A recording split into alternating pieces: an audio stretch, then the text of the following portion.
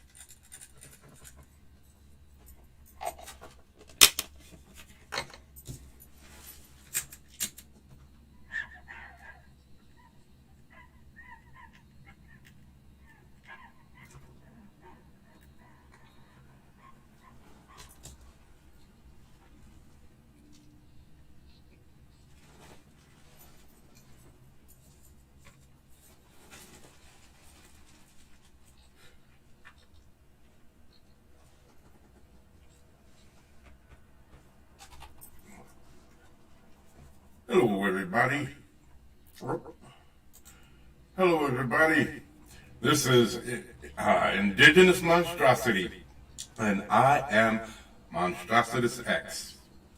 Your man, your homeboy, your brother from another mother. Okay, people, today's story time. Okay, I haven't been here for a little bit, and excuse me. Hold on a second.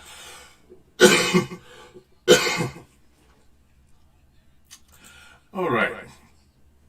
I apologize for that. Had to clear my throat. Excuse me. I had to clear my throat. Yeah. Story time. I want to get into some story time. I saw my boy Hoff jumped in, but he jumped back out for a second. Yeah, story time. I want to get into the bounty hunters this week. I want to explore some of the storylines and start opening up the story a little bit, and maybe getting into some of the breaking down the scenes of the opening scenes leading into the whole terrorist activity, and exploring more of the breakdown of the opening scenes. You know, whether I'm going to have them going in and attacking another branch of this organization first, and then moving on to the life-changing situation where they find the lab and finally make the decision to hold off on giving holding the experiment or the weapon for their government. They decide to destroy it. At least the leader. Well, they make a collaborative decision to destroy it instead of letting anyone get their hands on the bioweapon or the weapon of mass destruction. They decide to destroy it, which creates their situation where they become the bounty. and well, so I was supposed to be writing all of this stuff, but I was kind of busy again. Uh, there's a lot to do, trying to get keep in shape and get my body on a regular schedule, eating properly, mornings getting up, exercise, eating, and then getting in here. I've been doing a lot of doing some videos and getting. I haven't finished editing them, but I have to. I've been doing some thumbnails. I got a bunch of thumbnails done, and and then I was able to also get my unlimited streaming. So I got the what I call the Matrix Doctrine coming on Monday night, and on Friday I'm going to be having my power stream. Well, all of them are power streams, even the Matrix Doctrine. It's going to be talking about, the reality of our reality, and basically how the Matrix is real. And but that's for then. Tune in to find out, and if you can't handle it, take the blue pill. If you can't handle it, if you think your life will change unbelievably, take the blue pill. Do not come. Do not listen, because I intend to change your world. But anyway, Hoff, you're back. What's going on, brother? How you are? Hey, How are you? Ah, I know Kung Fu. say that again. I know Kung Fu. Oh yeah. Yeah. when did this occur? I went to the what was that ship? Oh, the Matrix. That's right. That's right. That's right. You caught me slipping. Yeah, I was just talking about the Matrix, and yeah, I know Kung Fu. I remember that line. That's a quip from the movie. Okay, I Yeah. got you. I got you. You catch me a little bit slow, a little on the slow side. I'm there too. I need to make my coffee, so Yeah. I'll probably be slow as well. Don't worry. Yeah. So, I was just telling everybody how I got my unlimited streaming, and I was going to be coming out with these more streaming. Going to be doing some drawing streams, and everything's going to be ramped up. I'm going to be doing 2 channels now. This one, I am Indigenous Monstrosity, where it's going to be called The Pit. The dichotomy between the two is that's going to be the Goddom and Goddom Comics, where we create. All my creativity is going to be over there, and over here is going to be all of my talking and social commentary and all of that other good stuff, and my classic movies. I'm going to be getting Blu-ray. What do they call external Blu-ray drive, so that I can plug it into my computer and play my Blu-rays, and then I can break them down and make videos. I'm going to be doing all of my videos. Well, all of those videos are going to be done over. All those reviews are going to have actual clips from the movies now, and I'm going to be doing I've got all of the old Hawaii Five-0. I already got them up here and ready to go, so I'm going to be doing reviews on all of those shows. So I got plenty of, now I have plenty of, I guess you could say is material that I can use for my videos now.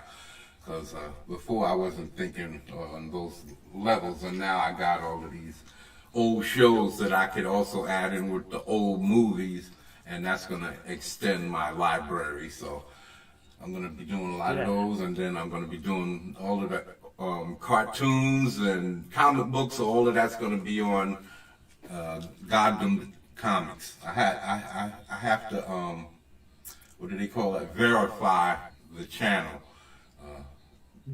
That's all. Otherwise, it would already be up.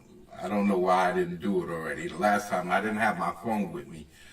But I'm going to do it before Monday and get those videos out. So I'm going to be doing all the comic book stuff and cartoons, all the Johnny Quest, if whatever I could get my hands on. If I could get my hands on the Herculoids and Thundar the Barbarian, because I was supposed to buy those, but I never did. But I'm going to be doing reviews on all of those. Space Ghost, Thundercats, G.I. Joe. I won't be able to get the Transformers like I had hoped because the price on that is ridiculous now. So I think it's like $100 and something when it used to be $50 for the complete. Whoa. Yeah, for the complete. That's what I'm saying. They're trying to price you out so that you can't own it. You're gonna be dedicated to streaming. This was what the whole SJW thing was, to tear down. And I'm gonna be showing you all of that. I'm gonna be doing all of these videos I should have been doing. It's just that, I really did. It's hard to get into this regular work schedule, I guess you could call it, of making videos. And when before I was just, all of my creativity was all on my own time when I felt like it, and now I have to put it on a schedule. And I don't have a problem with that because I used to do that before. It's just getting my body into the same work schedule too, because I'm used to being up at all hours whenever I feel like it, and now I gotta get up and eat at the right hour, get exercise, because I'm gonna be sitting down a lot, so I have to get exercise. I have to do a lot. I've been walking up and down the stairs 20 times, stuff like that, to keep my legs in shape, all of this stuff. So all of these things change your body and how your body responds. So I've been sleeping more. So everything's been changing. That's why I wasn't on last week. My body is changing and my sleep habits and everything is changing. So I have to readjust. So now it's going to all amplify. I'm going to get out here and start putting these videos out and doing everything I know I got to do. And putting out this work, baby. And growing this channel because I got to get this comic out. And, so yeah, the bounty is going to be a great thing. This is going to be the debut, I guess, for the Gotham, our debut comic book. And I was working on. Let me see if I can pull that up.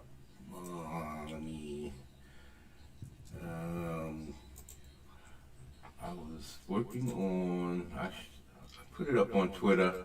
I didn't get to finish it, and I should have. Like I said, everything is coming at once, kind of. And I have to start getting used to the regular schedule, get my body on this regular schedule, and then put out, let me see, which one is this? That's not it. That's not the one. Let me see. I was working on extending his body. I twisted his torso a little. Let me see.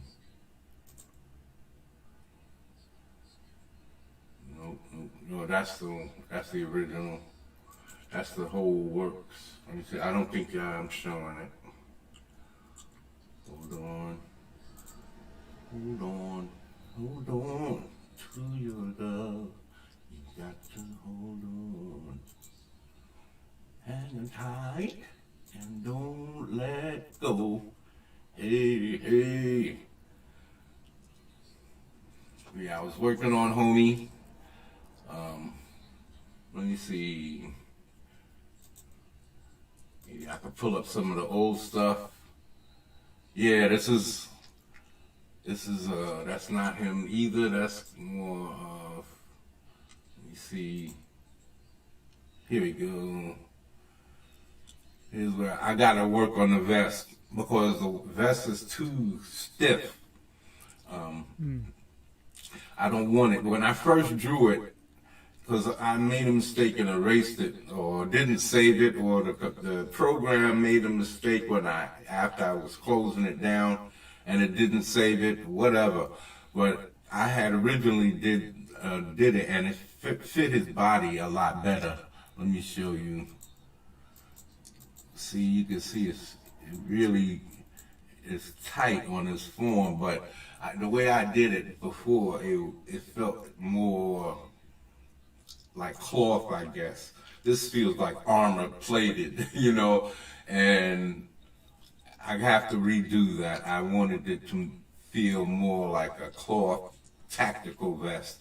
And so I was looking it up online. I have to get download some photos so for reference, but I got a few pictures that I like, some tactical vests. And yeah, this was him. I put a white background behind it so that I can keep it, so I wouldn't have to erase it, so that I can keep the form, just in case I change my mind on putting the vest on him at all, because I was liking the way his body was coming out. So I liked the way his form was coming out right here, and with the right lighting. So if you put him in like a skin tight outfit, and with some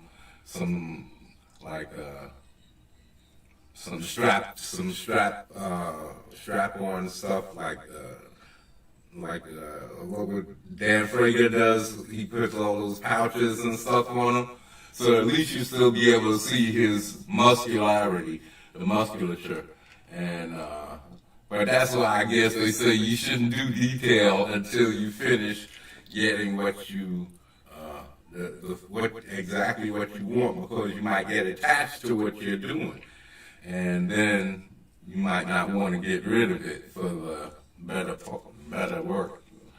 And so I have to redo the vest and make that a little bit more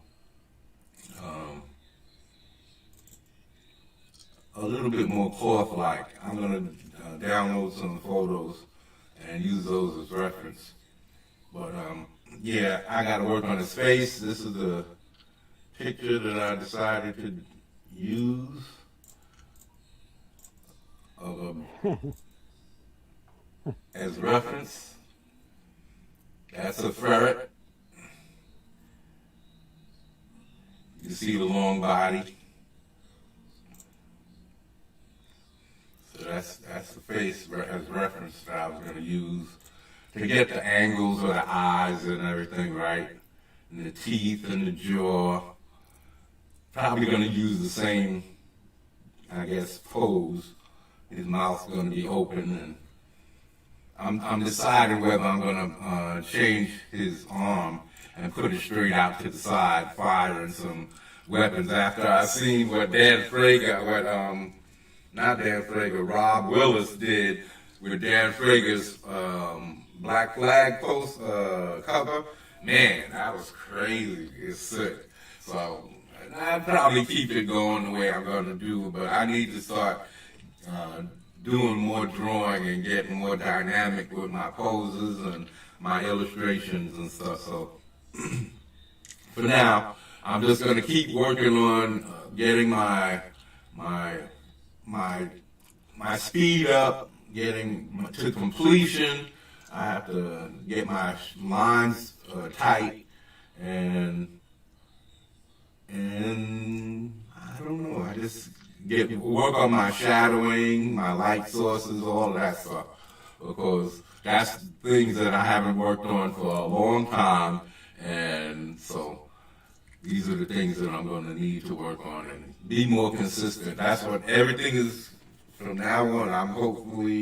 I've spent the money, so hopefully I'm not going to let it go to waste, because that's the worst thing that I could think to do is let that money go to waste. So I'm going to be in here every day trying to put some kind of drawings into zeitgeist, if you might. But I'm going to be drawing my ass off.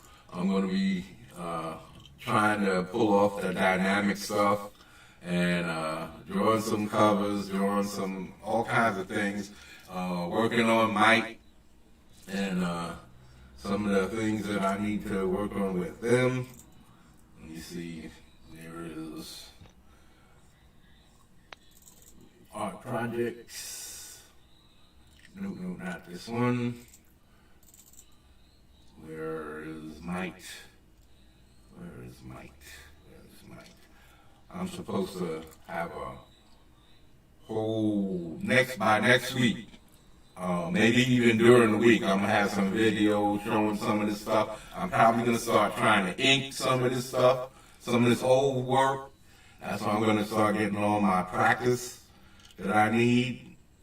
I should have been doing this, but like I said, my brain is working on 10 different things at one time: drawing, writing, clay, cloth, all kinds of different things. And then I still want to be lazy at times in between having to try and make money. So, there's all types of things that you got to try to do and focus on. And so, let me see. Mike. There you go, Mike. That's not in it. But, yeah, so when I get that done, man, once I get my head in there and my body and everything working together, we're going to be on a daily regimen. We're going to be streaming, making videos, and drawing.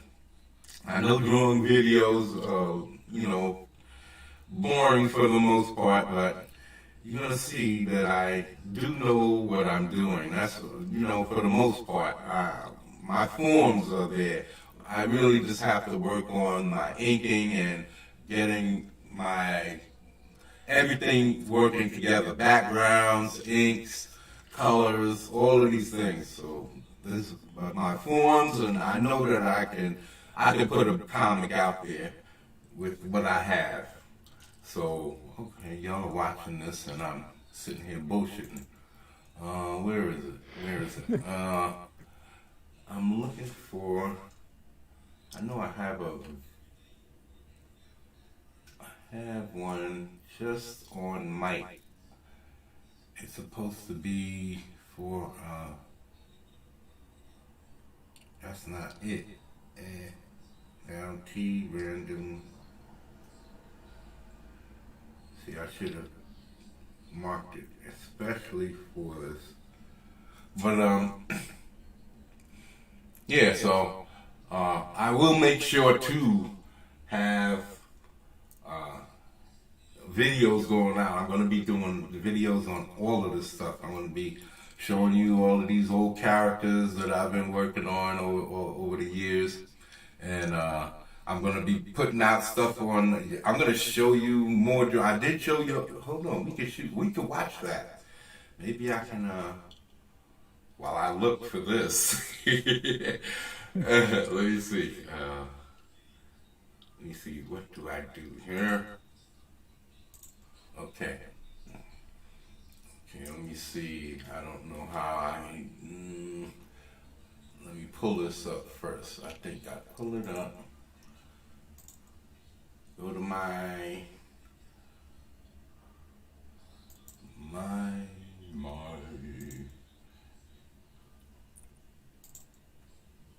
channel, pull up my videos, and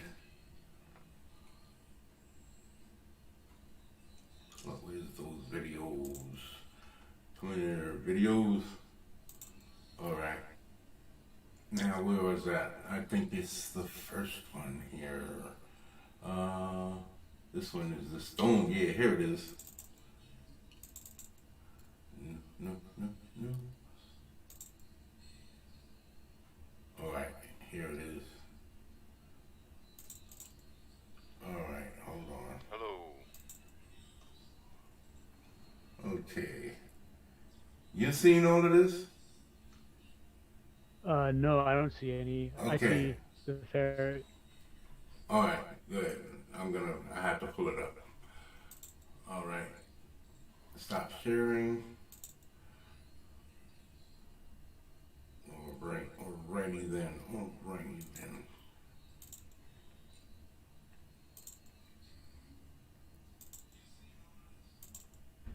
Alright. Oh, I didn't share the volume. I'm not used to sharing videos. Okay. Stop sharing. There we go. You just love the sound of your own voice. Yeah. You've blown my cover.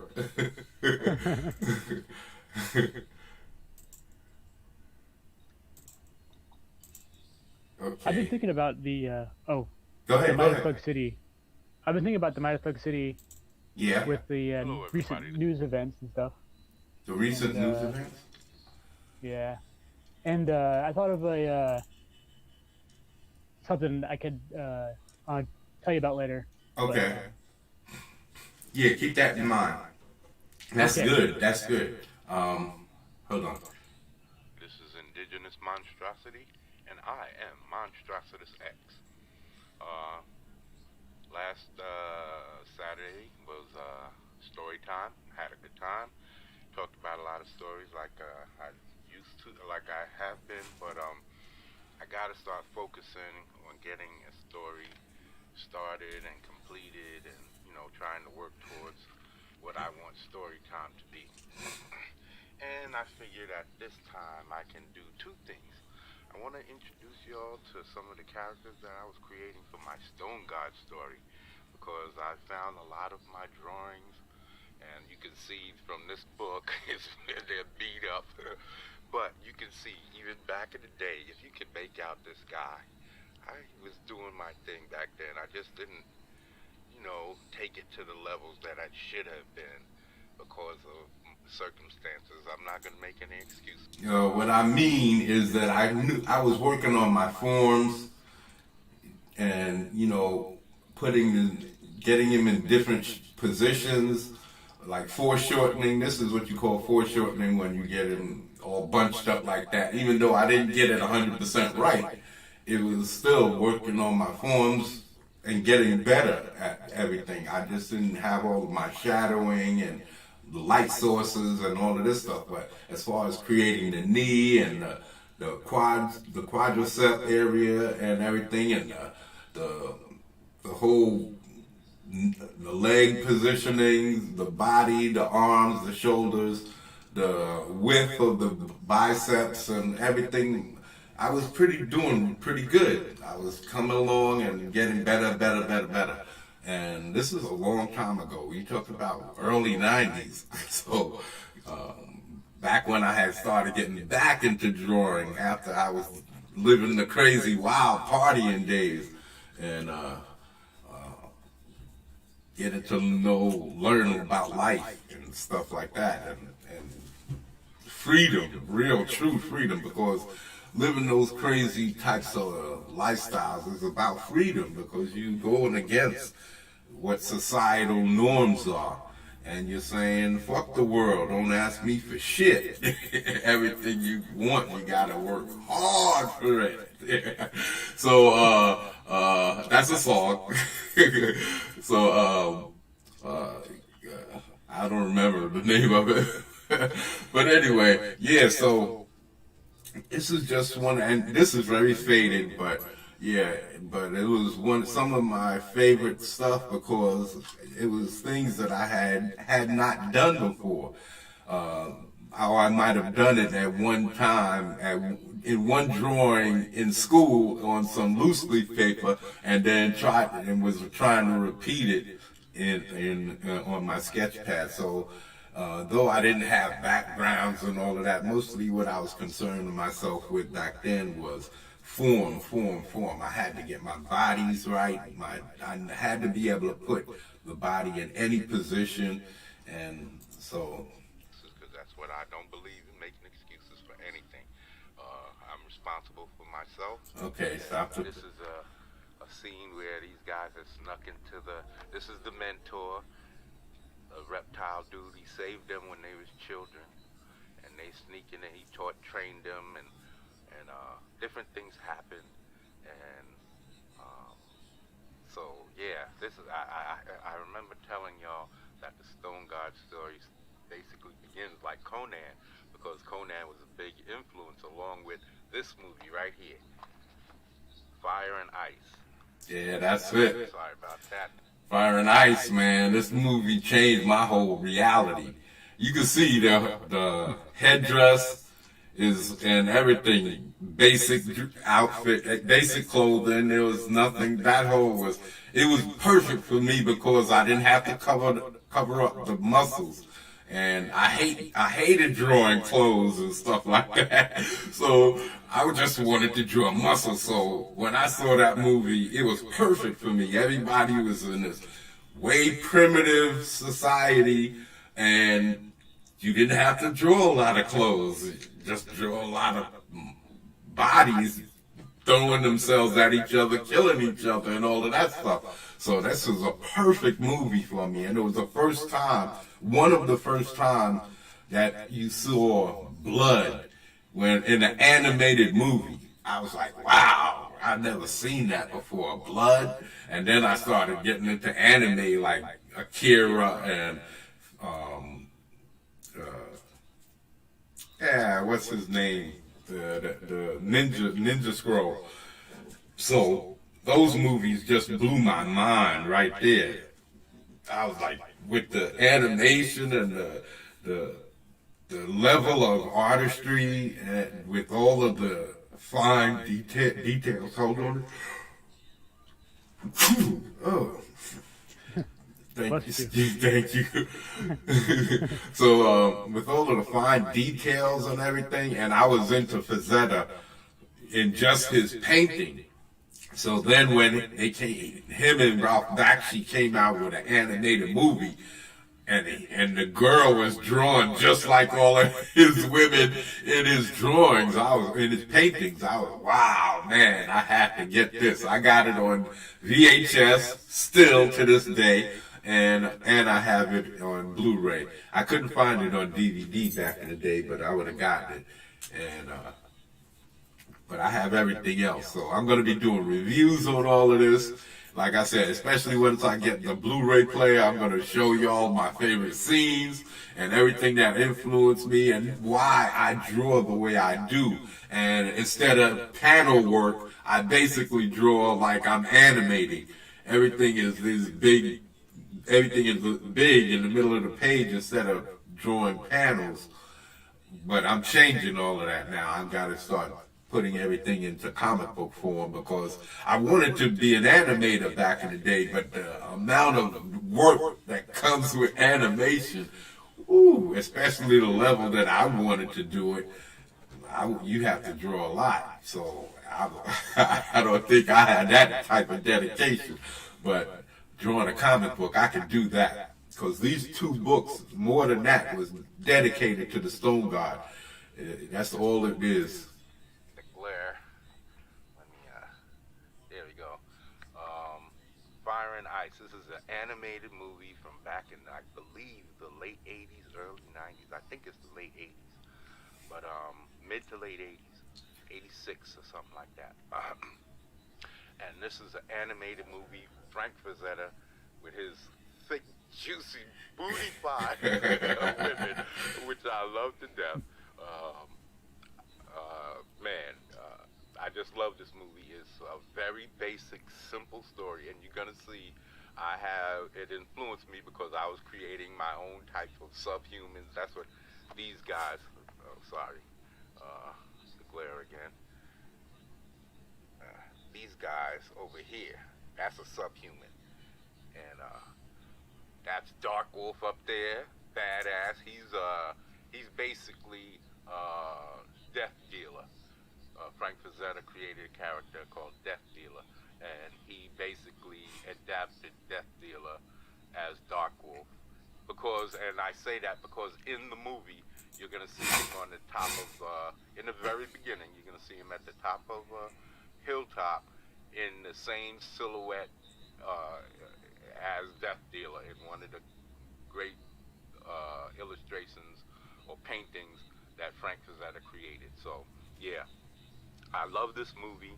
It's one of I had this on VHS, just like a lot of my animated stuff, and I had this. Did I have this on? No, I don't think I had this on DVD. But anyway, I got it now, and I've been ODing on it, just like Spriggan. I showed y'all a video before. This is my DVD. I couldn't find it on Blu-ray, but this is Spriggan. I was gonna try and play it on my channel because I saw people online on Twitter asking for a copy, and I saw on Amazon it's like expensive as hell. It's like $200-300. So Amazon is doing their thing to help push everybody towards streaming, just like Disney and everybody else. I'm telling y'all, it's all a scam, and I'm gonna explain that. I'm gonna be doing more videos explaining my topics, because all of my videos, as far as Disney is concerned and Marvel, they're gonna be a sequential thing, because one thing leads to another, and I'm trying to explain myself slow. I'm just doing it too slow. I didn't want to get into the midst of things because I'm a little leery of being pissing off powerful people. All right, okay. we can go on from there. This is some of the stuff that I've been telling you about. This is my Dark Wolf. is him, the mentor. Yeah. And that's my lead character. He was supposed to be called Lion Claw. And this is the original stuff they were supposed to be fighting. In another book, I have the scenery before this. It's a bigger book. This is just 11 by, I think, 8 or something like that. And so this is where the stone statues, I gotta have that somewhere, because it doesn't make sense for me to tell you about it and not show it. And it Yeah, well, I got a mess. This is why I'm not drawing regularly. This is what my drawing table looks like. It's piled up with crap because I'm not finished cleaning and doing this to the room. I started doing it when my mother was still alive and she was getting sick, and I kind of stopped everything. So I'm not, again, not an excuse. It's just a reason why things haven't been getting done, and now I'm trying to set myself up. Hold on. That's what came up around them. Once you get down in there, This is the height, how tall. Might have already done that. Okay, And okay, stop. it's like a dangerous thing, and they wanted to. Right All there, right. you see right there. That's just the front part. There's a big wall that goes up right there, and I was supposed to be designing, and there was a hilltop here, but I can do better right here. This is where the story starts. See, I had the 2 statues, and the guy was to gauge the height, how tall he would look. And these guys, the mentor up on the hilltop, and the kid, the kid is right here next to him, pointing down. Yeah, see, so I was developing my whole story. That's what I was developing my whole story. I was getting all of these different characters together, all of these different creatures, all of these different things I was working on to it's basically, again, heavily influenced by this movie and Lord of the Rings, the animated movie, and this other movie. I don't have the box here, but I'm gonna be reviewing The Legend of Crystania. I have that up here. So that's gonna be one of my first videos that I'm gonna be doing for my Goddamned Comics channel. It's gonna be because it's like a trilogy or 3. It's basically I'm gonna be doing a series first called The Record of Lodos War, and that's the beginning of the whole story of The Legend of Crystania, because The Legend of Crystania is like a spin-off of the record of Lodos War, and it's basically some of the same people from Lodos War, but they were like, some of them were the lead characters, and others were like secondary characters that they brought along because they were important to the story, and because one of them was in love with one of the characters that from, you know, who got taken over by this god and all of this stuff. So I'm gonna do the whole thing, and the first movie was really, really good, and then the second 2 or 3, or I think it's only 2 more after that. Something about the Chaos Ring and something else, because they're trying to free the man that this elf girl loves from the grip of this god, the God King, Barbas, I think his name is, and in the story, the world, everybody, there's this giant wall that separates the 2 realms, and no one from one side is supposed to go into the other realm, because it's like for the gods and their people who worship them. And I just love that story because they had the gods, and I love the Japanese, the way they do things with how they work their stories, and they're not afraid to just take everything and go and balls out with it. And that's how this story was. It was like Lord of the Rings on steroids, because he goes, his family gets attacked by these people, and I think his father dies, and his mother gets killed right there in front of him, and he gets there just too late to help them, and then he goes chasing behind them, just yelling about how he's gonna get revenge, and then this God King calls to him and tells him that he can help him get revenge and to come through, and he cracks the wall open and lets him through, and it just goes crazy from there, because that's when all of these people who basically, if you believe in the God, whoever you worship, there's different gods in this realm, and whichever God you worship, they would like have these different animal totems, and you can turn into the animal that your God represents. Like if you're a tiger, your God is a tiger totem, then you can turn into a tiger if you worship that God. And if you're a lion, your people worship the lion God, you can turn into lions. Everybody had a different, there was bear, there was eagle girl that she flew in, there was different people, snake people, reptile dudes, there was all of these different people. I couldn't even tell you all of the different kinds, but I'm gonna show you as much as I can. I'm gonna show you how I broke down Spriggan. If they let me get away with it, that's how I'm gonna break down all of my movies and my TV shows. If they don't give me a strike or whatever, that's how I'm gonna break down everything. I'm gonna do the whole thing in my computer and just break it down, show little clips, break it down, and until it's over, and let y'all see. That's the only way I can show you without getting a strike. Otherwise, I'd show it. If I could get away with showing my whole collection, I would show it. I'd just put them up. But yeah, but I'm gonna do Angels with Dirty Faces so that y'all can see why I love that movie so much. And there's gonna be rot. There's gonna be rot, people. That's what I call spoilers.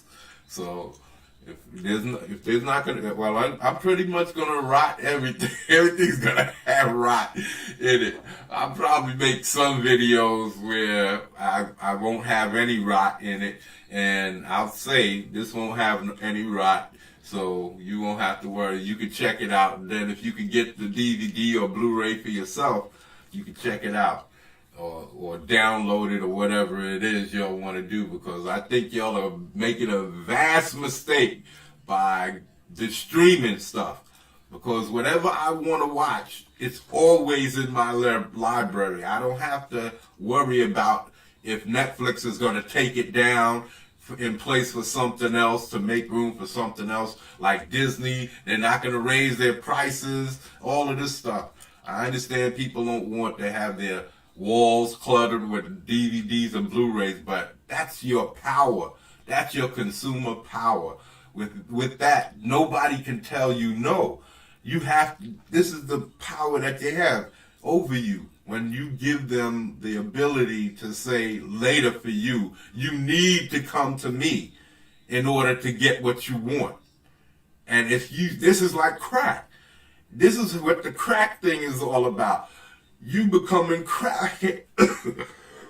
Excuse me.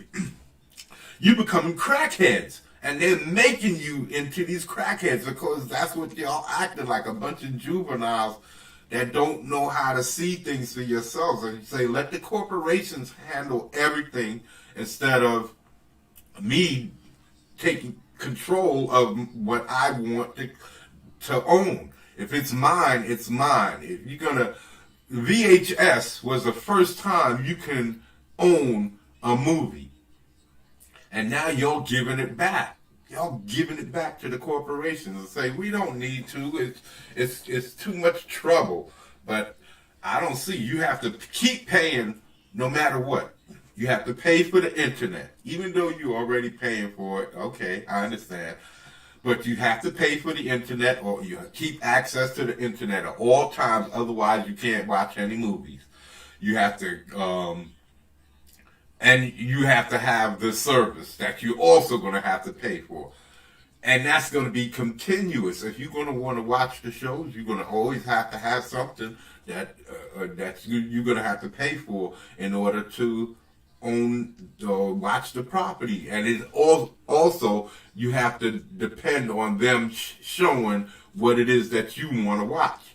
Because when I want to watch Spartacus or the Ten Commandments, or Johnny Quest, or Thundercats, or Mannix, Cannon, Hawaii Five-0, anything, I just go to my library, pull it out, push it in. That's it. It sounds like sex. But it feels like that too, because I know that I don't have to pay for it ever again. Once it's in my library, I don't have to pay for it ever again. I own it. So I can do what I want with it, however I want. I can be as freaky with it as I want, just like sex. Slow it down. Play it back. That's right. I can play it how I want. I can slap it up, flip it, rub it down. I can do it. I can rub myself up with it. I don't have to worry about nobody in getting my history and nothing. I can have a wall full of porno and nobody knows but me and the place I bought it from, right? But everybody knows your history. Y'all go online and y'all say, okay, online is easier. Online is easier, but you giving away your power. You giving it away to these people who don't care about you and taking advantage. Because once the ability to own it goes away, then the prices go up. Up, up, up, baby. And that's what y'all gonna want. So, yeah. Let's get back to the Stone God stuff. So, This is what I was doing years ago when I was, I wanted, everything was real basic, and you can see I knew a little bit about what I was. I'm sorry if I sound cocky, but I only had myself to impress. My family, you can't really. They're gonna say that your work is good no matter what, right? You can't really depend to give honest, true. So all I had to depend on was what I saw within my work, and then comic books. So I would gauge my stuff, and I say, hey man, I think I can stay up with the best of them, man. Fuck that shit. I'm good. I have to tell myself that in order to get better. So you can see I've been doing this. This is I've done for years. I haven't owned markers in a long time.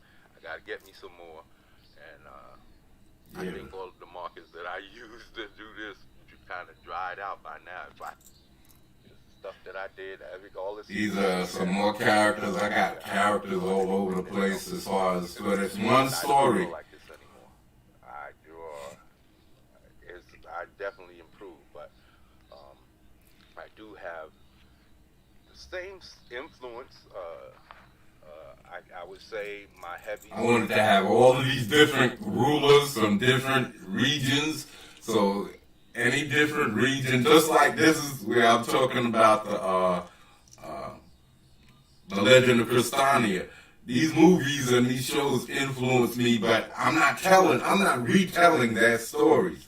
It's just that they influence me, and I want to have all of these different creatures and all of these different monsters and everything. So it's like a Star Wars type of thing where you have different types of creatures, but in this fire and ice realm with these primitive, very primitive people where they don't really have armor and all of that stuff. But now, after being now I'm older, probably I'm going to change all of that up. Probably going to be armor and all types of stuff because I'm into all of that stuff now. So I'm going to want to see it.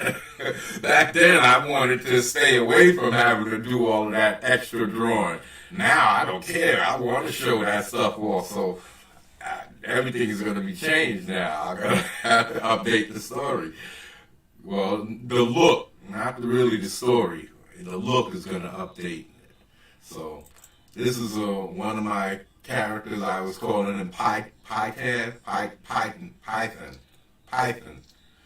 something like that. As Python, but so he was a snake dude. That's why he got all those coils in his legs.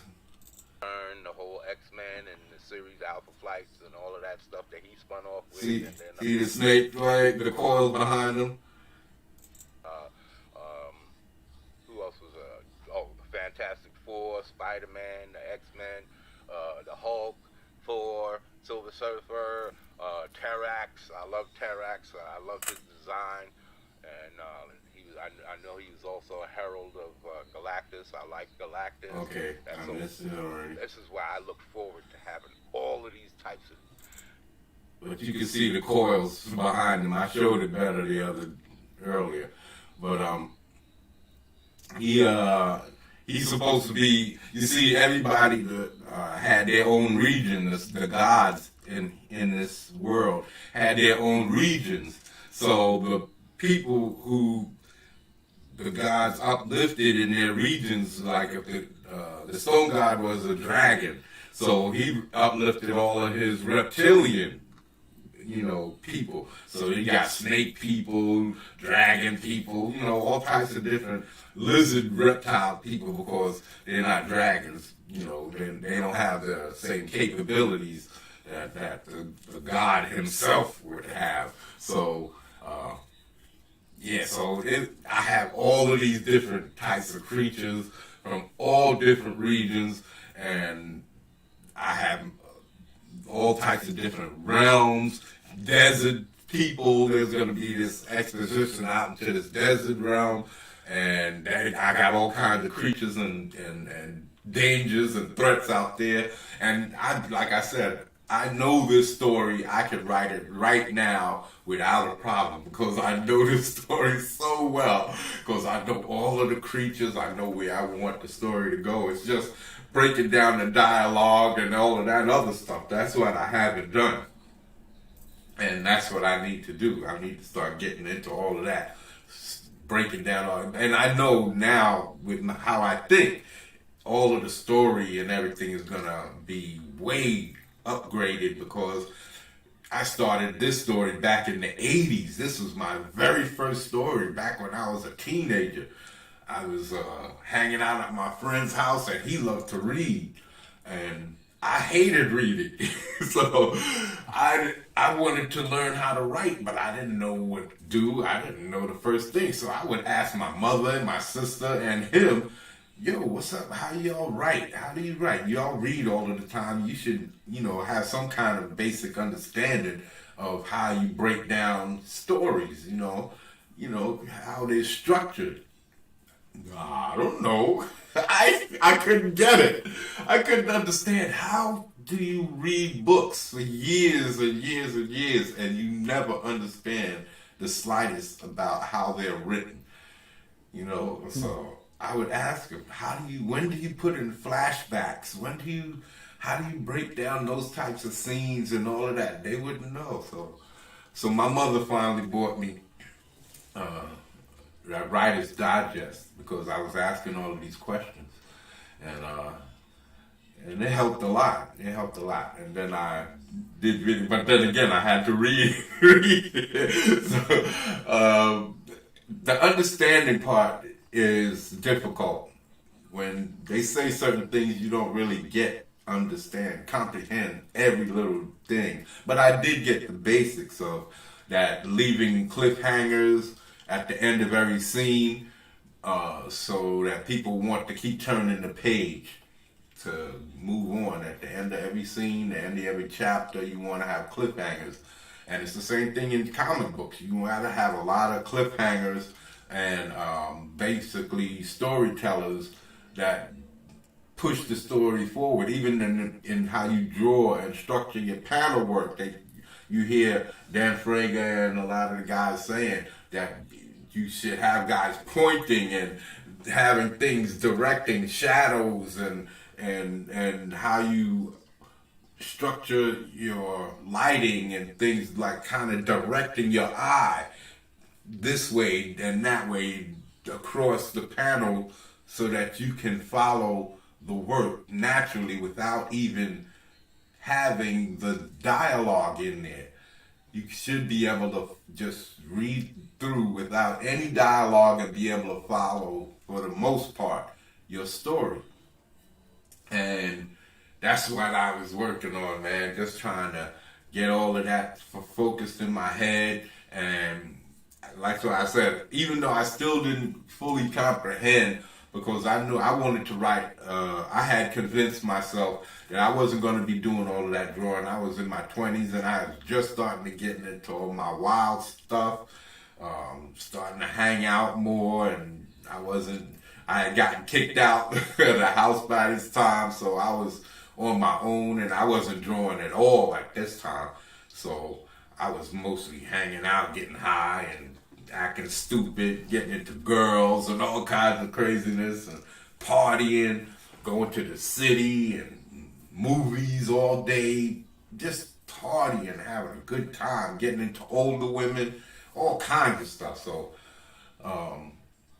all of these things, like I said, all of those experiences from a nerdist point of view, because I was a big nerd back in there. I didn't know how to talk to girls.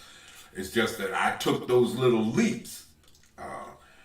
I had crushes on girls, and I would go up to when they came up to me and showed me some attention, I'd kiss them. And it worked. It worked. She asked me why I did it, and I said I just wanted to. I've been wanting to do that for years. And the next time it was on.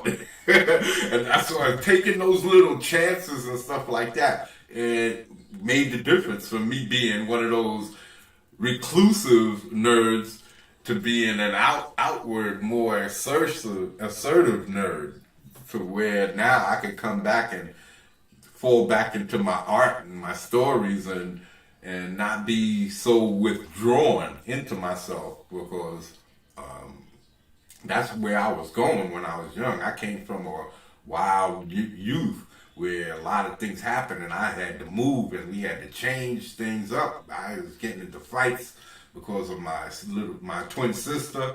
People would pick on her, and my father said, if one fights, both fights. And I wasn't allowed to hit anybody first. But if somebody hit me or started something, I had all rights to go all out. So that's how it was. And so I was a fighter. I got kicked out of Catholic school, and we had to move from where we was, a harder neighborhood to a more nicer neighborhood. But I couldn't get into any fights after that especially on school property, because I couldn't afford to get kicked out of school. So couldn't get into any fights on school property. I had to go in the dirt road on the dirt road to to do any outlaw fighting, because there's always people that, like, people talk about bullies, but I never use that word bully. Nobody bullied me. People picked on me and came after me, trying to start trouble, but I stood up for myself, and just because of what my father gifted me with, and that one thing helped to change my life from being someone who took shit from people to someone who wouldn't take anything off of anybody and would even defend people at times, So that whole thing, that concept of being that, I don't consider myself any type of hero, because that's bullshit. I don't believe in that not in real life. But people just do things. You do things for people, you do it. You risk your life, you risk your life. And nobody forced you to do it. I know that's what we say, that's what a hero is, because you selflessly put yourself in danger for the benefit of others. But, you're not going to get anything for that. You shouldn't. If you're a decent individual, that's what you should do. Right? That's what basically everything is about. The religion and everything, society, is to be selfless, to help thy neighbor and all of that stuff. But you'll find that that's not the facts. That's not how things really work. So, but anyway, let's get back into this. I don't want to get too far off the topics. Get back into this story. This Towel guy. This was the stone. My first, I guess, interpretation of the stone god.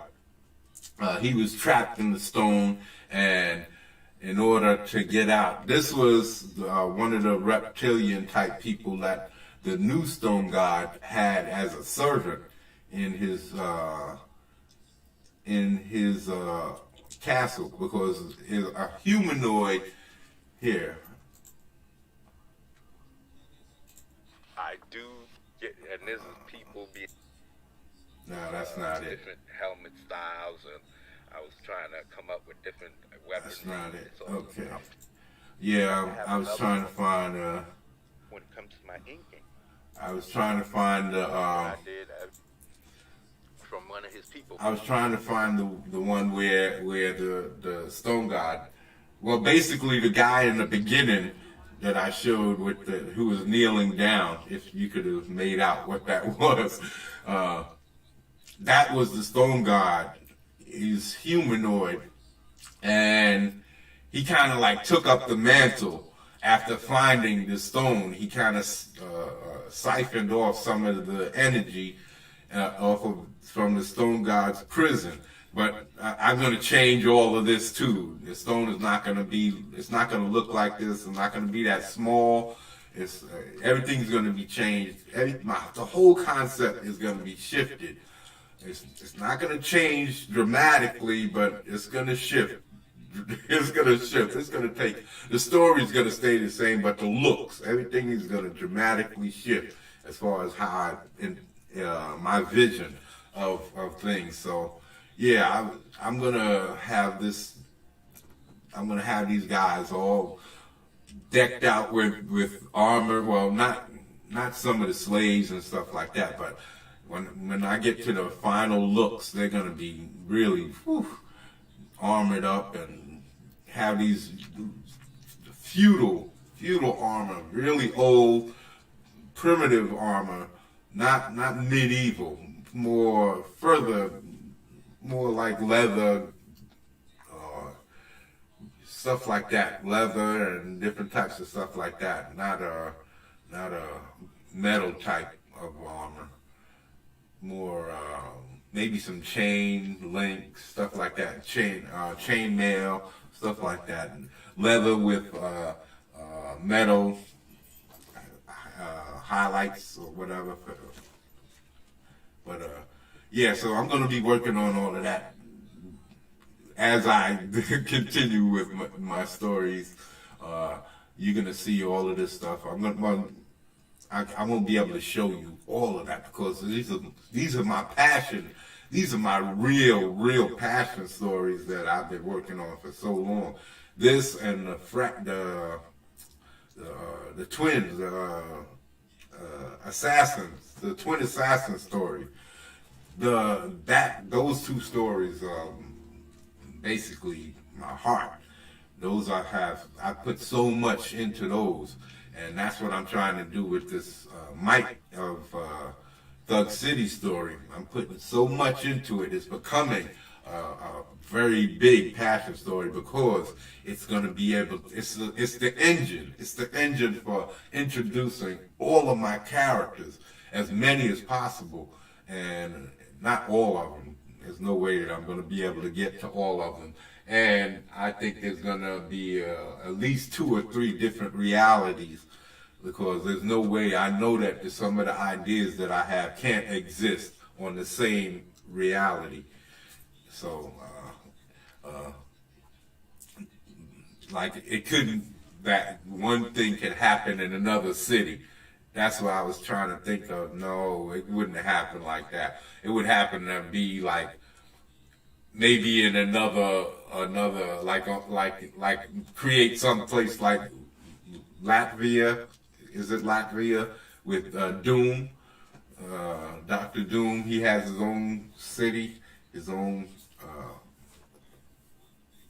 or kingdom, or that he rules over. So then you could have that set up how you want to have it set up, instead of having it, like have it as something as if it were like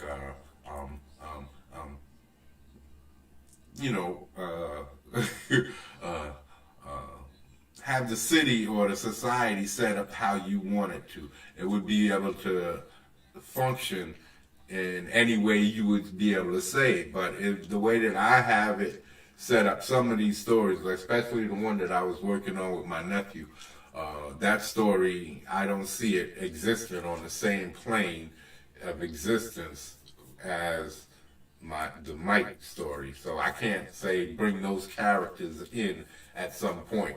And I don't know if I want to do alternate reality type things either. I don't think even though I do have a story based on alternate dimensions and gateways, but that's because I like that story from Stargate SG-1, where they had that window or that mirror that you can press a button or turn the dial on it, and it kind of switches from one dimension to the other. And you can tell that the difference, well, most of the time, you can tell the difference in the backgrounds and what's going on. Like if it's all destroyed, that there's a war going on in that reality, or you might see somebody and it's a different race of people, and you know that in your side, a certain race had possession of the mirror, so that there's another race with it, so you can tell there's a different alternate reality going on. So you have to get into all of those old Stargate shows, which I'm going to be doing some videos. Like I said, all of those, I got a world of videos that I can review. So this is why all of that's going to be on Indigenous Monstrosity, and all my animated stuff is going to be on Goddamn the Comics. So these are all my characters here from the different things that I was working on for the... This is the Stone God, and this is different characters that I was creating for the story. See, this is random characters that just came out of my head. I didn't name them yet. Just different types of designs I was working on. And this is one of the giant creatures I was going to be having in the story. I was going to be having. Different regions, there's going to be different creatures. See, so I've been working on for years. It's not something that I haven't looked through these books in years, man. This is the updated version from the Stone God. That's the old Stone God version, and this is the updated version. And then I have another drawing where he even had... See, that's why I wanted to have him looking more dragon-esque. So That's why I was working on all of these different designs, and then working on armor. As dragging, oh, my fingers is tired from holding it like the camera. So that's why it shook like that. So yeah, all of these different. This is the version of the that you'll see that I colored that I use on indigenous monstrosity um, representation the avatar. Excuse me. These are all different creatures that I intended to put in my story, man.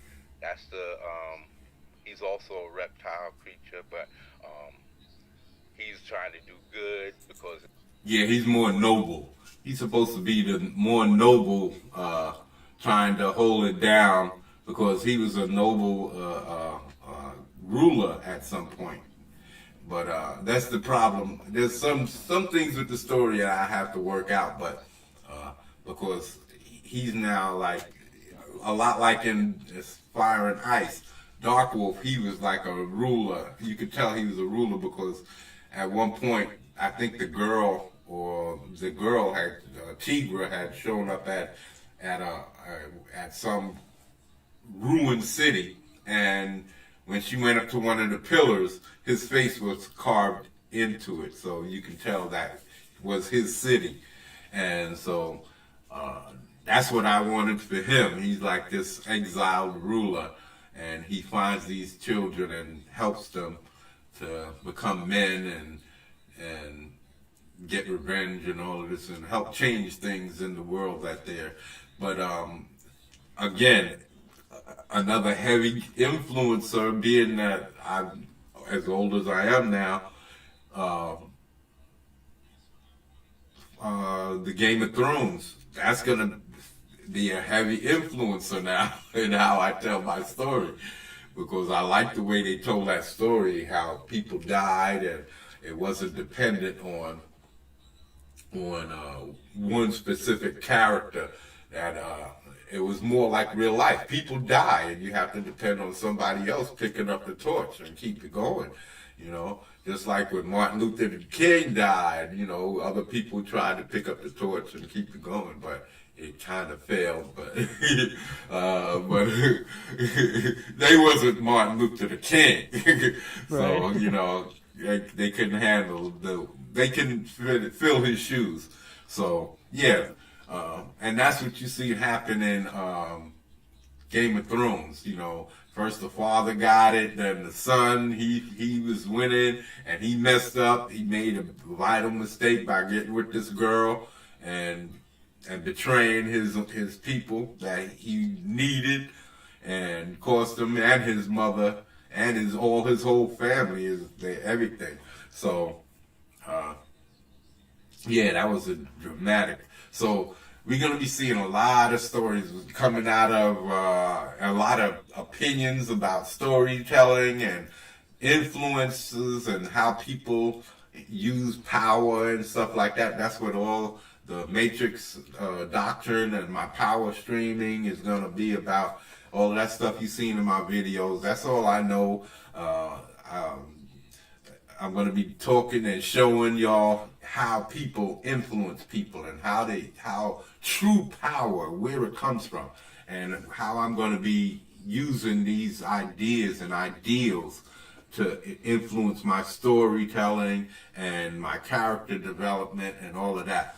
Everything that I'm going to be doing and telling y'all about is coming from a standpoint of who has power and who doesn't, and all of that, and how people use power, because that's what Game of Thrones is all about. Power and influence of people. That whole scene between, let me see, maybe I could pull that up. Instead of me just talking about it. I don't think I'll get a strike for pulling that up. And showing it. And showing it. Let me see. Let me see. Power is power. Game of Thrones. Game of Thrones. Yep, this is it. This is it. Hold on. Oh, slow that down, baby. Let me get this ready. I'll come back to you. I'll come back. I promise.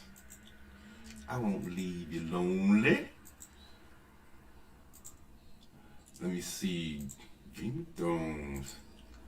Let me see. Get it right to where we needed to get it to. Alright. She's talking to him. Alright, here you go. Didn't you? Yes. Appropriate for a self-made man with so many songs to sing. I'm glad you like it. Some people are fortunate enough to be born into the right family. Others have to find their own way. I heard a song once.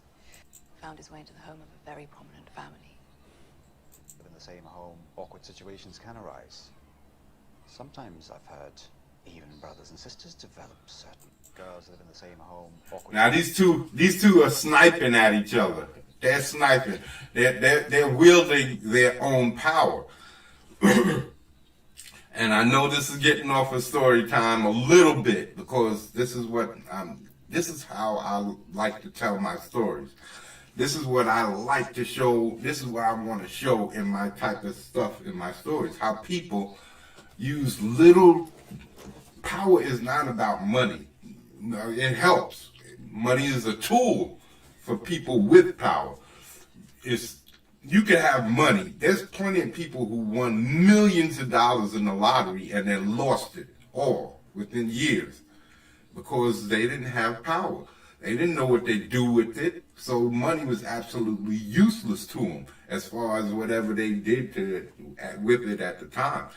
But a person with true power. Power comes from within an individual, not from outside of you. Money, clothes, those are just tools.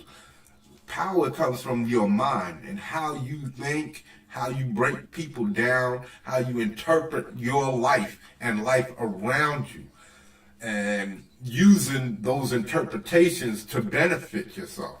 And this is what he's been doing. This dude is a nobody. Littlefinger is an absolute nobody, but he's worked hard. He's a pimp, and he's worked hard to become an influential person. That's power. When you can influence others. I was going to look up but I'm going to do a video about that, so I'll show that in the video. But power is about being able to, I know there's all kinds of, this is why I say about people with words, that's the whole Matrix thing is about, how people use words to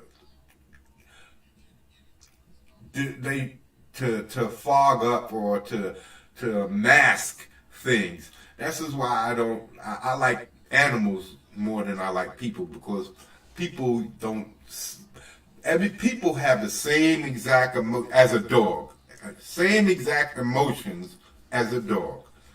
The very same thing. They feel happiness, they feel sad, anger. They want to be cared for, and they want shelter, and they want to procreate. That's all people want in life. All of these other things are just additives to keep people busy, because in order to create slaves, you need to have them think in a certain way. But that's for another time. But so you got to so being able to manipulate somebody's brain, man, how they think, how you can force somebody to do something that you want them to do. Say you have an enemy and you don't know what they're gonna do, but you need to guide them in order to win whatever war that you fighting against this person. You need to shift them and move them and put them in positions that you need them in order to get the job done. And this is what people are doing here in the show. And that's what I want to show in the Might of Thug City. And all of my stories. It's going to be about power. That's how I think. This is what I've witnessed. I witnessed, I don't know if I told you all about it. I probably have. I seem to remember talking about it. But about this dude one day. He's a tall dude. He's like 6'5". I'm 6'1". He's about 6'5", 6'6", somewhere around there. But he was tall. And kind of stocky, too. But not a small, lanky dude. He had body mass. He's kind of big. He shouldn't be a punk, in other words. But me, I'm like I said, I learned being out there and how my father brought me up. I learned things. And watching movies taught me other things about reading people. And believe it or not, I didn't learn this just on the street. It's learning, seeing things in the movies, rationalizing about those things that I learned in the movies, and then putting it into actual, using it in the streets and being right. Like these dudes, me and my brother was saying that when I first got kicked out, back when I was around 18, 19, I got kicked out and I was staying with my brother. He had an apartment. And like across the boulevard, just across the boulevard, right on the boulevard. And we lived in this we moved from this rough neighborhood and then moved to like this nicer neighborhood. And in this nicer neighborhood, everybody had more money than us, so we was kind of like, even though we lived in a nice house too, but I didn't have the money that those kids had. We didn't get the video games, Atari, and television and all of those things, and the clothes, the expensive sneakers. I didn't have all of that stuff. I didn't start buying that stuff until I got to be around 16, 17, and I started working for myself. And making $2 an hour, and I would save my money up and buy my own clothes, and that's when I started coming into my own.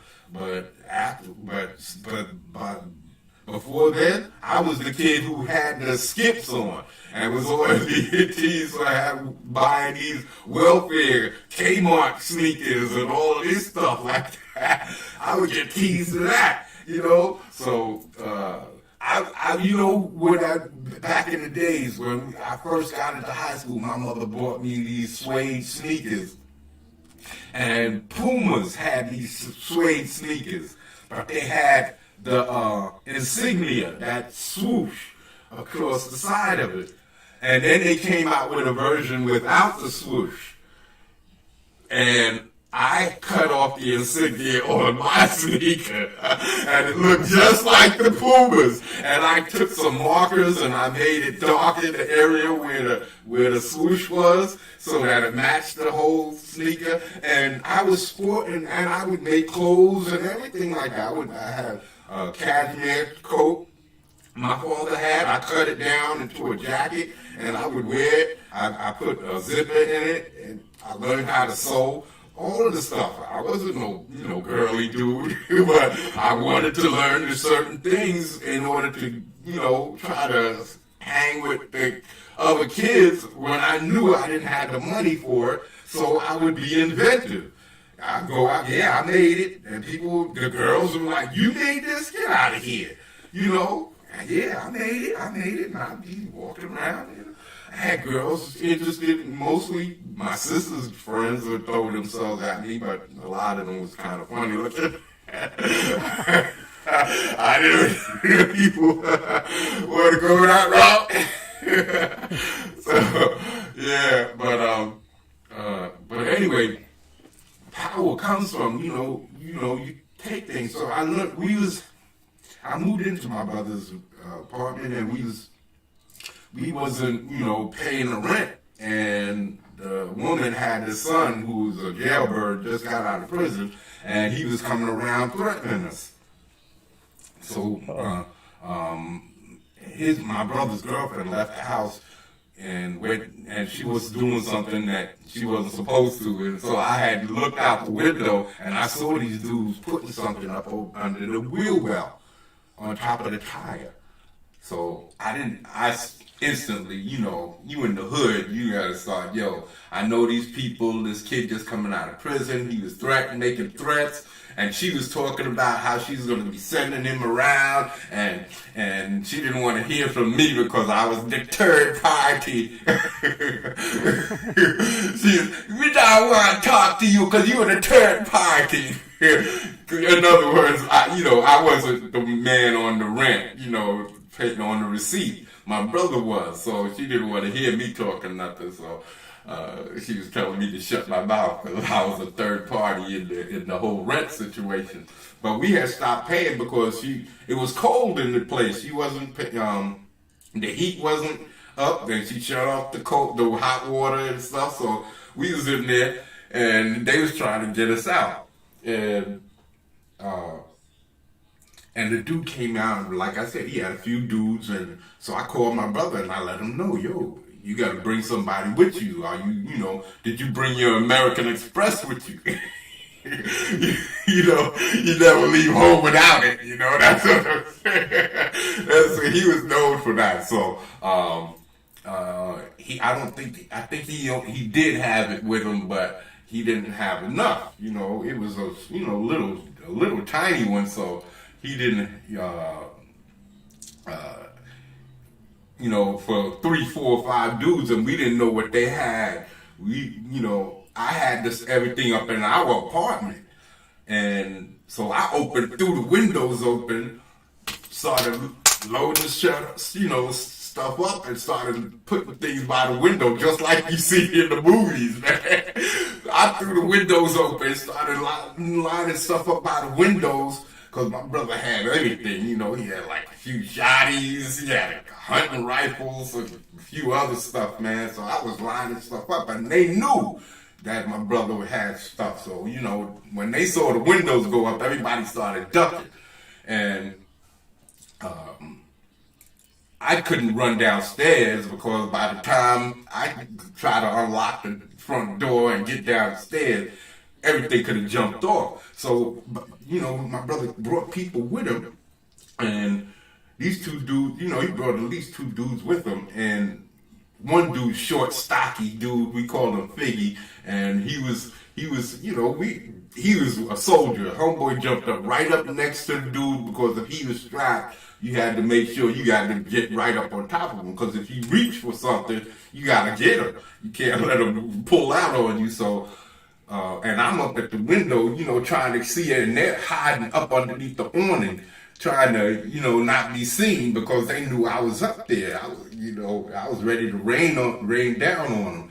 And this other dude that's like 6'5", he's out in the street hiding behind the cars in the street when everybody's up on the sidewalk. So I'm like, what the fuck did he even bother coming here for? If you're gonna hide, why you even bother showing up if you just come to be a spectator? You know what I mean? And so the dude later on, being that the situation was highly against the landlady's son and his people, it got squashed, nothing jumped off. And we, because they expected to be there and surprise my brother.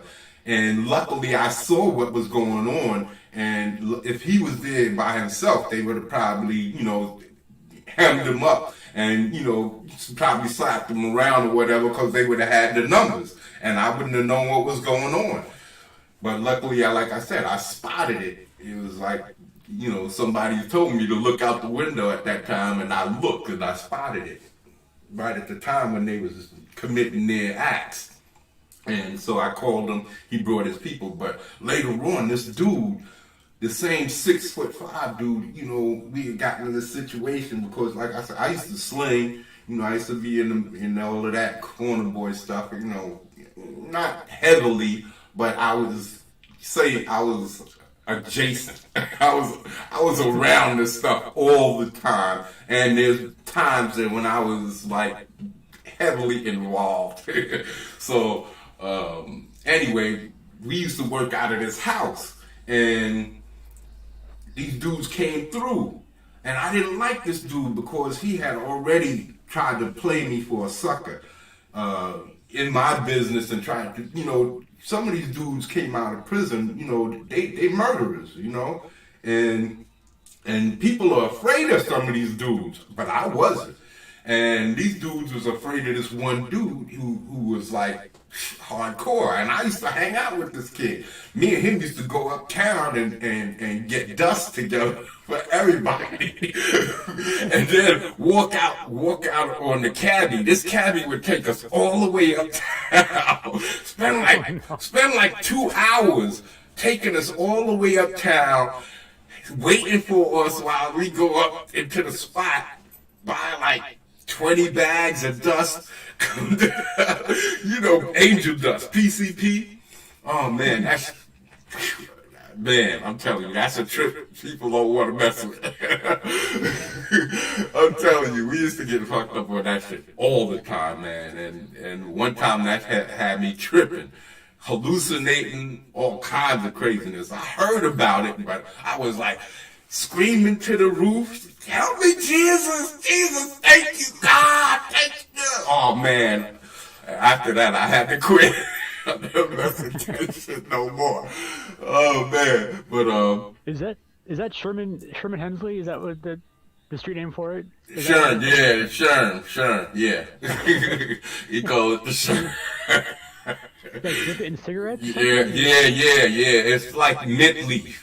It's like minty leaf, and they soak it in, they call it embalming fluid. I don't know if it's embalming fluid for real, but I suspect that it is. But, we used to buy that stuff, and people used to get tore up, man. Tore up. So that's what I said. I've been in all of these situations. We used to, we have this cabbie take us all the way uptown, and then bring us back, and then just step out the cab and walk away. This dude would spend hours with us, taking us uptown, man, and then we just walk away without paying. And there was nothing he could do. What's he gonna do? I know that's messed up. I'm not saying that. It's because, the dudes trying to make money and stuff like that. I understand that, but, this is, you talking about a lifestyle that we lived in, like I said, it's that freedom. It's a freedom that the average person doesn't really understand. They might say that I'm crazy, I'm being stupid, but how many people get to do what you want to do? Exactly what you want to do, how you want to, when you want to, without answering to anybody. If you want to slap somebody, you slap. If they say something out of line, and so this dude was like one of these guys, and this is what I'm talking about with power. In that one instance, I seen this kid play himself. He played himself. He went to hide on the outside of the car in the street instead of get involved. Why did you come here? So in my mentality, you're a punk. You're a punk, and I'm going to treat you like that from here on out. So this dude, like I said, he's taller than me, bigger than me, and I wasn't afraid of him because I already pulled your whole card, is what we call it. You already showed who you are. So I'm taking it on that alone. This is psychology. This is how you break people down on how they act. Somebody acts soft, the probability that they are is high. So when it comes time to step to that person, you play your situation to the fullest. I'm going to come across as bad as possible because you already showed who you are. You haven't seen who I am.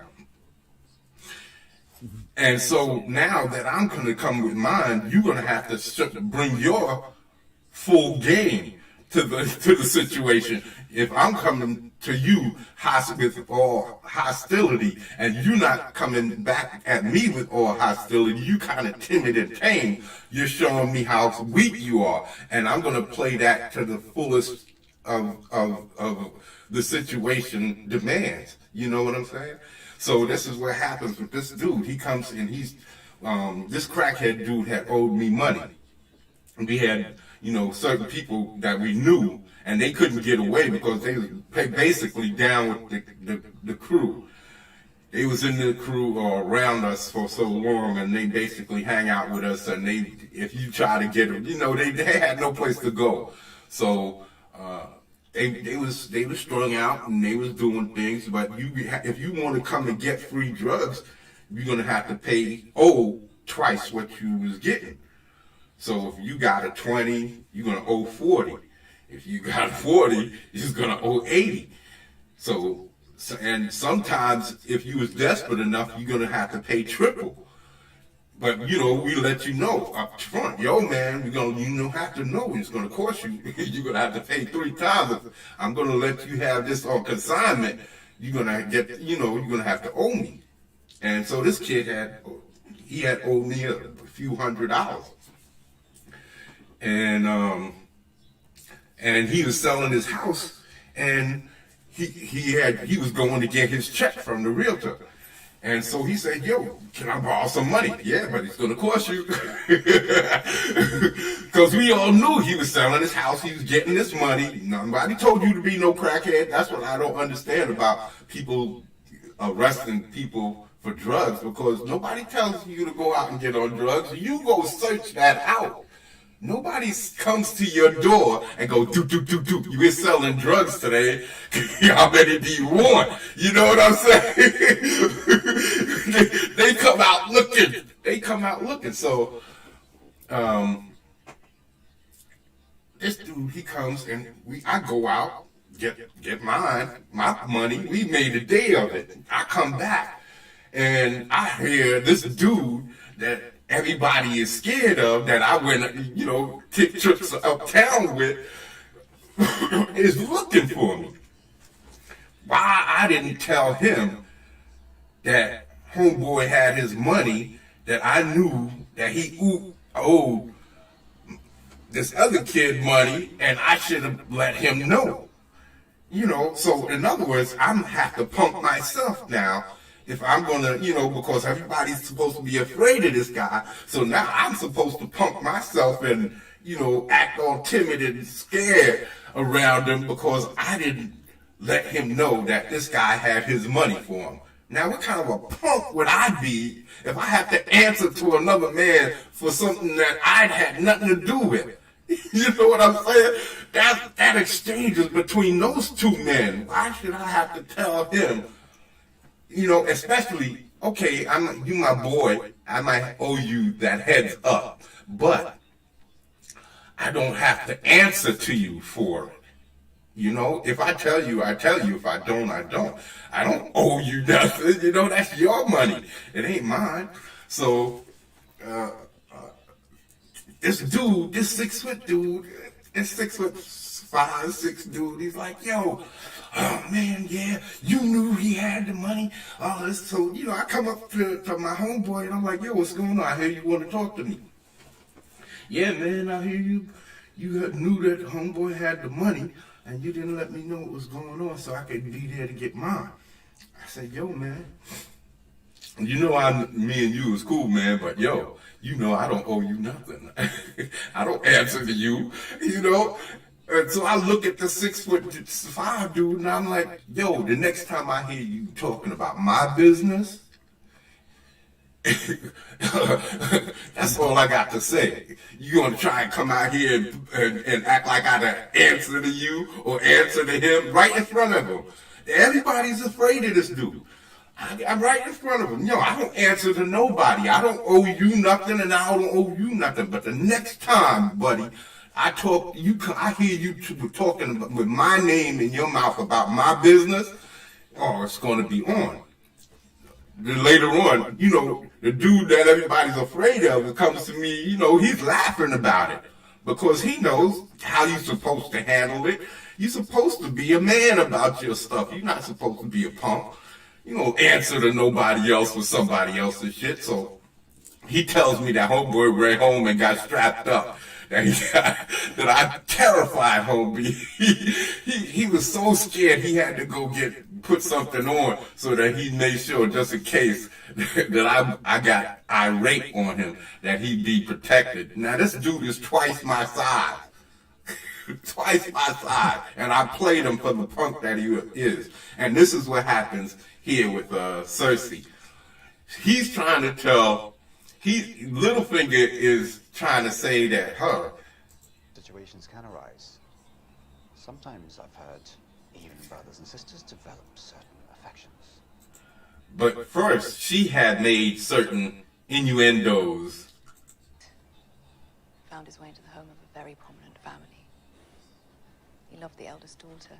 Sadly, she had eyes for another. When boys and girls live in the same home, awkward. Hold on. Now, what had happened was she's talking about him falling in love with Catelyn Stark and getting in a fight with Ned Stark's brother and him cutting him from balls to chin and leaving him with a scar and all of this stuff when they was young. And he's still in love with Catelyn Stark. Catelyn Stark, whatever her name is, even though he's got his own nefarious plans that he's got in the works. So she's kind of rubbing it in his face, saying, well, we've heard about how your love for Catelyn Stark and all of this, and how you took your looks for what your affections. And he's saying, well, I also know about you and your brother having sex and, making them babies that you got. So he basically goes, power, knowledge is power. And she in retort. Situations can arise. Sometimes I've heard even brothers and sisters develop certain affections. And when those affections become common knowledge, well, that is an awkward situation. Indeed, especially in a prominent family. Prominent families often forget a simple truth. I've found. And which truth is that? Knowledge is power. Seize him. Cut his throat. Ooh. Stop. Wait. I've changed my mind. Let him go. Step back 3 paces. Turn around. Close your eyes. Power is power. You see, power is power. Power. People think that power comes from something. Now, even her, she wouldn't have any power if it wasn't for those men. If she didn't have all of those people around her, she wouldn't be able. If it was just those two, and she didn't have her name and status and all of that, you think she would be able to get away with that? No, it would be a man just against man against woman. And her individual power against his individual power, his mind strength, body strength. That's basically it. And that's what power is. It's your mind strength versus someone else's. You determine, you can manipulate people. You can challenge people. Later on, this dude came around to the house where we would hang out. And I didn't like this dude, so I decided to be an ass. Not only that, this other dude was there too. We used to call him a cousin, and he had attacked my brother, and I didn't like that, and that's really why I approached this guy again, and because this so-called cousin of mine came out of prison and was talking about how we was calling him a Maytag. And everybody was calling him a Maytag. You know what a Maytag is, Hawk? No. A Maytag. Oh, a dishwasher. Yes. But it's an appliance. It's an appliance. It's not necessarily a dishwasher, because Maytag also wash clothes. And in prison, if you're soft and you need protection, you have to sometimes wash people's clothes. Or do favors like that. Wash their drawers, wash their socks, do sexual favors. And they call you a Maytag for that. heard that from The Message. Yeah. You see? So that's what I'm saying. And everybody was calling this dude that. It wasn't just my brother or me. It was just, but he decided to go just after my brother, not anybody else. And I saw it happening, and I went down and I told him, yo, if you're going to do something, I want you to say it right here and now in front of me so I can knock you the fuck out, you know? So anyway, later on, I think late that next week after that situation, this same dude, cousin, came through with the same 6'5" dude and two of my favorite people. So, and I had talked to one of these other dudes that was there that didn't like them to, hey, you want to do something, I got your back. And so we pressed these two dudes up, and we ran them up off the block, and we didn't see them no more after that. But this is what I'm saying. I'm smaller than them. I wasn't carrying anything. I ain't have any weapons or anything on me.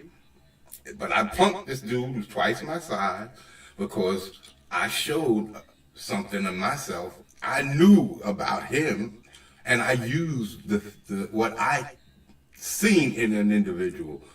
And certain people can see things. When you deal with people on certain levels, there's a movie called True Romance where they talk about the pantomime. I think I talked about that before.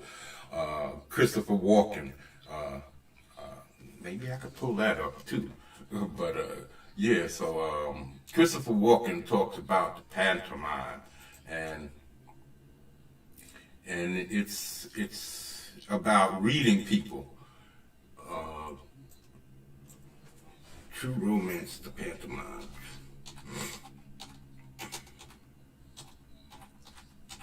This is a very good movie, man. This is why y'all guys have got to get on some of these older movies. That's why I have to do these reviews. Okay, the pantomime. Pantomime.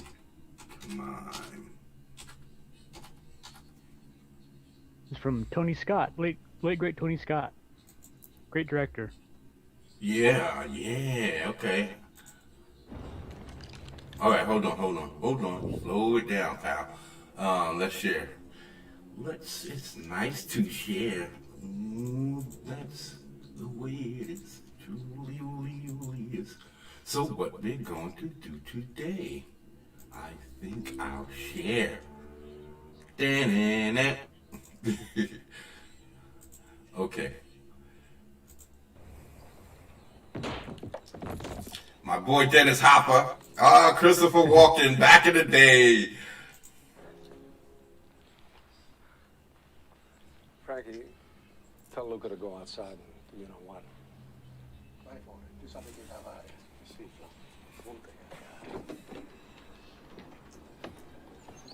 This movie made me start watching people and seeing if I could tell when people lie, or the little things that people do when they tell lies, like looking away, looking up to search certain directions. When you look up to the left, you searching, is it left or right? You look up to the left, you're searching your mind. One side is creative, and the other side is your cognitive side, where your logical side, and the other side is creative. And when you look up to the left, I think it's left is your creative side, and you look up to the right is your cognitive side, is when you're trying to look for the answers for something. So when you look upwards, somebody asks you a question and you look upwards and to the right, you're searching for the answer. But if you look up to the left, you're looking to lie. Or if you look down at your feet, you're looking at lie because you're showing shame or embarrassment. You look away, and these things are not supposed to be telling anybody. The Godfather says, never tell anybody anything what you're thinking outside of the family. Never tell anyone outside of the family what you're thinking. Because this gives people look into who you are, and if they can tell who you are, they can manipulate you. And this is what it's all about. And that's when I learned this from a movie, from The Godfather. This is how my mind works. I learned a lot of things from movies, just watching movies, educating myself, and then saying, hey, is that right? Is that right? Does that make sense? And you find there's a lot of wisdom in movies. The whole movie might not be, real, but the inspiration for some of the things that are said are definitely real. And people can tell if you're lying, because I know I can do it. I've done it on children all the time and on adults. Weak people show that all the time. When they lie, they act just like children. Their voice changes. They look away. They can't look at you. They fidget. They do all kinds of things that let you know that they're lying. They're trying to lie. They want to lie. They can't tell you the truth. And I pop people like that all the time, and for just testing my theories.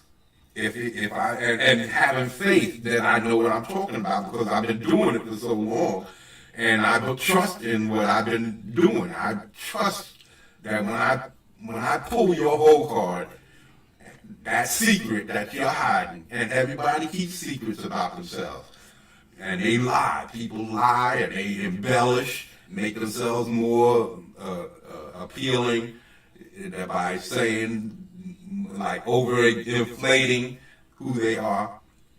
And you might say that's what I'm doing right now.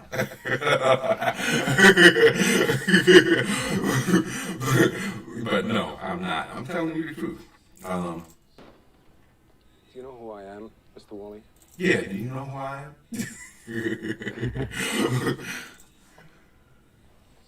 I give up. Who are you? The Antichrist. You got me in a vendetta kind of mood. You tell Now, you talking about people who everything they do can cost them their life.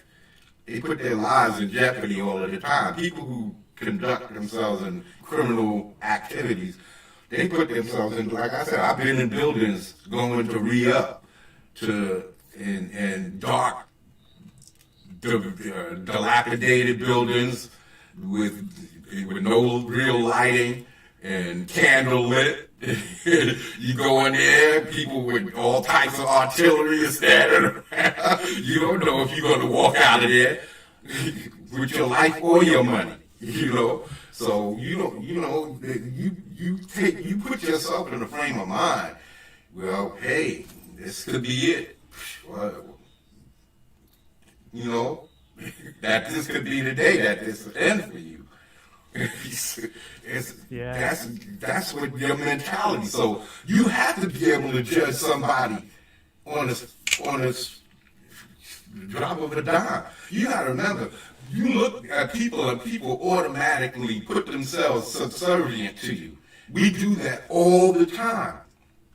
People look at black people and say, oh, they're scary. You're putting yourself subservient to me because you don't know. You automatically see me and you judge me as some terrifying person without knowing who I am.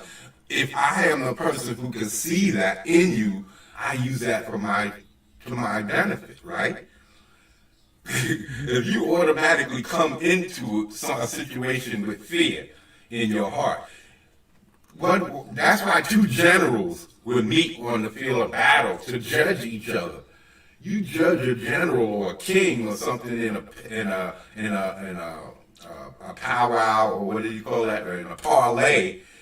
When you parlay in with enemy general or king, ruler, or whatever, it is not just to gauge what kind of a settlement you can come to. It's to gauge who that individual is, so that you can determine how easy you can manipulate him in a battle.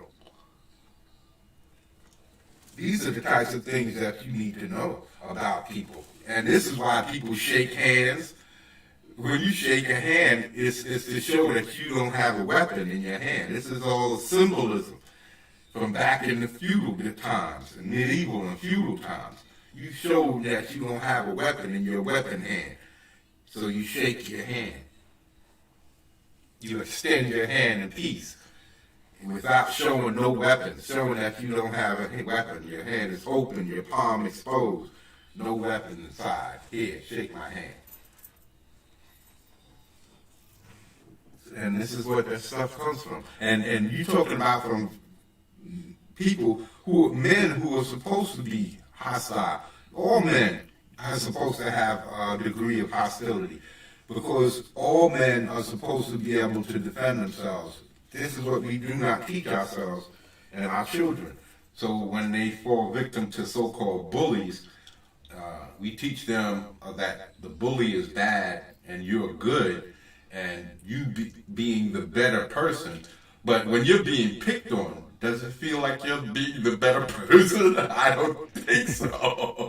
And you have to live with that because you have to also understand that people are being taught at that very same moment that you're being taught that you're being the bigger person for taking this abuse. You're also being taught that superheroes stand up for themselves, right? So how do you live with this dichotomy in your brain? You're supposed to stand up for yourself and do the right thing and take your lumps, even if you take the loss, right? That's what Captain America did in Captain America. How many times did he stand up in that alley and get punched in the face? I'm talking about to where he falls face first into the ground.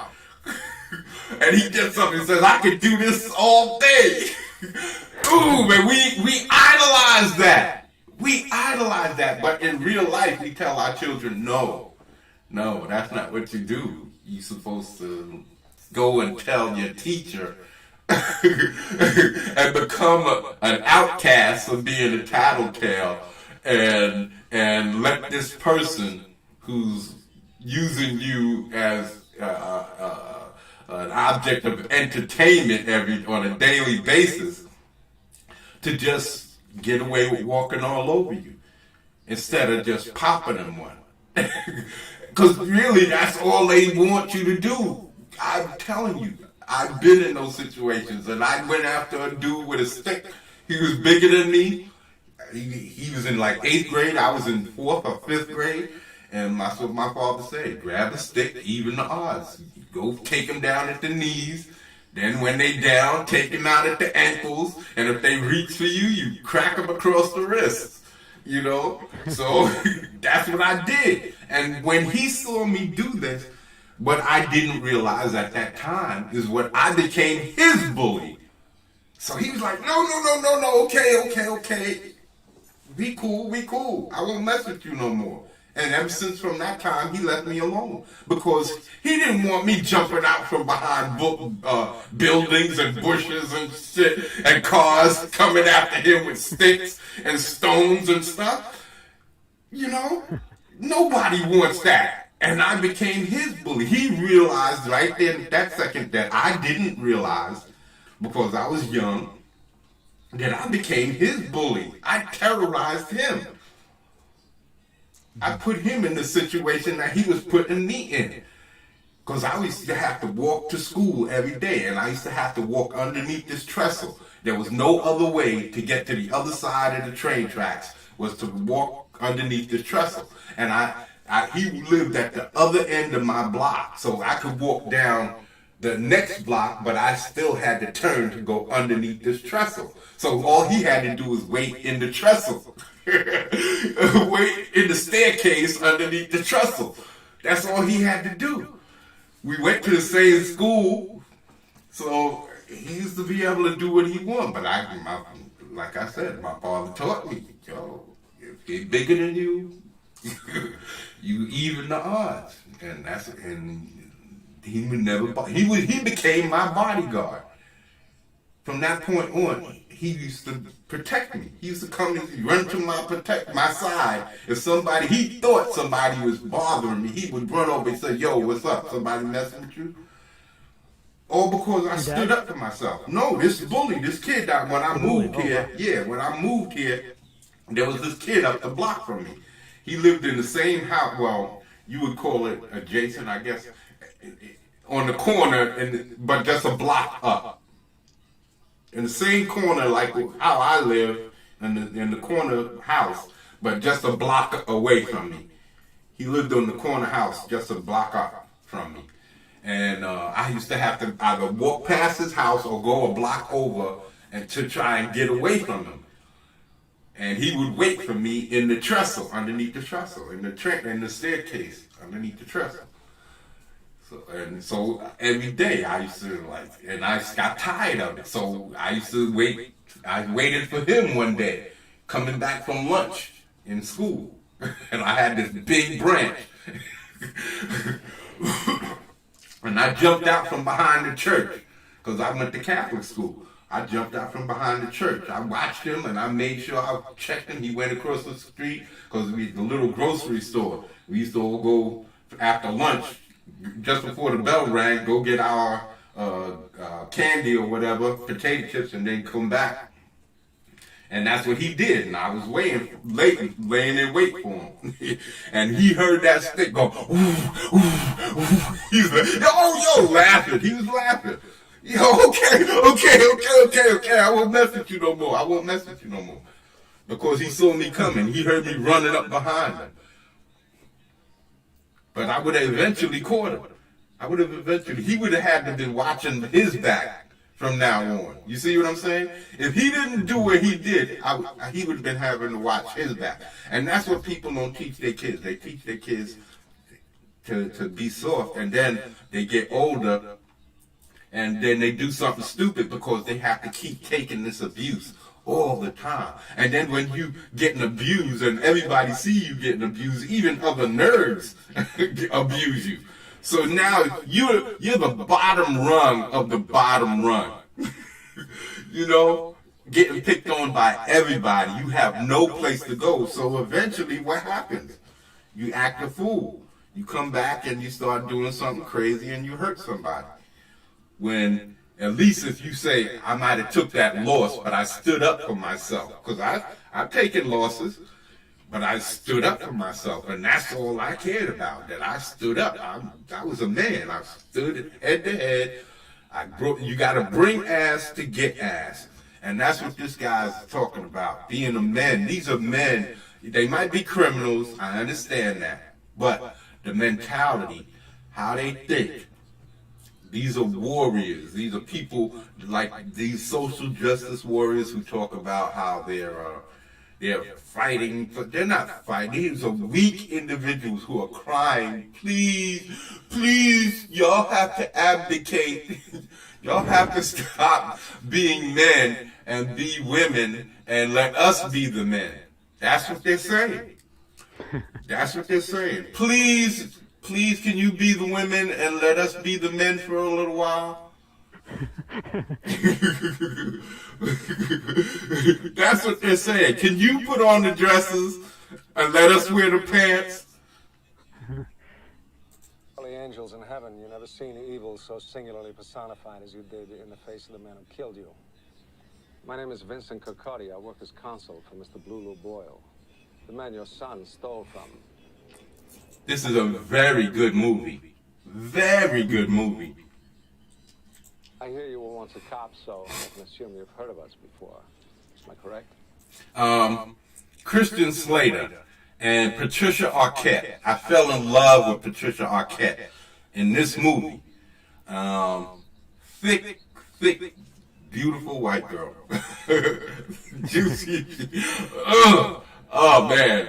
Going to the movies back then was a joy because they had beautiful women in movies. And I've never seen a woman take an ass whooping like Patricia Arquette took in this movie.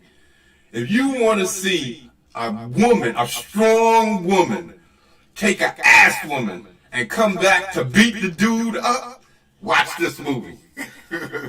She comes back and takes Tony Soprano out.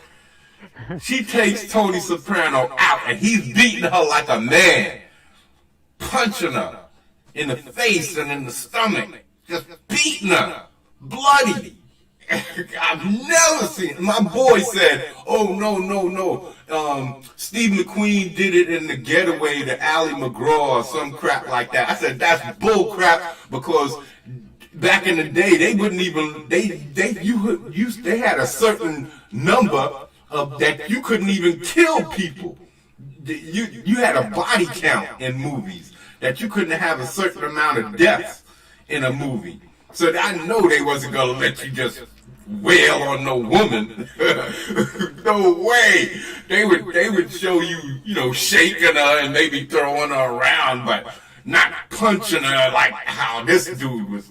Tony Soprano was beating the blood, beating snot out of her. I'm telling you, she was bloody. Threw her all over the place. Grabbed her by the hair and lifted her up, threw into the wall, all kinds, by her neck, all kinds of craziness. And she came back and just tore into homeboy. And it was believable. It wasn't, oh, no, ain't no woman could do that. No, it was believable. It came off really well. This is what I'm talking about with this social justice crap, when they say that the patriarchy, they hate women. They hate it. No, that's bullcrap. Because women have been shown as heroes twice in that movie. She came off as the shit. Because at the end, she saved her husband. At the end, she was the one that got him out of there when everything jumped off, and it was just a shooting gallery. I'm telling you, this movie is the shit. Oh, so Christian Slater, he's a comic book dude. This is why it all ties in. He works in a comic book shop. He works in a comic book shop, and his boss was tired of seeing him going through the same routine every year. He used to go see his martial arts movie on his birthday. So he hired a prostitute to go in and find him and hook up with him anonymously. So she goes in and hooks up with him, and they fall in love. One night, and that's it. They fall in love. And he decides he wants to get her out of the business. That you with me now, and I ain't taking no shit. You my girl, and I got to show you that I can take care of you. So give me the address of your pimp. I'm going to go get your things. There's no reason why you should lose your stuff. Give me your address. I'm going. Oh, I'm in love with you. Nobody's ever done that for me. So she gives him the address, and he goes there, and Gary Oldman is playing a white blood clot. He's playing this. He got dreads in his head. He's talking like a dude. He's talking like a brother. He's talking like a brother because he's hanging out with all these black dudes.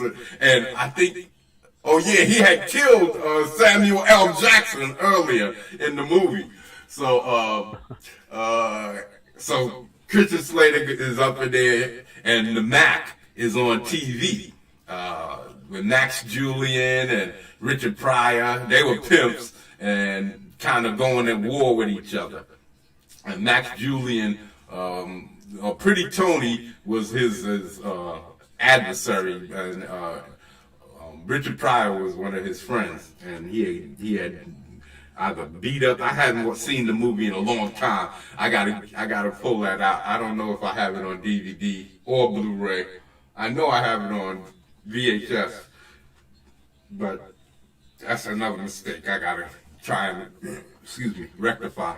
Gotta get the Mac, because that was one of those good old black exploitation movies from back in the days, back in the 70s, and so anyway,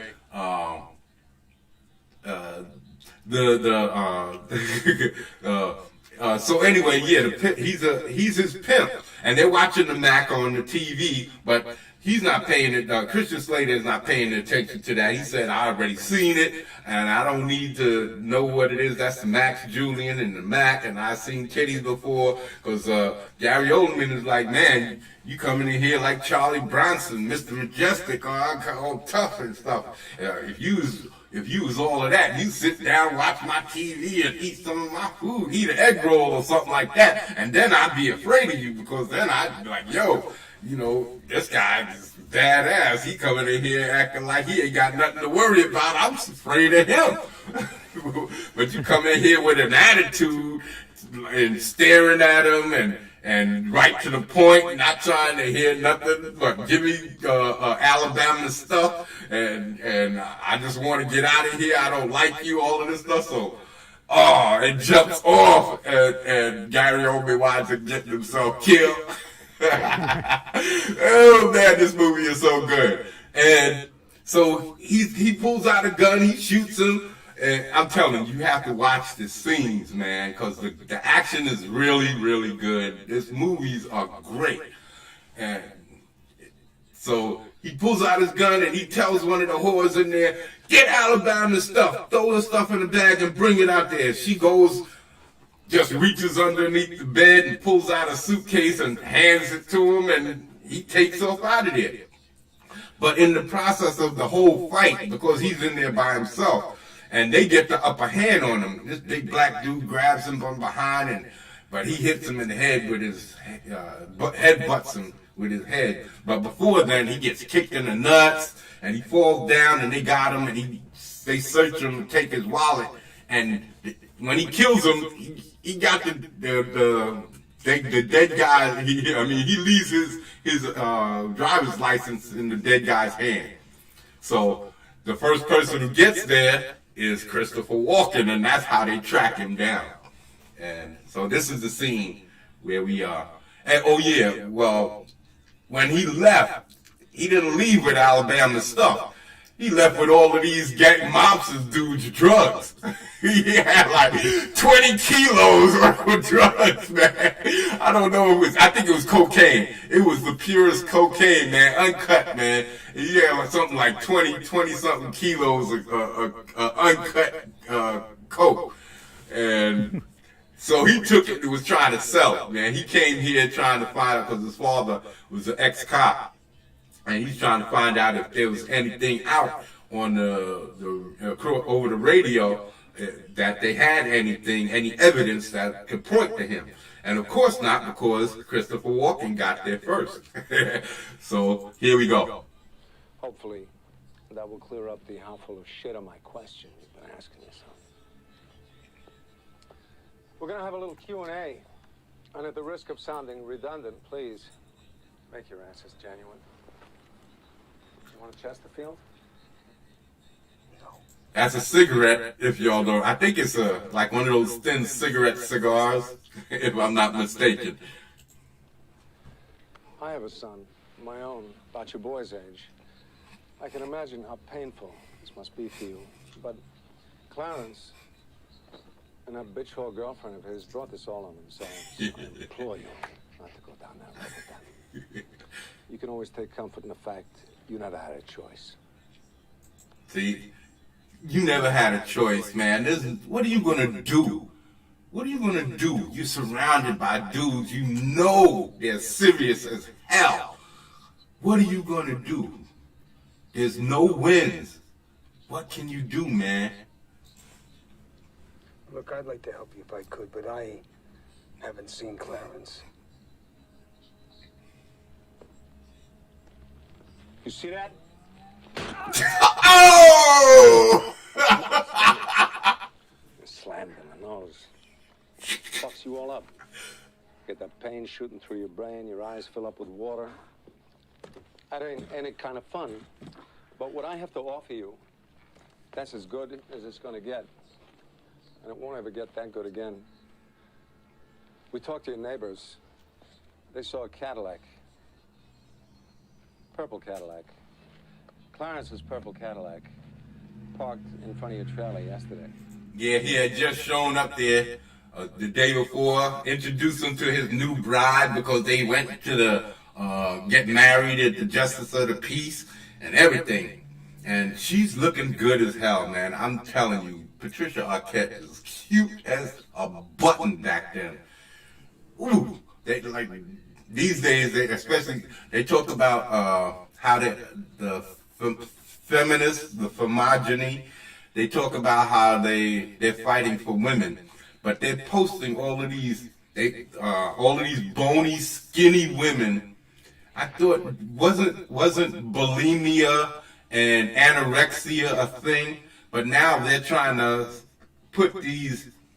They're saying that the body images that men put out are not healthy, but the body images we put out is a whole lot healthier than these anorexic, skinny, cracked out looking people that they're putting out. So how could they be thinking about women?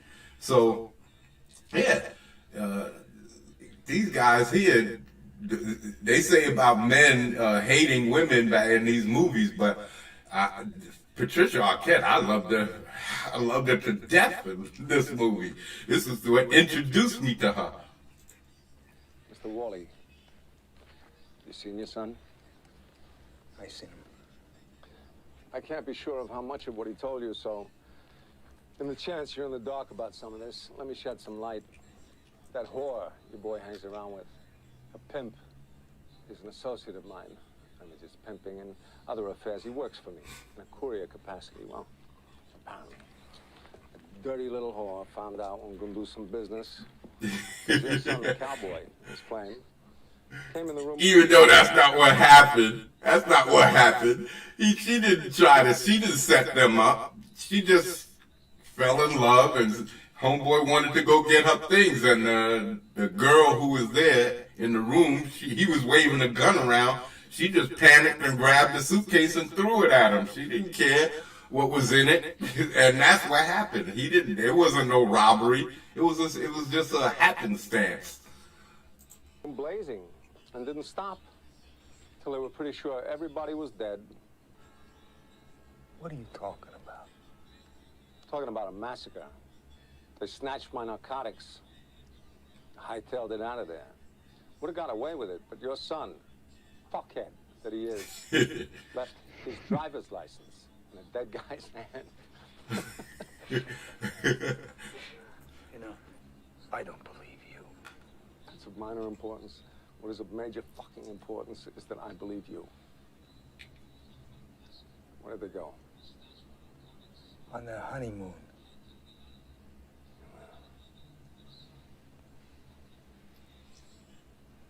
Getting angry.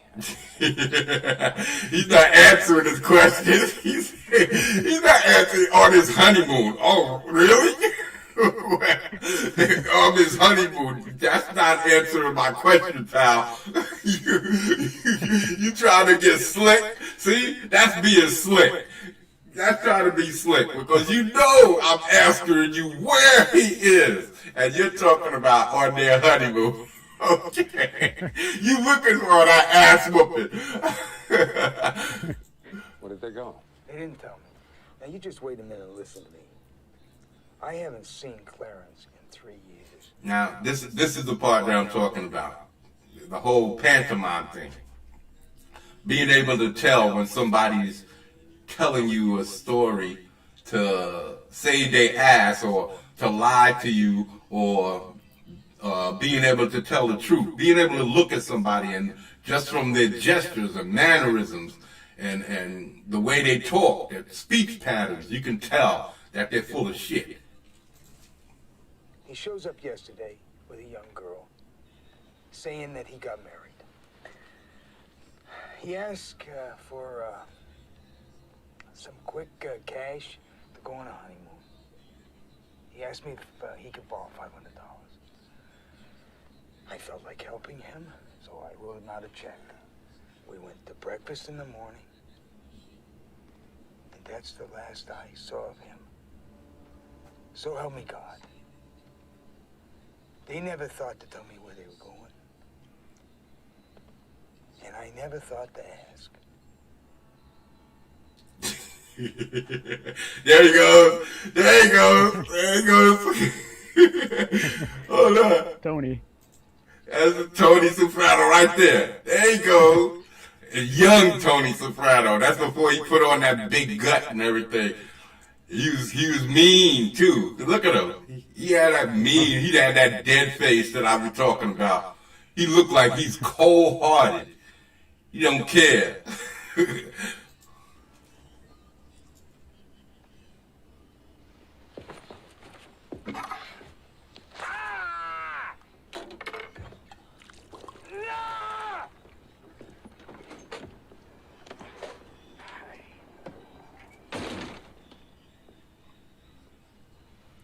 Don Vincenzo, non c'è niente.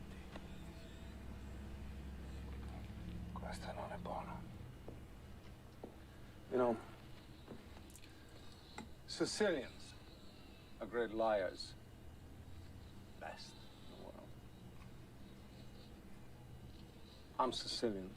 My father was the world heavyweight champion of Sicilian liars.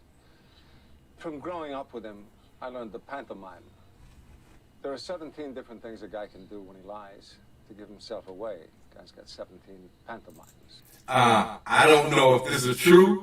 I don't know if this is just for the movie or what. I never looked that up. But this movie started making me pay attention to how people act when they lie. And it's easiest to see in children. And because that's how I could see it in my nieces and nephews. When you ask them a question and they look away, or how they talk, or they look down, or these types of different things. They don't know how to lie. So, and a lot of grown-ups don't either. So they don't notice to look away, or to look dead in a person's eye, to keep eye contact. These are important things when you're lying. You're supposed to keep eye contact and try not to pause and hum all of that type of stuff. You're not supposed to do that stuff when you lie. You're supposed to just come straight out with it, because you're supposed to have the knowledge, and whatever you're supposed to be saying, you're supposed to be knowing what you're saying. If you start and looking around, people know that you're lying. These are secrets. I'm not supposed to be telling you. Woman's got 20, guy's got 17. But if you know them, like you know your own face, they beat lie detectors all to hell. Now, what we... And they do. Like you know your own face. They beat lie detectors. They do. 17 different things a guy can do when he lies to give himself away. Guy's got 17 pantomimes. Woman's got 20, guy's got 17. But if you know them, like you know your own face, they beat lie detectors all to hell. Now, what we got here is a little game of show and tell. You don't want to show me nothing, but you tell me everything. I know you know where they are, so tell me. Before I do some damage, you won't walk away from. And this is the shit right here. Got one of those Chesterfields now. Now, this is power right here. Now, he's in a no-win situation.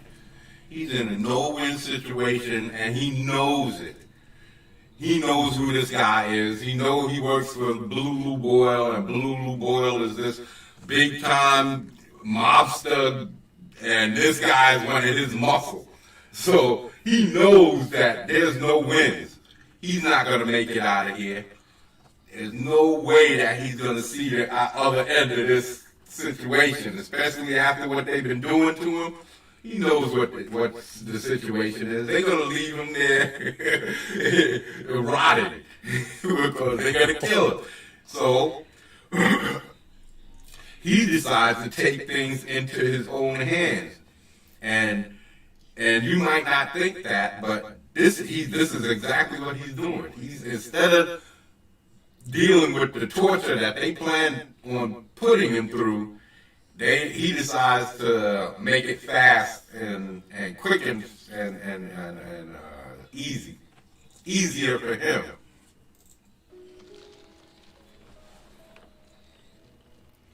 He gets that Chesterfield. You got a match? Oh wait, no, don't bother. I got one.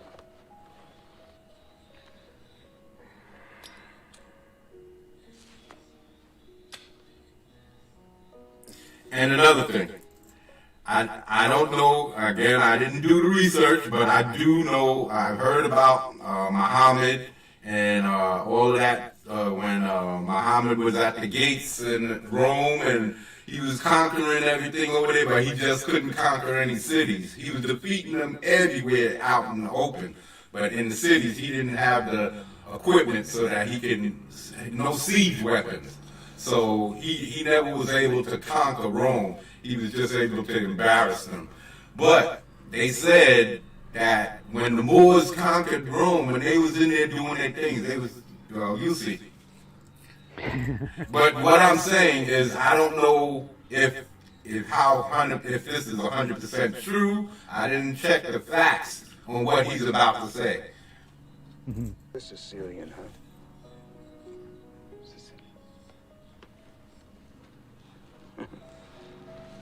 You know, I read a lot, especially about things, about history. I find that shit fascinating. Here's a fact, I don't know whether you know or not. Well, Sicilians were spawned by niggers.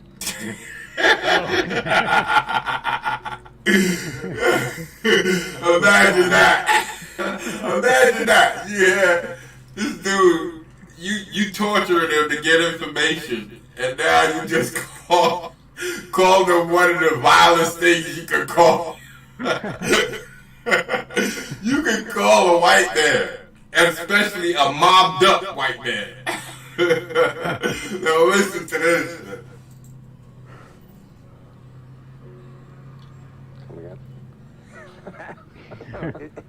It's a fact. Yeah. You see, Sicilians have black blood pumping through their hearts. And no, if you don't believe me, you can look it up hundreds and hundreds of years ago. You see, the Moors conquered Sicily, and the Moors are niggers. See, way back then, Sicilians were like wops from northern Italy. They all had blonde hair and blue eyes. But, well, then the Moors moved in there and, well, they changed the whole country. They did so much fucking with Sicilian women that they changed the whole bloodline for them. That's why blonde hair and blue eyes became black hair and dark skin. You know, it's absolutely amazing to me. And that's true from what I understand. Sicilians have the darker toned skin. So Yeah. I don't know if the whole Moor thing is true, that they did so much fucking that they changed the bloodline. I don't know if that part is true. But if it is, I've been in neighborhoods where I've been told to get out because of my skin color.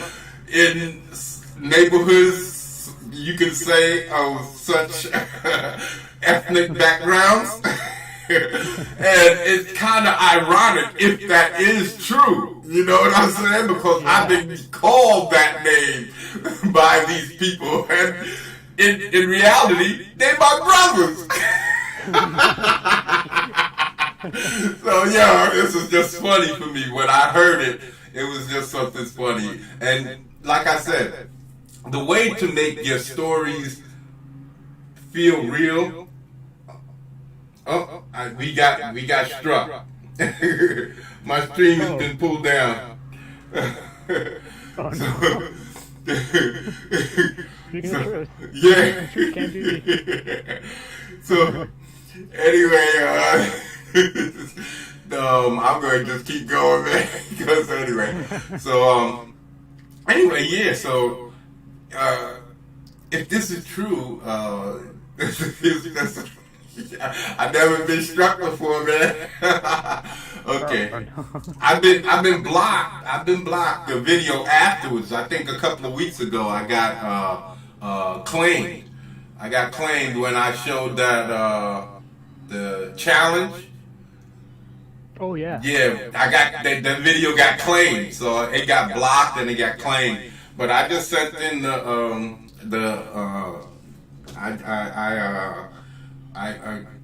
I opposed what was going on, and they eventually. Oh, it's back. We're back. At least it looks like we're back. So yeah, I just opposed it, and they brought it back in. So because this is fair use, I'm talking through it. I'm explaining, and as long as I'm explaining and I'm talking and I'm using it to diagram something, they can't say that I'm not using it in a proper way. So yeah. Now he just insulted them to the deepest form of insult that you can insult an Italian man, a mobster. Me. To think that to this day, hundreds of years later, that Sicilians still carry that nigger gene. Now this, no, I'm quoting history. It's written. It's a fact. It's written. Yeah, this is what I was about to say.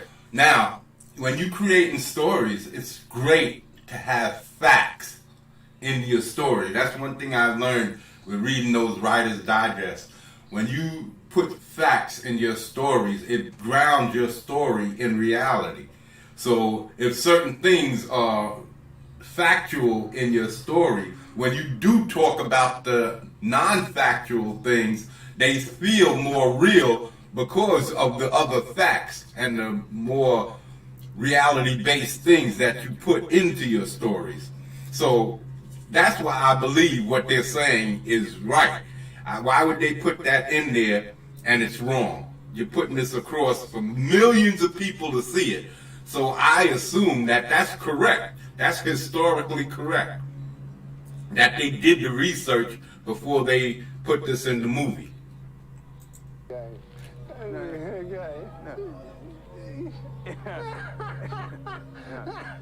Your ancestors are niggers.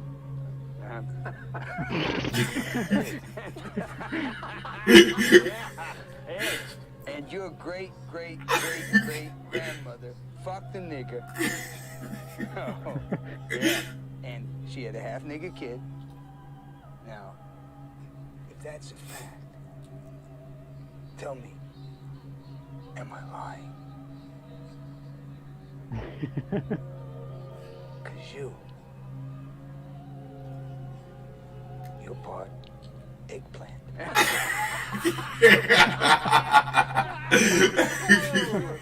You see, this guy, he knows what's coming. He knows what's coming. They're already torturing him. He knows what they got in store for him. There's nothing pleasant.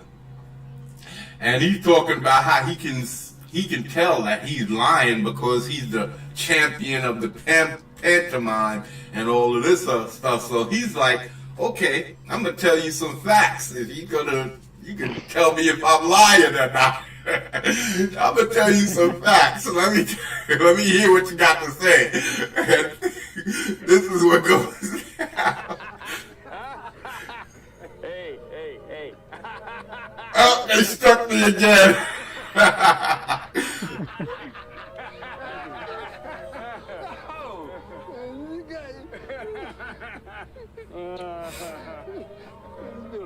Oh, he kissed him.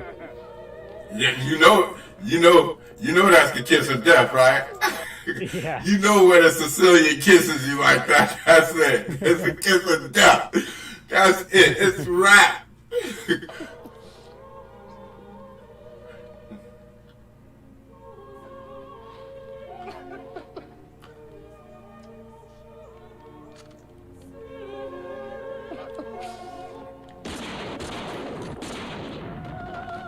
I haven't killed anybody since 1984.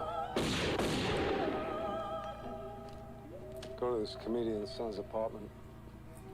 Come back with something that tells me where that asshole went. So I can wipe this egg off my face. See? And then they find the address. It was right on his refrigerator the whole time. But no. he wasn't about to tell. He wasn't going to tell.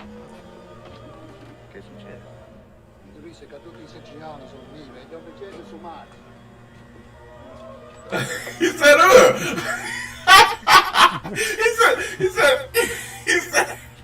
he said that us all Sicilians were spawned by niggas, so the boss had to kill him. He goes, huh. Okay. Forget about it. Yeah, forget about it.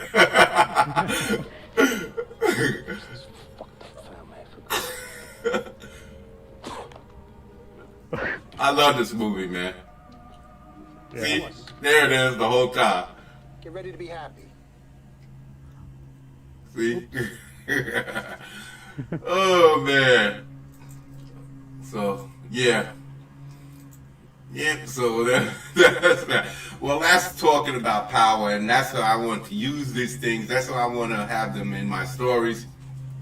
No matter which story it is, I want to be telling these little power struggles, how people think and how they manipulate each other, and how people think. You know, you get people with weak or meek mentalities, and they willingly hand themselves over sometimes to people who are more dominant than them. And that's what life is all about, that dominance and that structure of dominance and what you might say, that hierarchy that people set themselves into. That's why do you think people always need to have a leader? Why is that necessary? We always abdicate to a leader. All right? Good question. Why do we need somebody else to make decisions for us? Or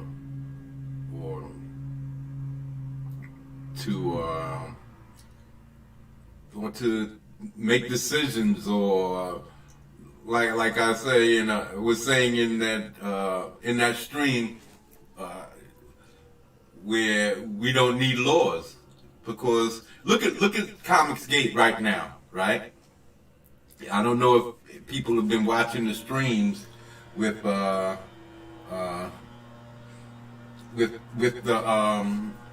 EVS and what's been going on. Oh, I'm back. With EVS and what's been going on with the what's his name? John Malin and Cecil, where war campaign and Pan and them don't want nothing to do with EVS. Yeah. Because they say that he let John Malin and Cecil say whatever they were saying, and he was like taking their side and all of this garbage. Well, and then they was also talking about how Liam was trying to bring about this time slot scheduling and all of this stuff. Well, Comicsgate is this free entity, right? Everybody is free to do and create. And now you have these people like the Doug to Naples and the Schmillers, and now you see this I'm not saying that that's what War Campaign is doing, but to some level it is. They're saying that you know, gatekeeping. They tried to gatekeep Anna and all of these things, and they're making laws now. And that's what happened with America. We're supposed to be free, and then you start making all of these rules and laws, and then all of a sudden your freedom is gone, and then you have to adjust to the freedoms that you've abdicated. Like I was saying, laws really don't help until after the fact. People want to do something to you, they're going to do it. They want to take your home, they're going to take your home. If they want to kill you, they're going to kill you. They want to steal from you, they're going to steal from you. Police can't do nothing until after the fact. So the fact that people think that we need laws to guide individuals, no, you don't. You don't need laws to guide individuals. You just need the understanding that if you don't want to act right, then you got to go. And and everybody be on the same wavelength. That if you don't want to act right, then you be banished, because that's how it used to be. It's just that we populated so much of the planet that there's no place to banish them to. So, but anyway, I'm going to get into these. Let me see how much time I got. I know I spent a lot of time putting into. Okay, they're going 3 hours in, talking about, damn, again. How? No. Yes. Yeah. Let's see. We can do another half an hour or so. Well, I got unlimited streaming now, so that's one thing I managed to get accomplished. I got unlimited streaming, so it's going to be on. We're going to be doing a lot more streaming. We're going to be doing some intermediate, some on the fly streaming. We're going to be doing some advertisement type stream, well, advertised streams, where we have some streams where like these that are scheduled, and then we're going to have some that just pop up right out of the way, so on the fly. So yeah, I didn't realize it was so late. I didn't realize the time flies. This is what I get for coming here and running my mouth. But that's what I got to do here. But more story times is going to be focusing on these stories, man. And that's what I'm trying to do. Get y'all guys see how I'm telling stories, how I focus on my characters, how I'm going to be focusing on different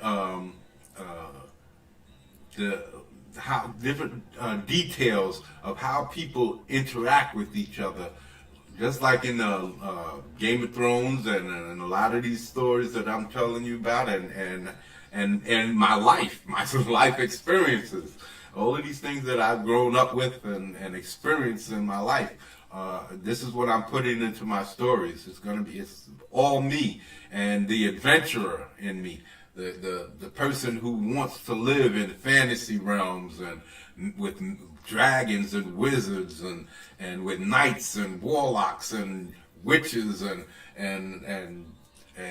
with in the future with all types of futuristic creatures and alternate galaxies, and this is who I am.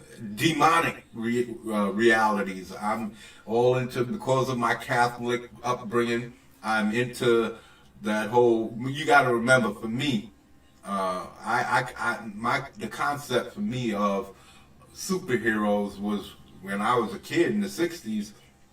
Was those Marvel cartoons from back in the days? You know, Captain America, and Captain America throws his mighty shield, and the Hulk, and Namor, and Spider-Man, and all of these different cartoons that used to be on before that. And I understood that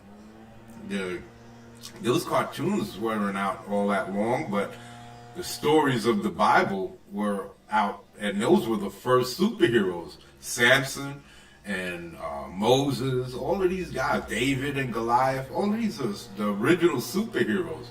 So I have a lot of stories, movies of Samson and Delilah, The Robe, Demetrius and the Gladiators. All of these old religious movies are like Our Lady of Fatima, The Miracle of Our Lady of Fatima. That's a movie about these children who talk to Mary, and a miracle happens where the sun comes closer and makes the people believe. At the end of the movie, this happens. And then there's another one called, I was just on not too long ago. But I have the DVDs. I'm going to be doing those reviews too, but not for their religious properties, for the storytelling and how people act. Even in this movie,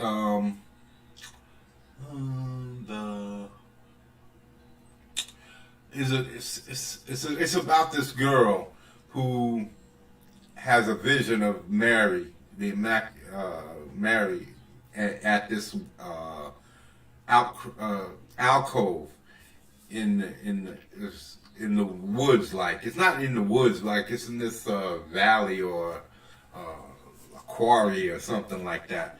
And the Mary tells her certain things, and she's supposed to be a simple girl, and no, I'm talking about simple, like kind of slow mentally. And the thing is how people treated her. And that's one of those movies where, you know, it brings tears to my eyes, because this girl, she's supposed to be this real innocent girl.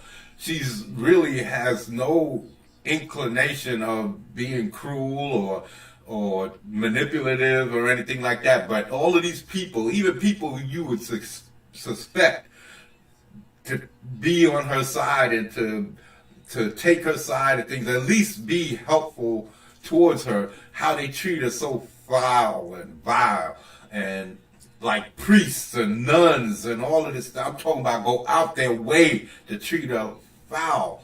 And so, and what I got it. It's a beautiful, beautiful movie. I grew up watching this movie from a very young age, and it's like a lot like Angels with Dirty Faces. Not that it's a gangster movie, but it has a strong effect on me when I watch it. I cry every time, because to watch this woman go through this horrible treatment from people who are supposed to be so religious and understanding and accepting of people, and all they can think of their own selfish pettinesses. And I gotta bring up this movie. It's called, it's a crazy name. Back in the days, like that Miracle of Our Lady of Fatima. If I didn't remember that, the Our Lady of Fatima, wouldn't have been able to remember it. And I watched this one not too long ago, because it's been coming on one of those old channels, like Fox Movie Classics or something like that. And those two movies are like, besides like the Ten Commandments, are some of my favorite movies. This one with the nun. She wasn't a nun. She was a girl, but she wound up going into a nunnery, and even a nun in there heard about her, and because she felt that the girl was using her notoriety to gain favor amongst all these people, this nun treated her like shit, worked her hard, and when she started limping, and just would be on her for every little thing.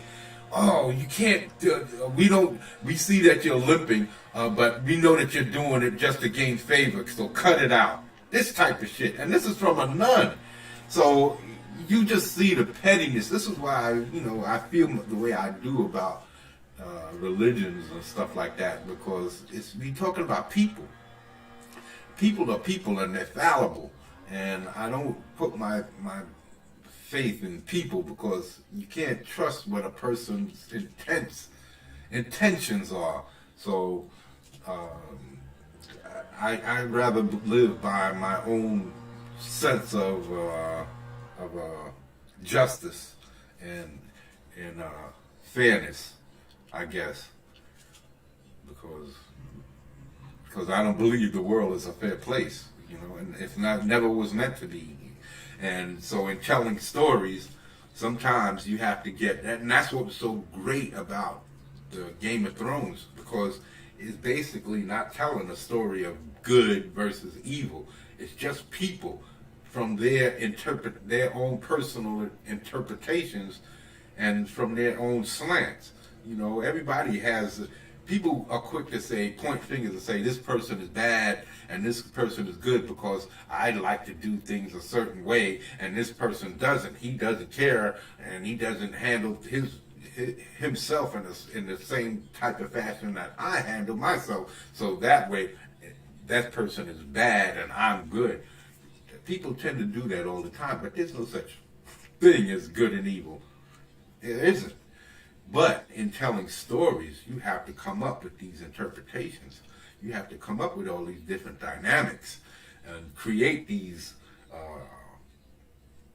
aspects that make people consider you evil, you know, and to have a sympathetic bad guy, man, that is a tricky thing, and it's a very good thing because imagine having a bad guy, just like the Joker. That movie is about a sympathetic bad guy. He's nothing like the Joker from the comic books, because this guy just goes crazy. The Joker from the comic books, he falls into some kind of acid, which turns him crazy. He had a fucked up day, and that's what that whole the Killing Joke was about. It's about him having a bad day that led to him becoming this really twisted individual. But the Joker is just about some dude who goes crazy. It's some dude who loses it. He just couldn't handle it. And we're supposed to feel sympathetic for him. And they make him into the sympathetic bad guy. But he's killing people for doing things that people do. People take advantage of people. People do that. That's what life is all about. When you go into the wild, if you look at the pandemic, just look at the illy ill and how people have acted and fighting and how they're protesting now and looting and all of this stuff is going down. Look at how people act. Just imagine if there was a situation where desperation had to set in. No water. Just turn off the electricity. That's all you gotta do. Turn off the electricity on the planet for a month, and you'll see the people killing each other in astounding numbers. Of course, there won't be no filtered water. There won't be any filtered water. All of those machines that filter your water and pushes it to through your pipes and into your homes, that would stop. 3 days without water, death. 3 days, that's it. You will be panicked. You will go crazy. You will be drinking toilet water. Yes, that's what I'm saying. People say that we're so sophisticated and we're this and we're that, but we're not. Not really. We're not. We think we are because we can talk, but we basically, humans just look for the same primitive emotions that we've always had, just like all other animals on the planet. We get angry, we want love. Well, not really love, because love is an imagined emotion. We want affection. We want companionship. We want to eat. We want to procreate. These are the things that are highly important in life. Not jobs, not money, not any of these other things that people focus on. The basis of life is angry. You get angry, your emotions, and they all not all creatures, but even insects show some degree of hostility when you attack them or you do something to them. They will attack. So you can say that they even have some kind of degree of an emotional set. You know, it might not be as broad as a human or a mammal, but they say whales and dolphins have a broad set of mental faculties. Dolphins actually have dialogue, and who are we to say that dogs don't speak to each other?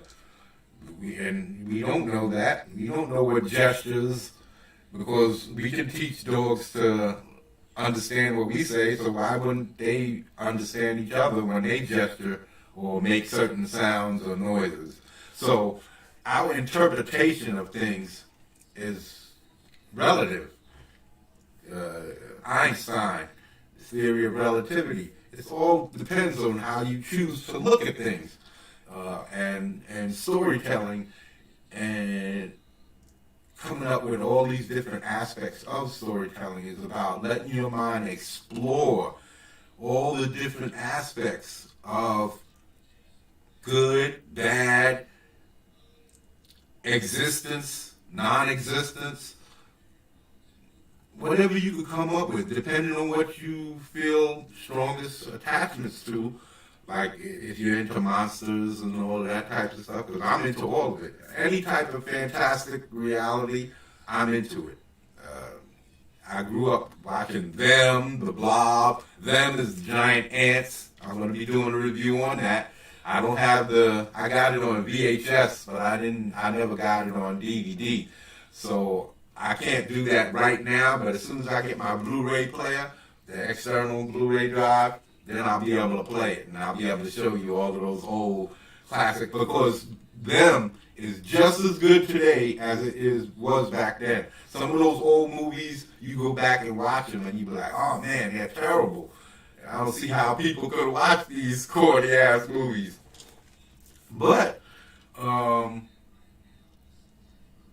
Them is just as the robotics and whatever they use to create the giant ants is good. It's very high quality. It stands up today. You can watch that movie and still feel all the emotion, because you don't see the puppeteering.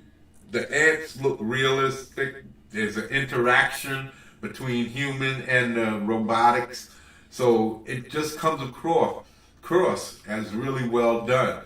The story is really well made, but to retell that story today, they would probably destroy it. It would never work. But watching it as is today, just a movie about giant ants, nuclear fallout, and over several years, these ants appear, and people start disappearing, and regular old police officers figure it out and find out what's going on, and then the military and the FBI and all types of people get involved, and it's just a great movie. And I watch it today, and if you ever get around to seeing it, make me a sergeant, charge the booze.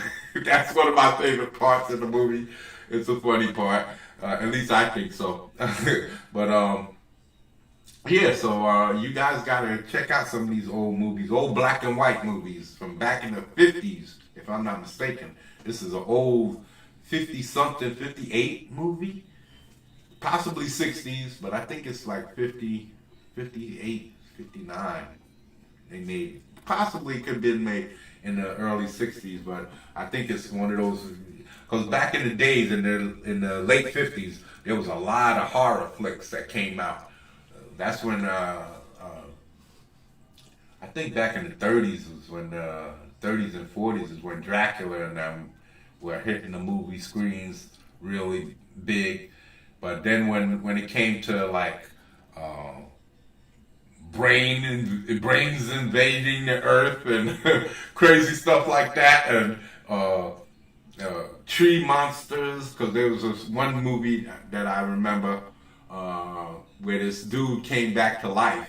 He was some kind of a tree creature. He was killed, and the knife was still stuck in his chest where he was murdered, and he was buried. And when he came back to life as like a tree person, and the knife that killed him was still embedded in his chest. And I think that's how they killed him. They shot the knife and it went deep into his chest and killed him. But all of these old movies from back in the days, man, these old horror movies, they were for the most part corny as hell. and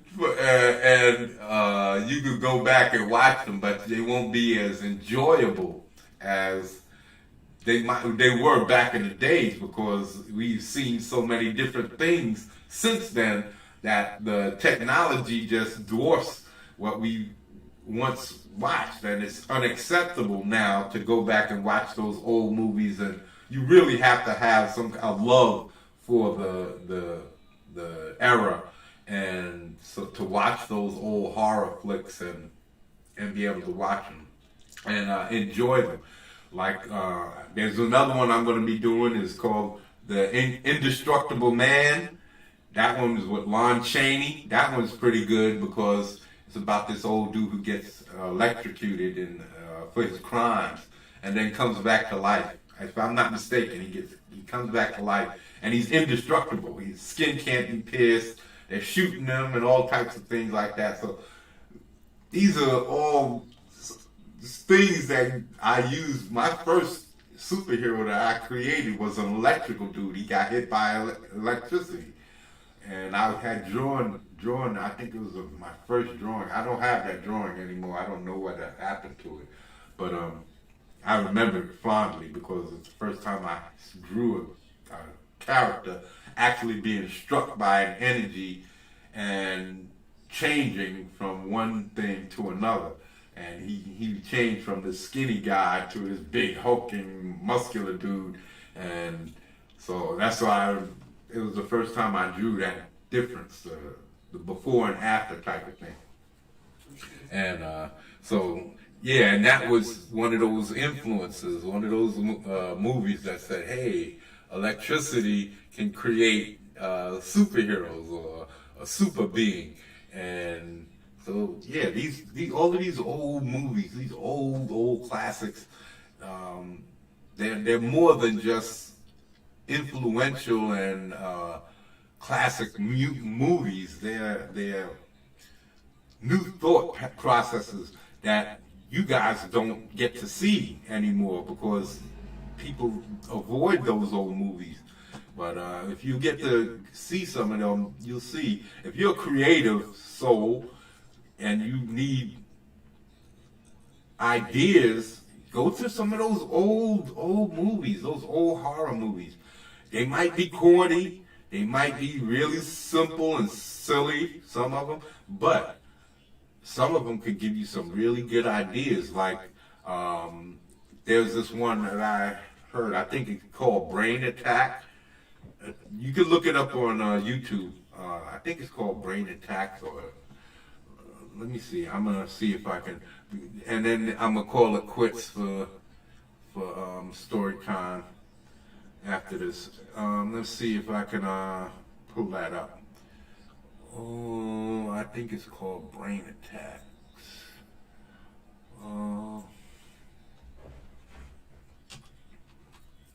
Brain Attack.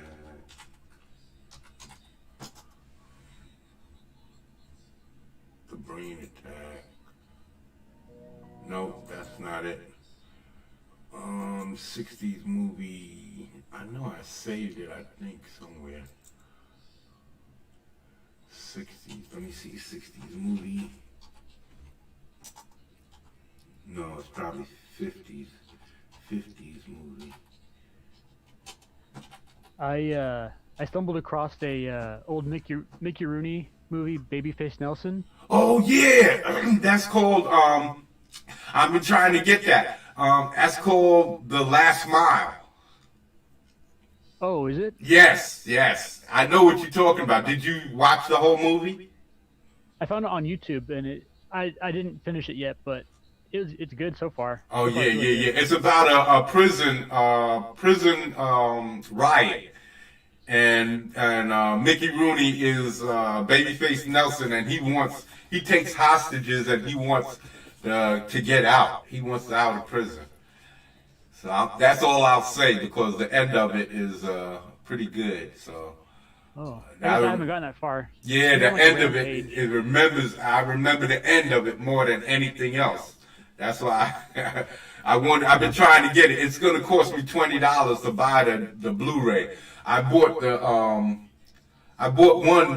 DVD for $5, but I think it's the earlier version from 1930 something, and it doesn't have Mickey Rooney in it. So that's the reason. It said it had the exact same description, so that's why I said let me try to get this $5 version before I spend this $20 on this Blu-ray. So I'm gonna have to save up some cash and get this $20 because I want to see that Mickey Rooney joint. I haven't seen that since I was a kid. I was a little tiny kid, maybe about 10, 12. Watched that movie. I haven't seen it since. And I hear people badmouth Mickey Rooney, but I found him enjoyable and a good stage presence and Yeah, he's funny not that and bad. charismatic. And You got to remember back then too, acting was young. Remember, the movie making was only like 20, 30 years old. It started like in the 20s or something like that, or 1919, something like that. The first movie was made, if I'm not mistaken. So there's no real hard rules on how to exactly make a movie. how to act. Yeah, they're just finding their way, figuring out how to act, and putting all of these different notions into the process. I look at music that way too sometimes. I look at like the early stages of rock and roll or hip hop, and Yeah, it's a lot more varied when it first gets started, and then it kind of finds its lane, and then kind of stagnates a little bit. But people still come around and break the mold, but it's a little bit more difficult once it's already going yeah. for so long. Yeah, because hip hop started years ago, back in the 70s, and but it was built off of like the blues and other things like that, and you got and also you got to also remember rock and roll came from black people too. Rock and roll was originally Chubby Checker and Little Richard and all of those guys. Frankie Little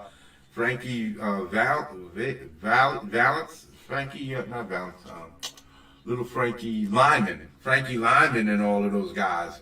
So, and then other people came in and seen what they were doing and started putting that same feel into their music, and it just moved over, because you gotta also know the practice back then with the major companies with black music. They would put photos of white people on the cover, so nobody knew who was actually singing.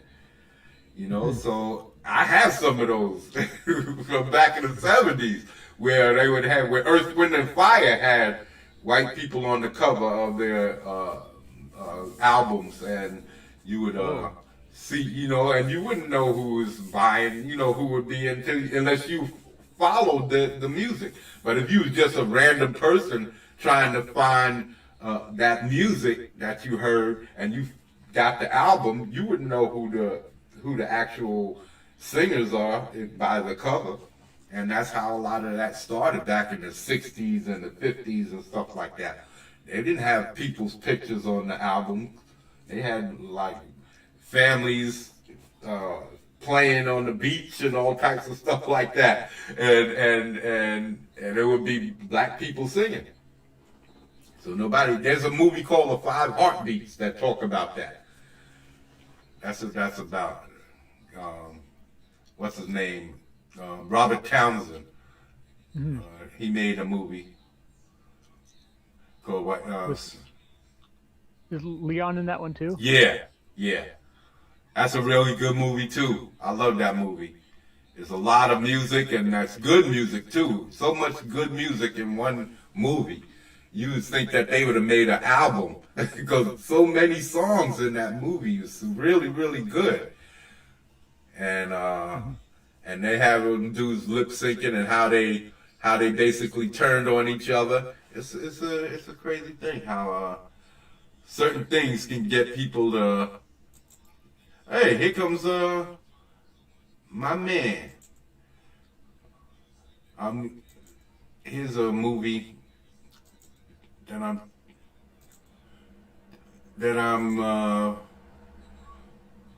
bringing. Hey, Chris, how's it going, man? I'm doing well.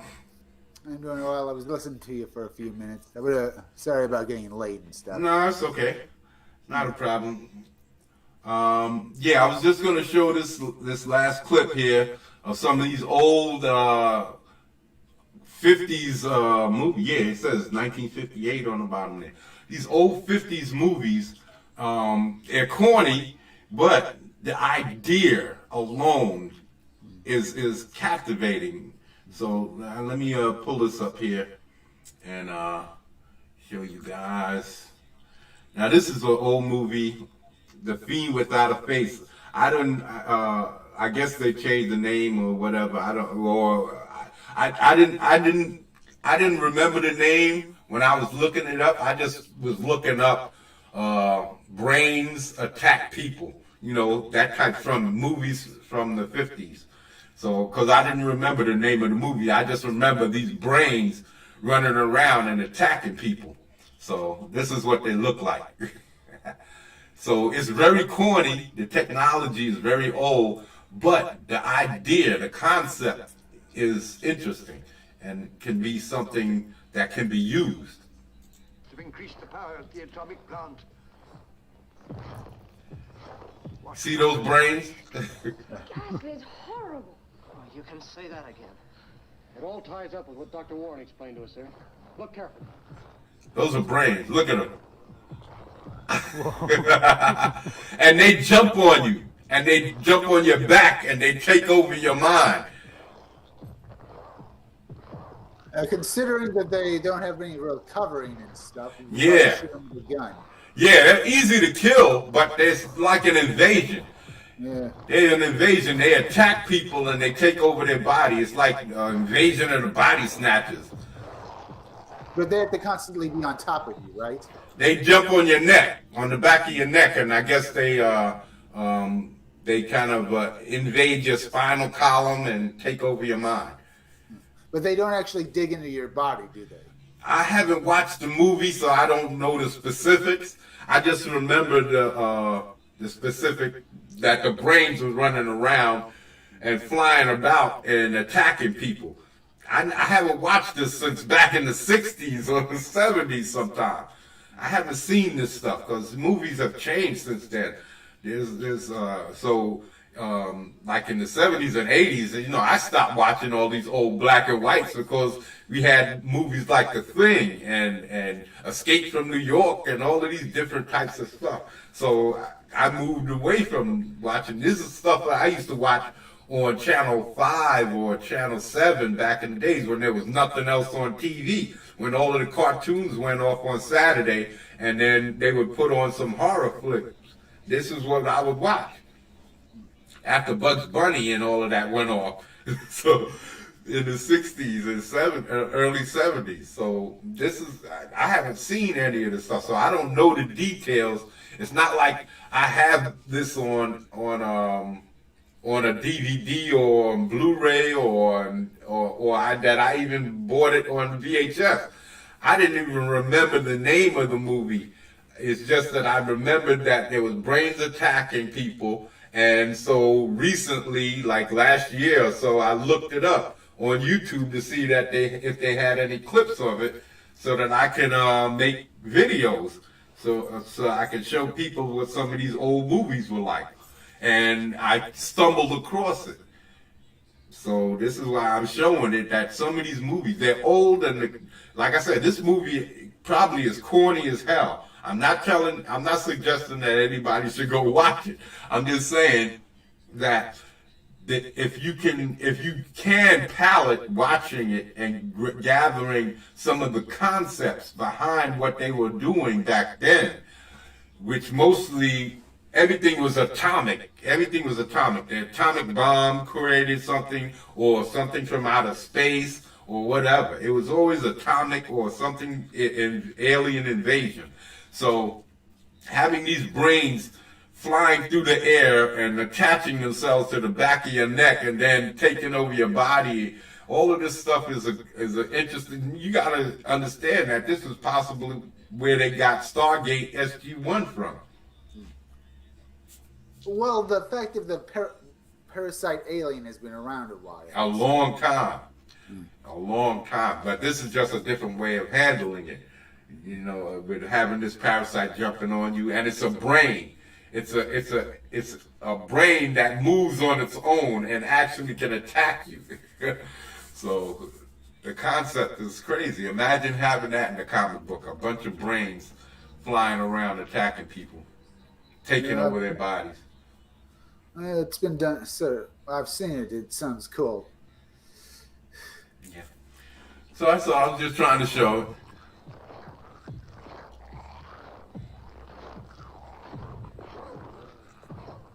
I'll get those sidearms. See that? It comes through the window, and they handle it pretty easily. But like I said, back in the days, they tried everything. They tried everything. There were so many extremely corny movies back in the day because they was trying to find different niches, different things that people like. So they tried everything. They had ants on like they would put ants in a aquarium and then use camera tricks, and as the ants climbed up on the side of the aquarium, they would use that to superimpose that into a movie with big movie stars back in the days. What's her name? Joan Collins was in Empire of the Ants. And that was one of the corniest giant ant movies I've ever seen in my life. You never seen any interaction between the humans and the ants. And it was just extremely corny. And then they had movies like Ray Harryhausen that had the little puppets in there that they used to represent the creatures. And then they kind of like their stop action movie making. That's what this is. So long as it goes on, they will multiply. These are dolls that they animate, and they put it in a scene and stop action, like animating a cartoon. Yeah, I know. It was the little plastic figure. Yeah. And here they come. Oh! Well, anyway, they're mortal. See that? But they can fly. They jump through the air. Look at them. Oh.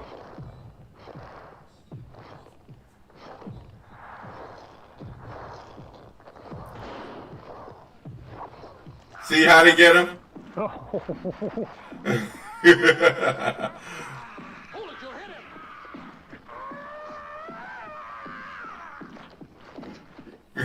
You see, that's what I'm saying. The concept. You got to also remember, Aliens does that too.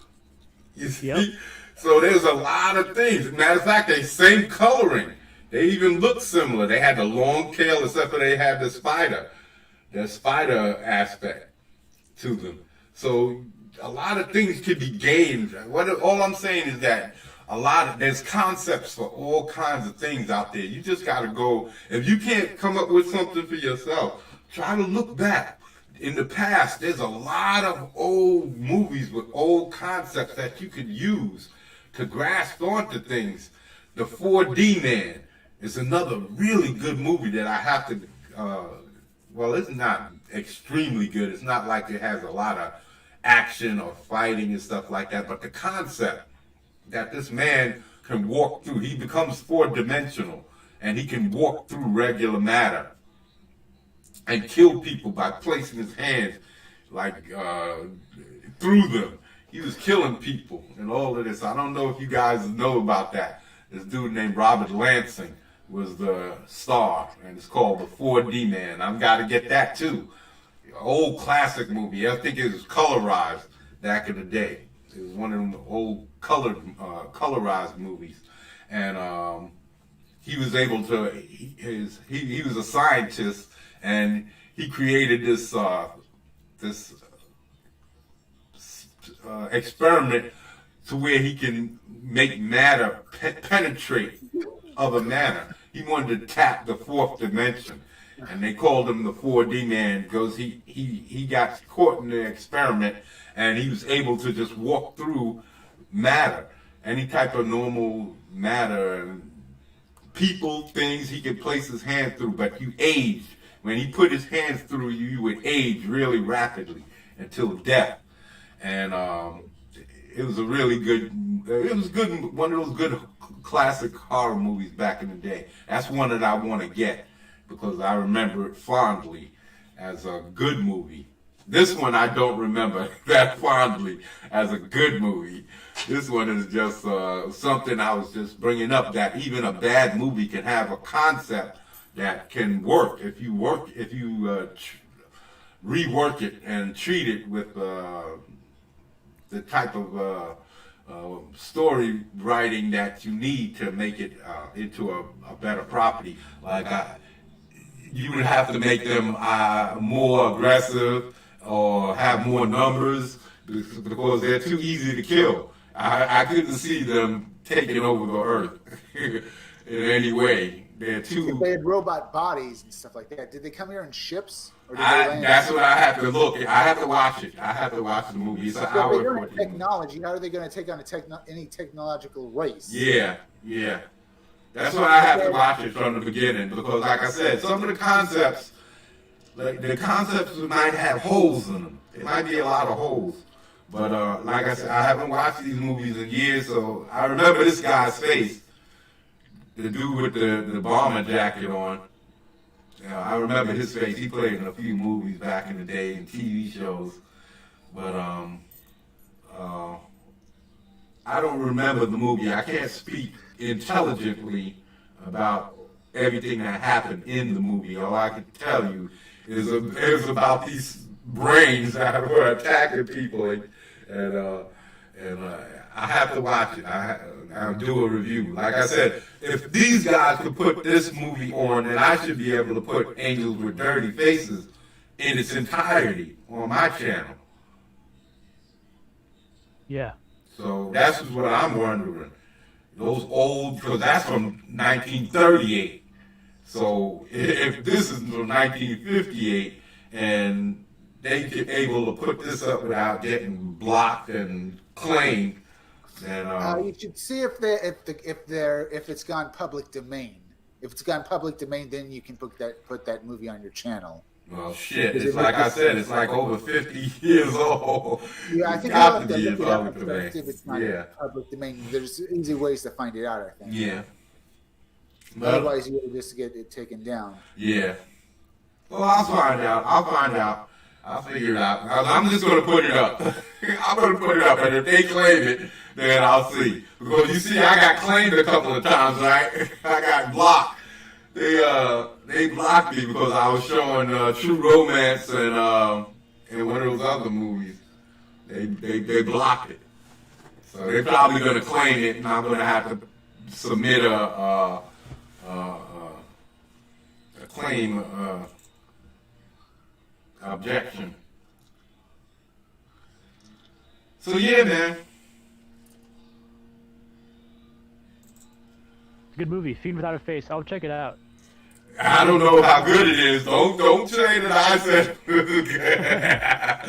I'm just saying this is something that you can check out. It might be able to give you ideas because that's what I'm using all of these old movies for.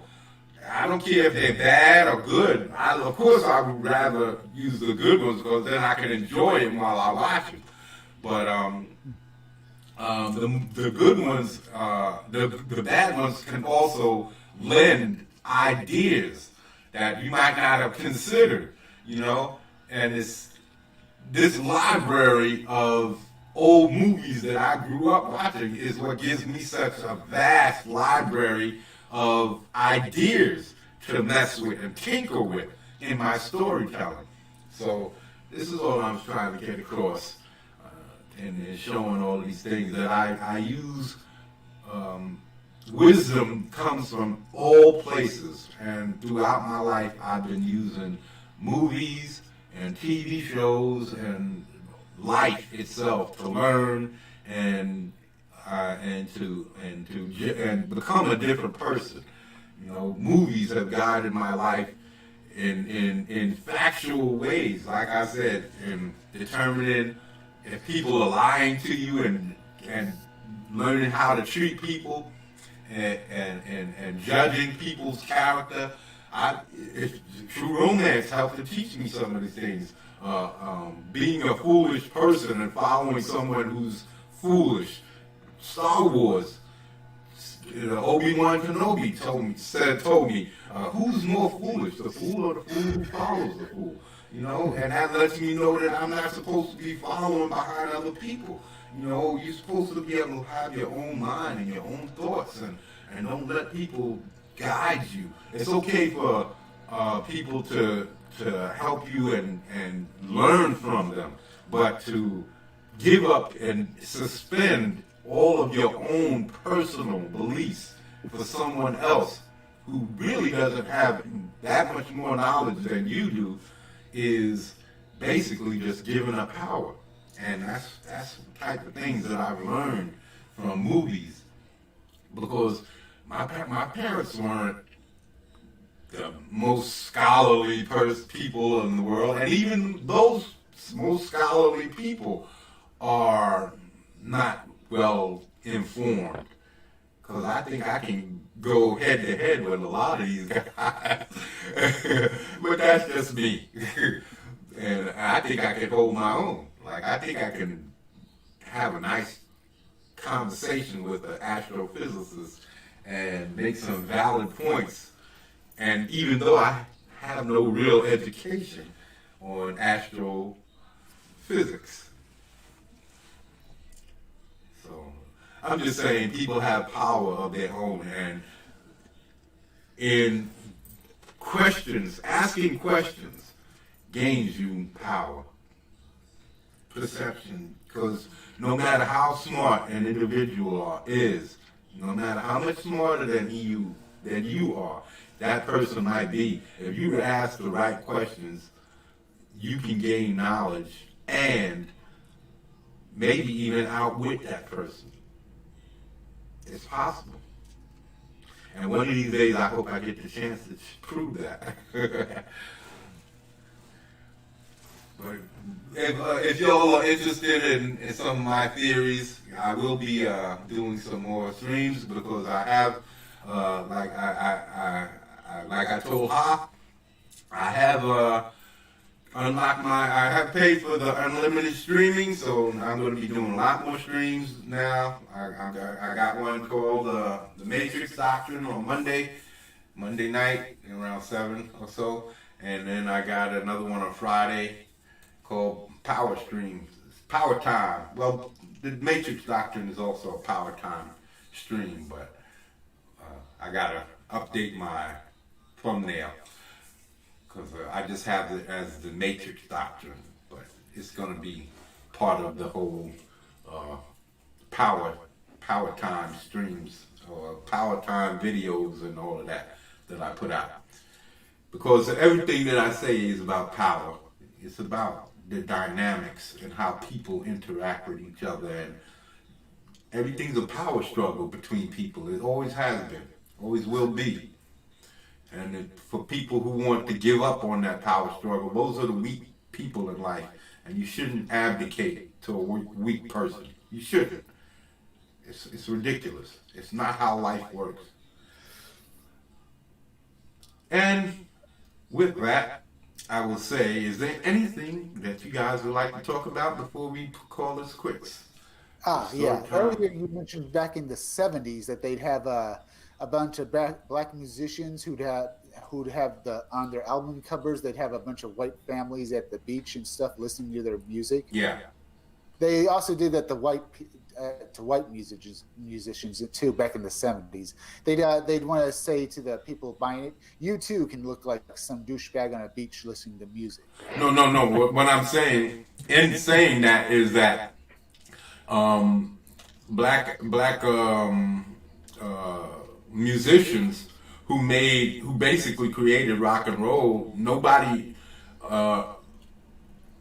back in the days, it's like hip hop. When hip hop came out, nobody liked hip hop besides black folks, right?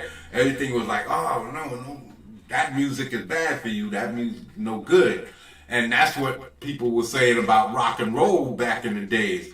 But then when white musicians started taking on that sound,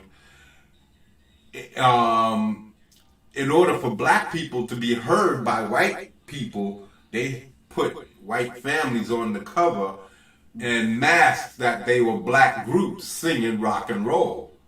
You see what I'm saying?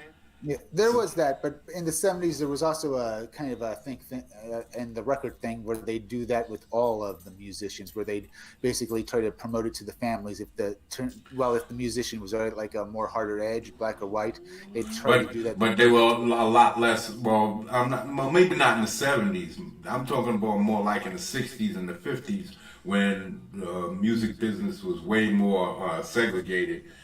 There is that.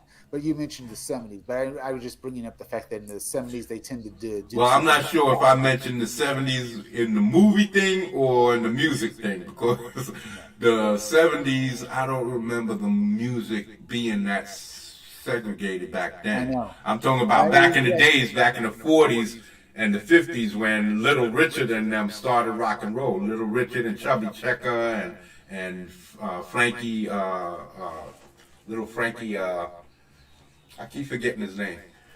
Lyman? No. Lyman, yeah, Little Frankie Lyman. That is true and stuff. But I was just mentioning in the 70s, all the covers like that they were trying to appeal to as many people as possible. And the covers were just bad. Yeah. I'm not talking about that era because I might have said even in the 70s with Earth, Wind, and Fire, I remember seeing some of those covers with white people on the cover, but it's a black group, and you never see black people on the cover of white groups. That's what I'm saying is the difference, and that's because you're promoting it too. There is that too. The more popularity. I think there might have been in the 70s, they might have had groups of people listening to music in the streets and stuff, and there'd be black people and white people walking down the streets with big smiles on their faces, trying to promote, yes, you too can look like these people. Well, you're trying to get that crossover. You're trying to get the crossover and have sell to as many people. The worst douchebags imaginable. Yeah, exactly, because you're talking about the age of where there was a whole lot more racial division. So you're not going to promote. You're not going to promote a black group to a white family. You wouldn't do that. So what you do is put a white family on the cover and put it out there and without specifying that this is a black group. And then you get your crossover. You get white people growing. Yeah, but that was back in more in the days in the 70s. Yeah, back in the 50s. Yeah. In the 70s, though, they'd always put these young people on the cover of every cover, and then maybe they'd be at the beach partying. Or they'd be trying to say there'd be black people and white people on it occasionally, but they'd always pick the most. They'd always have these weird smiles on their faces. Or have these psychedelic covers. They have all these psychedelic covers because that was back in the day of drugs and sex, drugs, and rock and roll. And everything was with all these psychedelics, and disco was coming in and all of that. So that is another thing. Yeah. I liked when the Ohio Players do their album covers. It's just a beautiful woman. Yeah, I love Ohio Players. I remember. I think the one that you're talking about was she was dressed like a fireman's hat or something like that, and had the hose over her shoulder. Ooh, you couldn't see her face, but you could see her body. Woo! Yeah. Oh man, because that was fire. It was fire. The way you walk and talk really gets me off to a full long shot. Yes, it does. Yeah, so I remember that cover. She got a fire hose over her shoulder, and she's drenched. She's drenched, and all you see is breasts, and you can't see nipples, but man, everything else is all over there. I'm telling you, you couldn't see her face. I think she had a fireman's hat on, and her head was down. But I remember that cover, bro.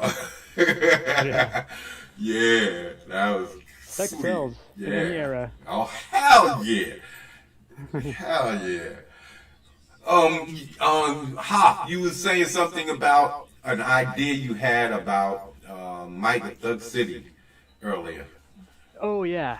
So yeah. So I don't know if you've been watching the news and stuff, but I was thinking of it because you're talking for the story. There's going to be some sort of a revolution or some. That was the original. That was the original idea. The original concept. Yeah. Okay. I was thinking about if people see something bad going down, they could all carry whistles. Yeah. And whistle for more people to show up to witness whatever bad's happening. And I was thinking about putting that on social media just for whatever sake, but also putting that into a comic book maybe about people just citizens who carry whistles, and if they see something bad happening, they can just blow whistles. I think that's what the Guardian Angels tried back in the day.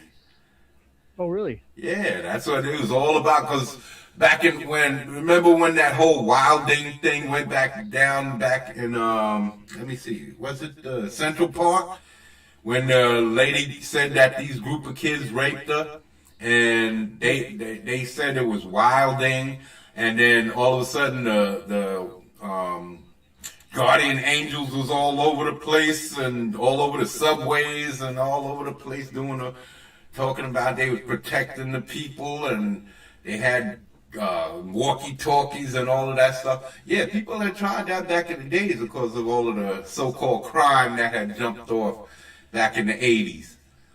But by the 90s, they was out of there because the 90s had gotten crazy. And the Guardian Angels would have wound up in body bags. Because that was the crack era. That was that crack era, and nobody would have took nothing off of no Guardian Angels back in that time. I just think just as a possible, I don't know, some sort of remedy or strategy for people who are, if someone's rights are being violated, they can, because people stand around and record it, but run across the block and whistle for more people to show up. You know why? People still show up. Why would you think that would help? Blowing a whistle to get more people. When you see people find out they're videotaping anyway. That's what I'm saying. That's why I'm asking. Right. Well, a lot of people are talking about, if I was there, I would have stepped in, I would have intervened, but you're still outnumbered. And you still got the authority against you. Right. See, you can't go there and start jumping those police and stopping them from hurting the person that they're hurting or doing whatever they're doing. If that's the situation that you're talking about. I'm not sure if it's a situation with the police or if it's rioting or what, or looting, because there's been a lot of looting. I heard that Targets got looted. I don't know. I don't really watch the news. I stay away from the news too, pretty much. Yeah. But it's hard to avoid sometimes. Yeah. But I don't know, just an idea of, like if you're facing authority, and I'm not necessarily saying go up and try to fight anybody, but if you have more people around, more eyes on the situation. But the thing is, people already get eyes on and get video cameras on, and the cops still get away with it. So what's the point? See, to me, this is why I said that whole thing about getting rid of money, because there's money involved. It's all money incentives. If there's no incentive for money, then you don't need police. You don't need all of that, and all of that goes away. All of the hatred and the class fighting and all of this stuff goes away. It just goes away. The only thing, of course, there's always going to be people that's going to want to fight over something. You can't avoid that. But that happens right now. So what's the difference? I'm saying if you get rid of money just for the United States of America, right? You keep it for the United international use. Whatever we make, we put it in the bank for international use. But amongst Americans, we don't need money because we can use, all you need is work to produce materials. All you need is work to produce goods. All you need is work to produce food. You don't need money. It's an unnecessary entity. Back in the day, gold used to be the standard. Then they put gold away and said, we'll use gold to back up this fake piece of paper. We'll Guy, I'm going to have to go. Okay. My family's calling me to dinner now. Okay. All right. See you later, folks. Okay, I'll probably see you a little later. So, yeah, you use money to back up the gold. The gold was kept in the reserve, and according to the amount of gold we had, the amount of money was printed to represent that in order to keep the value of the gold separate and all of that stuff like that. This is what the original concept was. But now, they don't do that no more. Gold has nothing to do with money. So it is entirely a fabrication of our mentalities. It is a total fabrication. It is no longer backed up by anything. They print more money whenever they feel like it. So this is why the whole economy is messed up and there's trillions of dollars in debt, because they keep printing money and there's nothing to back up this money that they're printing. There's nothing to subsidize, solidify that money has value, besides the fact that we say it does. That's it. We're working for this made-up thing. If something is made up, we're working for some fabricated thought. Okay, we could do that without money. We can still make the things that we make. We can still put it out there. We just have to restructure how we go about appointing the jobs. That's all we have to do. But as long as you don't have to work, most jobs would be apprenticeships. I volunteered work in up the block from me was a veterans hospital, and I did volunteer work as a teenager. As a young teenager, and I got points. And I can do any nurse's job because nurses don't really do shit. They only take your blood pressure, they might take some blood, and there's two different kinds of nurses. There's the regular nurses that does all of the grunt work, which basically clean bedpans, changes the clothes, scrubs the patients, take blood pressure and things like that, and they have all kinds of machines for that. But I know how to take blood pressure the original way. I know how to take, I have a stethoscope and all of that, so I know how to take all of that just from years ago as it's from a child. I know that the high number is you pump up the blood pressure bag around the arm, right? And as it squeezes off the circulation in your arm, you'll hear it, and then it'll stop. And then as you let the valve go and let the air out of the bag around your arm, you'll be able to hear the blood pressure start up, boom, boom, boom, boom, again in your ear. That high number where the valve is going down, that high number is your top number. And then as it goes down, it'll stop. You'll stop hearing it, and that's your low number. And you write that down, and that's how you gauge blood pressure. If it's high, you'll hear it at a higher pressure of the bag around your arm. It's squeezing your arm, and as you letting the valve loose and letting the air out, you'll hear it sooner if you have a higher blood pressure. And that's how you realize that you got high blood pressure. So there's things that people do as a nurse. Anybody can learn. There's things you do in construction anybody can learn just by saying, here, do this, do that. But they have these classifications because everybody can't do that job. And they need to be able to say, this is you, put you in this class, put you in that class, put you in this class. Because, like I said before, there's no way that everybody can be rich. You have to have people working the grunt jobs. How do you get people guaranteed to stay in the grunt job if you don't have a system set up to keep people in the grunt jobs? So all you have to do is set it up. Okay, when you first starting out, you're a kid, you getting into the workforce, you got to do the dirty work. And then as you move up, you get to move into the higher, the higher, more established positions. Like, because most of the, if you doing all of that, then we can start, if you're not dealing with money, then you don't have nothing stopping you from curing diseases because there's no money value and say, oh, we don't have the money for the research. You don't need the money. Now you just need the manpower, right? Mm-hmm. So you get rid of the money, now all you need to, so now you're curing more diseases, but this is causing a problem at the very same time because overpopulation is the problem. People are the problem. So the more people you save, the more people are going to be, and the more problem there's going to be. So it's a catch-22 no matter what you do. Mm-hmm. So you're going to have, everything is automated.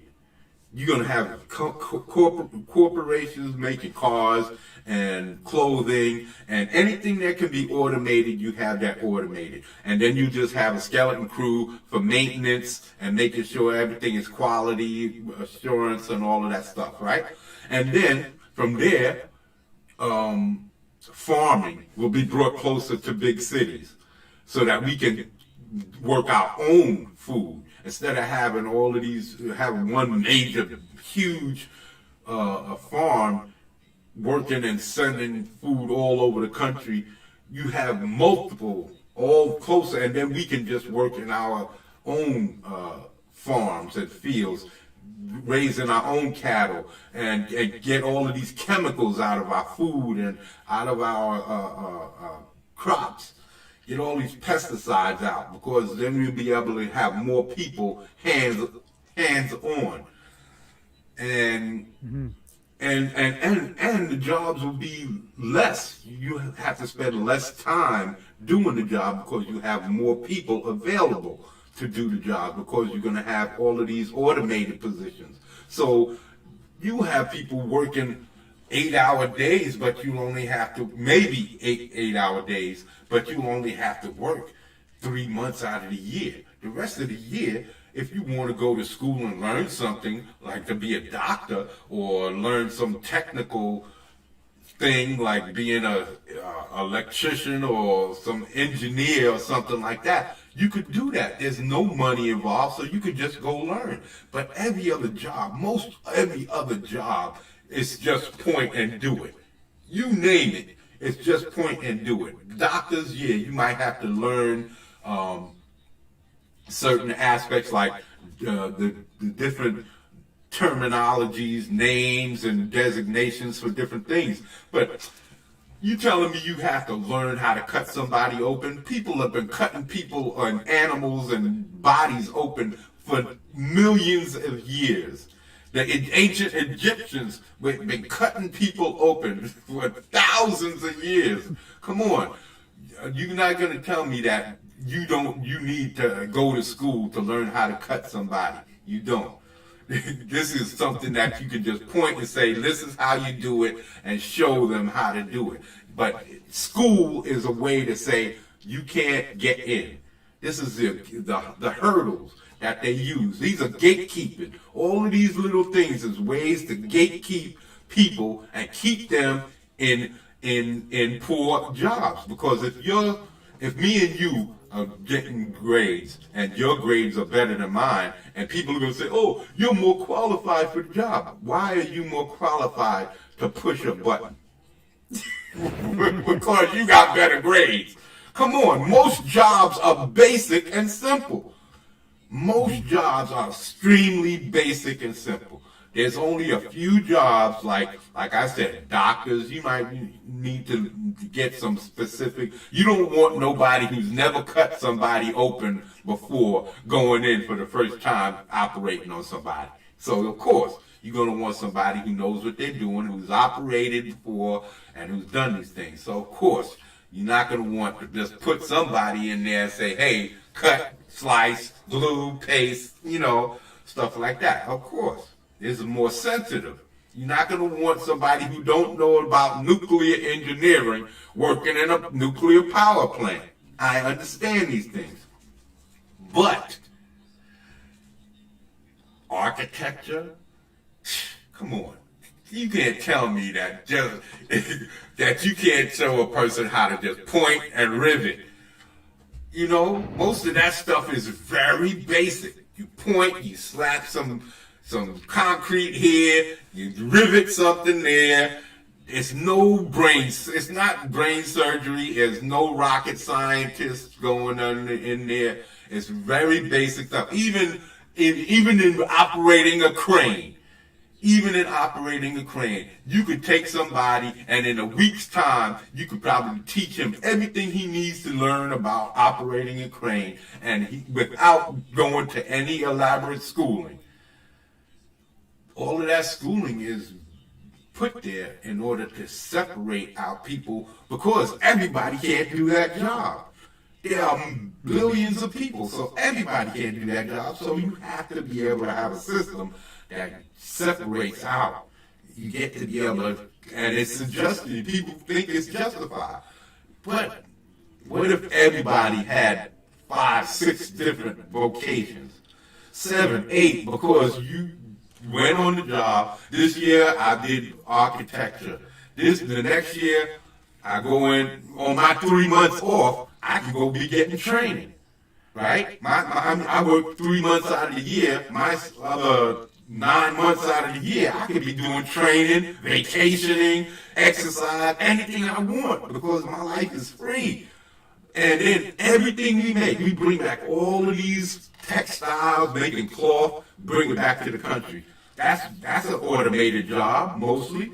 You quality assurance, you have a few people there to check for quality and stuff like that. And then you sell that stuff and you give the stuff away in the United States to people, but everybody else in the world you sell it to. And that money, you keep it in the United States for everybody for travel overseas and for purchasing things. And then if you want our products, they're going to be less than what other people charge for their same products because we're not charging money. We don't need money, so we can charge whatever we want. We can charge half price because it's not costing us everything. We're making things that we pull out of the earth. If you shave a sheep and use the wool to make clothes, you don't need no money in that process. It's just man labor. That's all it is. So you take that, sell it, you get in a home that you guarantee nobody can ever kick you out of. Why would you want to work? When you work in 3 months out of the year, you get to do whatever you want. You can make movies 1 year. You could go be an architect. You could be an engineer 1 year. You could work 2, 3 years his job, another 2, and be a nurse or a doctor and have 10 doctors on your block and 15 nurses on your block and have people just getting home care. Because you'll be able to get education how you want because it's free. And you'll be able to get taught the way you should be because there's nothing to restrict you. There's no restrictions to keep you out because there's no gatekeeping to say, oh, you gotta have this hierarchy here. And this guy, he works as a plumber and he deserves to make more money than this person because why? I know how to sweat a pipe, and I never went to a job one. My father taught me how to sweat pipe. I do plumbing in my house all the time, and I don't know. And I save myself thousands of dollars. And I don't have to have my pants pulled down around my ass crack neither. You see what I'm saying? So I'm just saying, it just takes the labor and the know-how. That's it. It doesn't take money. So wouldn't you work for that? And have that kind of freedom to travel the world however you want? And 3 months out of the year, 3-4 months, that's all you have to work, because everybody would need a job. Most of everything would be like delivery trucks. By that time, we have technology where truck driving, buses, trains, all of that stuff would be automated. So we wouldn't have, maintenance, stuff like that. Yeah, we need us to keep things working, but all of that, keep all that money in a U.S. Reserve Bank. And when Americans want to travel, the part of our travel or our trade agreement would be you get 25% off regular prices just for buying our product, and another 10 for allowing our people to travel in your country. And we get some kind of a credit card, and it's free. It all comes off of that money and the trade agreement. And then whatever wholesale money that we collect into the United States Reserve Bank, we can pay any offset. You see what I'm saying? And if we need supplies, that's what the money is also used for. Any supplies to make the materials that we need, metals, rubber, whatever. But then everything else will become, you don't need it. Oil, you don't have to worry about oil, because there would be no money in it. So we'd be able to find other means of transportation. Things like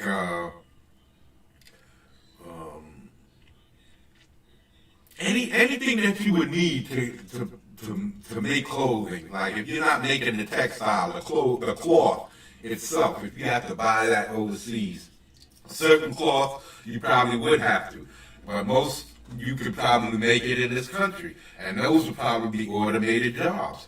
A lot of things would be able to be turned into automated systems, because we'd be able to get rid of the cost and those limitations, and be able to have more people working on these things. And like I said, to be able to cure diseases, because again, you won't have to worry about the cost. All these things would go away. You wouldn't have to put as many chemicals, because you have to worry about the cost. All of these things that plague our society comes from cost, a fabricated delusion. That's what I'm saying. It's not real. This is what the Matrix doctrine is all about. It's about the reality of reality. There's a lot of things that we hold up as real, and it's just not so. And we subjugate ourselves to this reality just for the sake of what? And I don't understand it, especially nowadays where we see the cost of money, when you can't have it because the government shuts you down and doesn't allow you. But then, this is the part that I don't like. We have to take loans because the government shut down the United States. Now we have to take out loans. Why? Money is fake, right? And companies don't need nothing. The government doesn't need the money. So if you're going to shut down everything, shut down all the bills, shut down everything, so nobody is still being hemmed up. So then when you restart society, we're not accumulating all these extra bills that now we have to pay back because of something that we didn't create. You see what I'm saying? This is retarded. Yeah. Why we should have to get a loan for something that the government shut down, and that it turns out that it's not even as dangerous as they claimed it to be. That's what they said. But there's people without jobs, millions of people that without jobs now that were put out of jobs because of the illy ill. And the government shuts down the system, and then instead of doing the right thing and saying all prices are fixed, nobody has to worry about bills, paying electric bills, paying any of that. Everything is going to continue to run because it's not hurting anything. Nothing is being wasted. You know what I'm saying? It's all stuff that just needs labor to get done. So you could just suspend the whole money thing so that people aren't running up debt. And then when you restart society, you just restart society right where you left off. And then put everything back into place. But you can't do that because it would let people understand that money, just how fake it is. That's what it's all about. That's what it's been about. One thing I was thinking about when you're talking about people having multiple locations. Yeah. Was that would have been really, if that were how the world worked, that would have been really helpful during the illy ill, because doctors were getting really that's right. burnt out. That's right. So imagine if everybody, almost like 6-7 people on your block had nurses that knew what to do as far as nursing is concerned, or doctoring, and so you get 1 million people coming into the hospitals helping because they have knowledge. And they can help, because how much real help did they need? They didn't cure anything. They basically was helping with the symptoms, giving a person an aspirin, testing, taking blood samples. They didn't really do shit. They didn't cure shit. But they talking about, we got to put them up as heroes. They were heroes. They saved us during the illy ill, and they was on the front line. What front line? They was just there doing what they always do. Taking blood samples, feeling people's foreheads. Come on, and giving people aspirins. They didn't cure shit. They didn't prevent people from dying because they didn't have no cures. So they didn't do shit. They just tested people. And made people comfortable. That's all they did. So, okay, what if that's all you need me to do? Then, hey, I can come out there and help too. Take a few blood samples. How hard is that to learn? Like I said, I learned that in a summer or two, working up the block as a teenager, an early teenager in a veterans hospital. I learned this stuff. Then I still know the technique to this day because I used it to help my mother.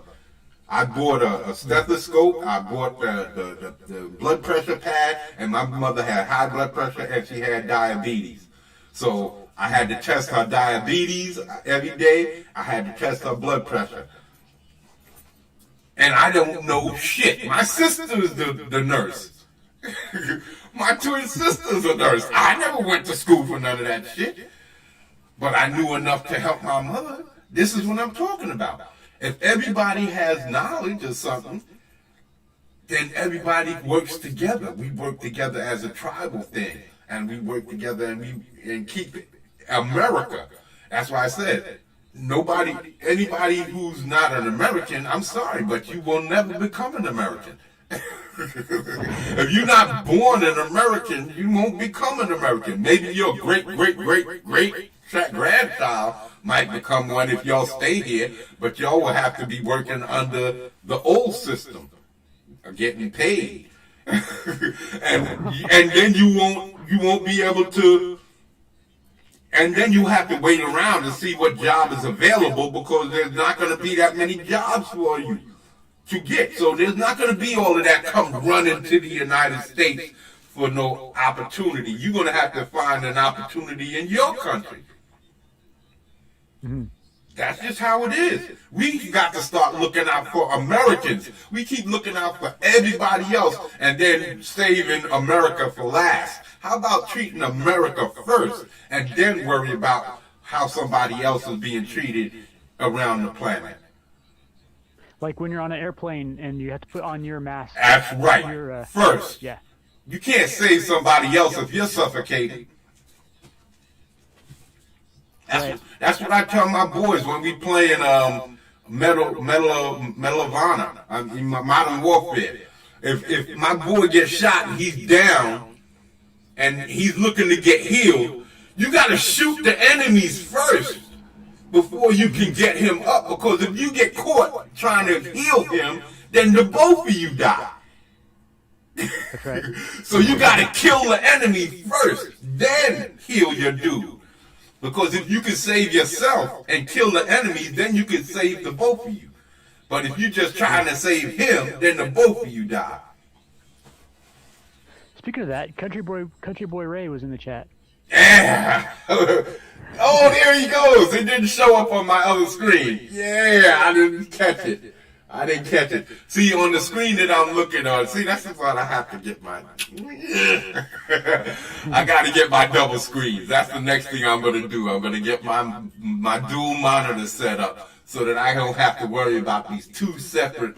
right now, I got this my cell phone and then a monitor. So the cell phone doesn't work the same way if you have two monitors. You can't split it the same way and see exactly what's going on. And so I get two different views. And so I'm just not fighting it now. I'm just going to wait until I get the cable splitter and I'm going to get my two monitors and I'm going to set this straight. But yeah, man.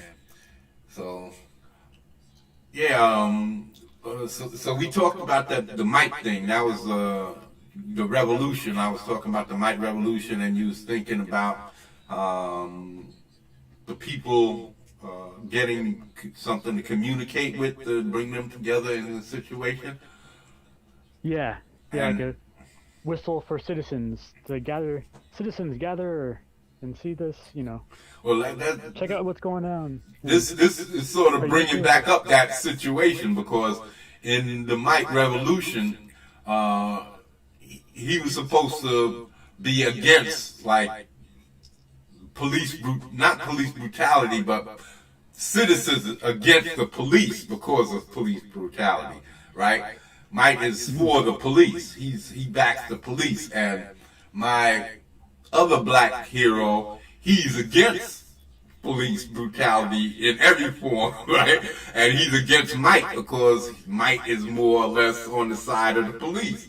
And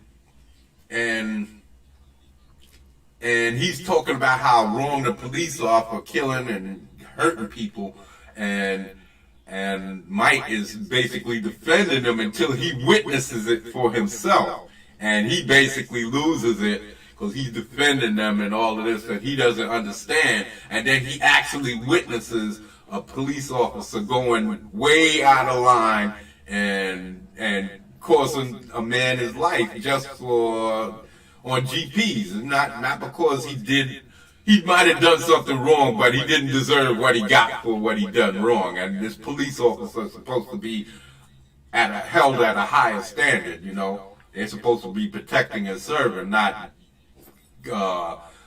pronouncing judgment. So he witnesses it, and he turns his anger on this cop, and then it goes crazy from there, and superheroes start picking sides on how they should handle him because they trying to, hand him in to pay the price for what he did. He killed a police officer and he's got to pay the price. But my other dude, my more hood character, he's like, yo, fuck that. Y'all can't, now he wants to back Mike up because now finally Mike did the right thing in his eyes, and now he wants to create the revolution that he's been looking forward to. And Mike's like caught in the middle because you got superheroes of all colors and races saying both things. You did the right thing and also you did the wrong thing that you have to pay. So, and they start picking sides and just winds up becoming a civil war that spreads off across the country, and where they're actually separating, dividing the country up into this is our half and that's your half type of scenarios. And the military gets involved, and it just starts escalating and escalating and escalating, and then bad guys are taking advantage of the situation and making moves while the situation is so chaotic. The government and the country is it's such a chaotic state that the bad guys start making moves and getting away with it, you know, and pulling off certain operations that get them in powerful situations in order to create a domination type of situation where they can take over. So it's a story that I was working on, and I never completed it because, like I said, I switched it over. It's gonna probably be another story, man. In another with another character, because I don't see that story. It's not like it can't fit into my universe with Mike. It's just that I don't see it fitting into the storylines that I've written for this new story. And nowhere along the trajectory of where I see these stories going in this new Mike of Thug City storyline is because that one was supposed to be Mike Evolution, Mike Revolution, and then Mike Extinction and stuff like that. That was supposed to go like that. This is just going to be the Might of Thug City, and it's going to be a continuous story about Mike, and then have all of these other characters come in and kind of filter through this story and hopefully spin off into other books. Nice. That's good though. It's good that you don't get married to a certain idea. You can kind of reassess the whole story and say, oh, this doesn't work, so I'll put that in my chest for future. For my first story, I didn't want it to be so political, so racially political, about cops killing black people and all of that stuff like that. Even though you're talking about that, and it's coming back up today. Because that's when I first started writing it, it was back when that was a prominent story.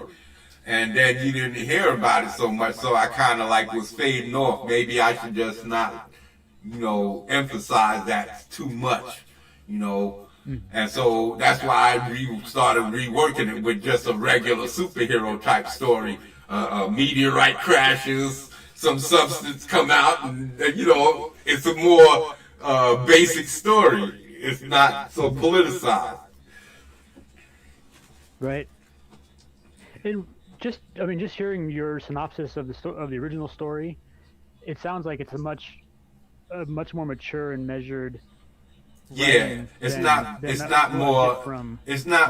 Yeah, it's not like, oh, I'm black and y'all are picking on me and y'all should treat me different because I'm black. No, it's just a situation that happened to happen around a black situation. That's it. Yeah. And that's because I'm black and I'm just trying to tell a story from my perspective. That's it. I'm not trying to say, hey, look at me, I'm a black man and I want you to know my struggle. No, I'm not telling you that. I'm trying to say, hey, this is stuff that I've seen, and this is a story plot line that I want to explore while telling this major Civil War story. This is just the outset. It's not the whole storyline. It's not what my whole story's about. It's not all about black and white and all that. No, it's about that in its most basic forms, but it's more about people interacting with each other. That's all. It's how people choose to treat each other, and the way people use to try and benefit off of people's ideologies and beliefs and all types of things like that. That's mostly the meat of my story, is where people will try to benefit and take advantage of situations where the average person would believe, hey, that's not what you should do. You should be more kind-hearted. And, well, there's people out there who are vicious and will jump on any opportunity to take advantage of a situation, no matter what it is. Yeah, definitely.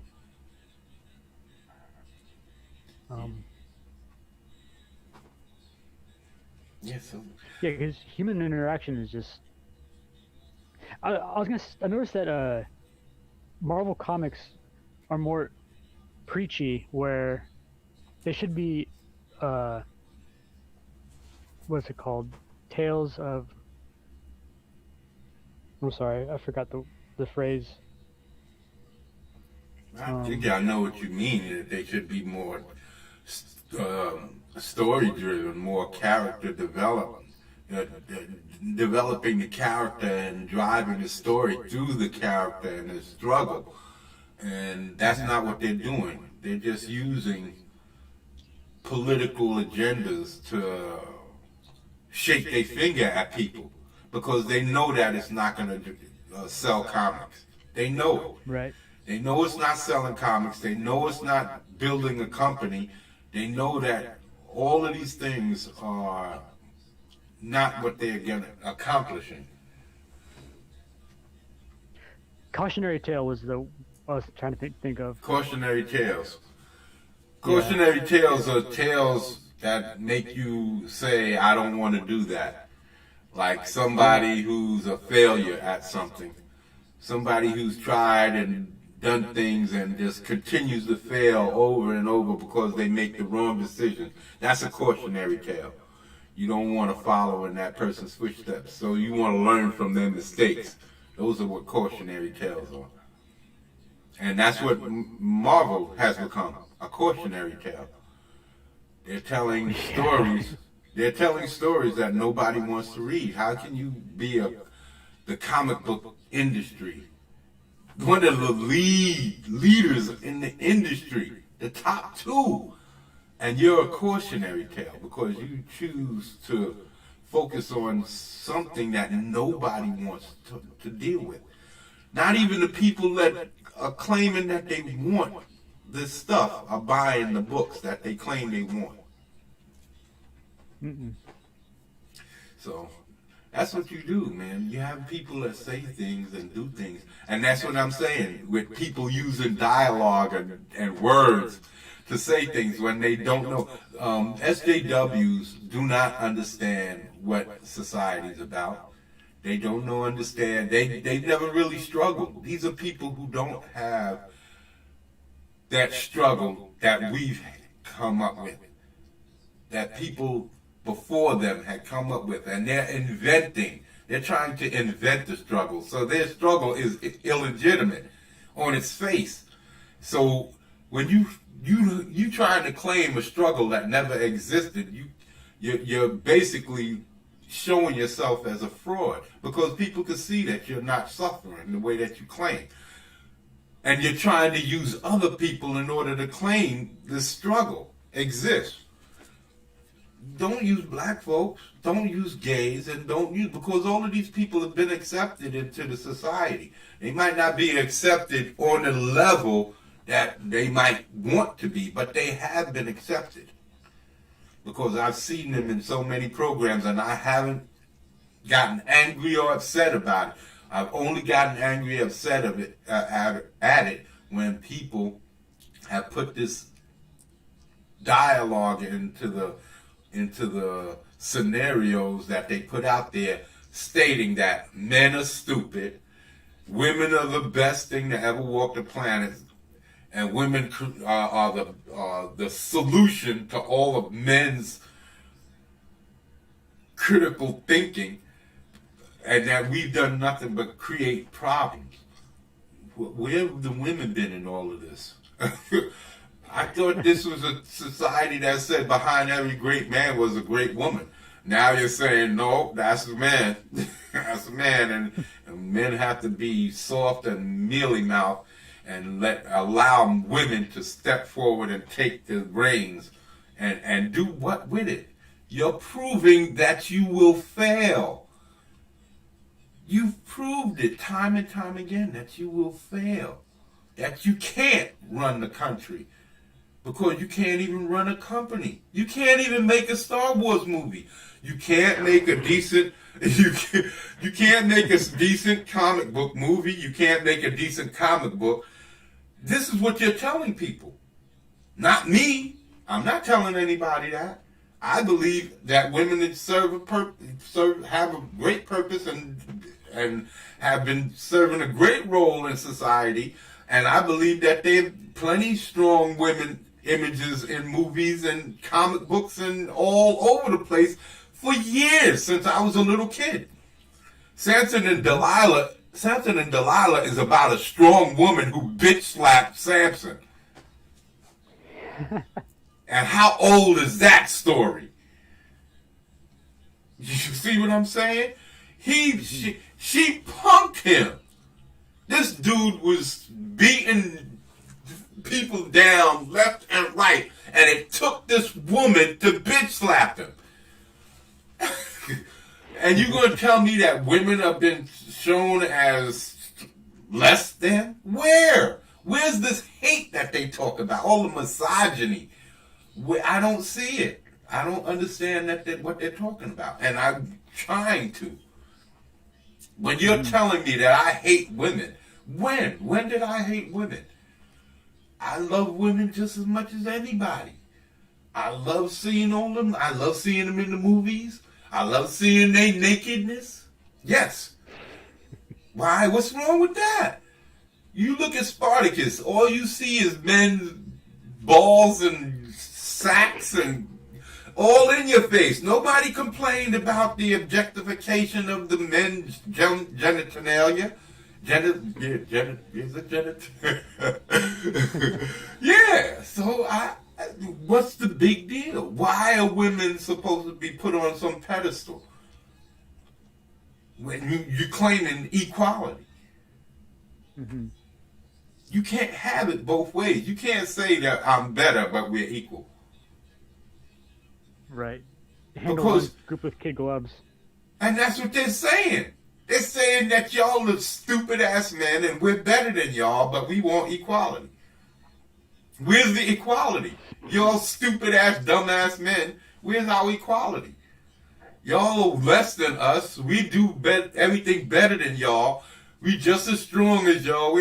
Yeah, right. Under which fucking... How are y'all... You put women in the Spartacus situation. And you gonna tell me that women are gonna fight out of that? A group of women's gladiators will fight their way to freedom and free a bunch of women and run and create a system where they can destroy all the men. And it's not gonna happen. It'll never happen under any type, even if they would have guns, it would never happen. A group of women fighting and I'm not saying it's not possible, but it won't happen. It's possible in the way that a man having a child. Sometimes, probably in some time in the future, that they might be able to create the possibility exists. At some point in time, maybe, but that's just what I'm saying as far as women waging war against men and winning. I'm talking about waging all-out war. Guttural, brutal, down, all-out war. Men against the woman. It'll never happen. It can't happen. Because you just don't have it. Just because you're strong enough to carry a baby for 9 months, which is a commendable thing. I'm not trying to poo-poo on any of that. I'm not saying that that's what women's purpose is or nothing like that. I'm just saying, physically and mentally, you can't do it because y'all can't separate yourselves mentally from your emotions. And when you do, you fail. This isn't the first time women have tried this whole silliness about blaming men for their problems with. They did it with their breasts. Oh, bras were the tool of men and to subjugate women, and they took off their bras and burned them in the 60s. And what happened? Their breasts started sagging. Now, in the 70s and 80s, what happened? They want implants. Then they getting older, and that's man's fault too. That's a man's fault too. They get all these implants and silicone, and that was killing them, right? Because they wanted their saggy titties, and they didn't want to wear the tool of man. It's ridiculous. It's utter ridiculous that men are trying to subjugate women in that way. I'm not saying that women don't are maybe looked at in a certain way, but why wouldn't you? They carry your children. Men don't. This is the only way this is the basics of life. Women carry children. This is how the human race proceeds forward, by women carrying children. And you're supposed to protect that. Defend. That's why men are built the way we are built. But that's not saying anything less than about women, because look at lionesses. Lioness does most of the work. She hunts. She takes care of the family. The men, they just go do the warring. The male lion basically does the warring. And the females help in that too. When hyenas go at the lions, women and men are going at it, man. So who's to say that women can't? I'm not saying women can't be warriors and women can't fight, but what are women willing to do what it takes to become that type of warrior? Very few. Very few. There are not no Amazons out there. This is a fabrication. Y'all, and it was probably the original Amazons. Was that Wonder Woman, or was that a story created by somebody a lot older than the dude who created Wonder Woman? Because the dude who created Wonder Woman was a dude who had 2 wives and was into S&M, bondage, and all of that good stuff. And he created Amazons and an island full of sexy, hot females that was wrestling and doing all this good body interactions with each other. And then when the perfect woman comes to the United States, she spends most of her time getting tied up and beat in bondage situations. Now, you going to tell me this is a symbol for womanhood? Come on. But now they're claiming it.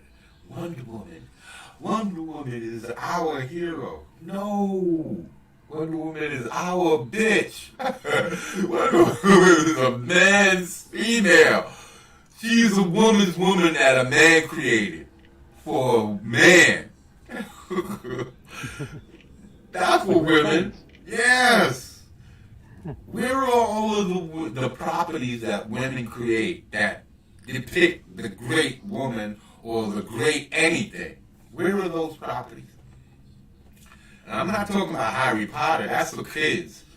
That wasn't created for adults. Where's the great property that was created by a woman that dominated the world, that every person had to watch or had to have a part of, that was created? A video game. Anything that a woman created, that a man, everybody on the planet, it was a wave that everybody had to buy and take part in because it was just that good.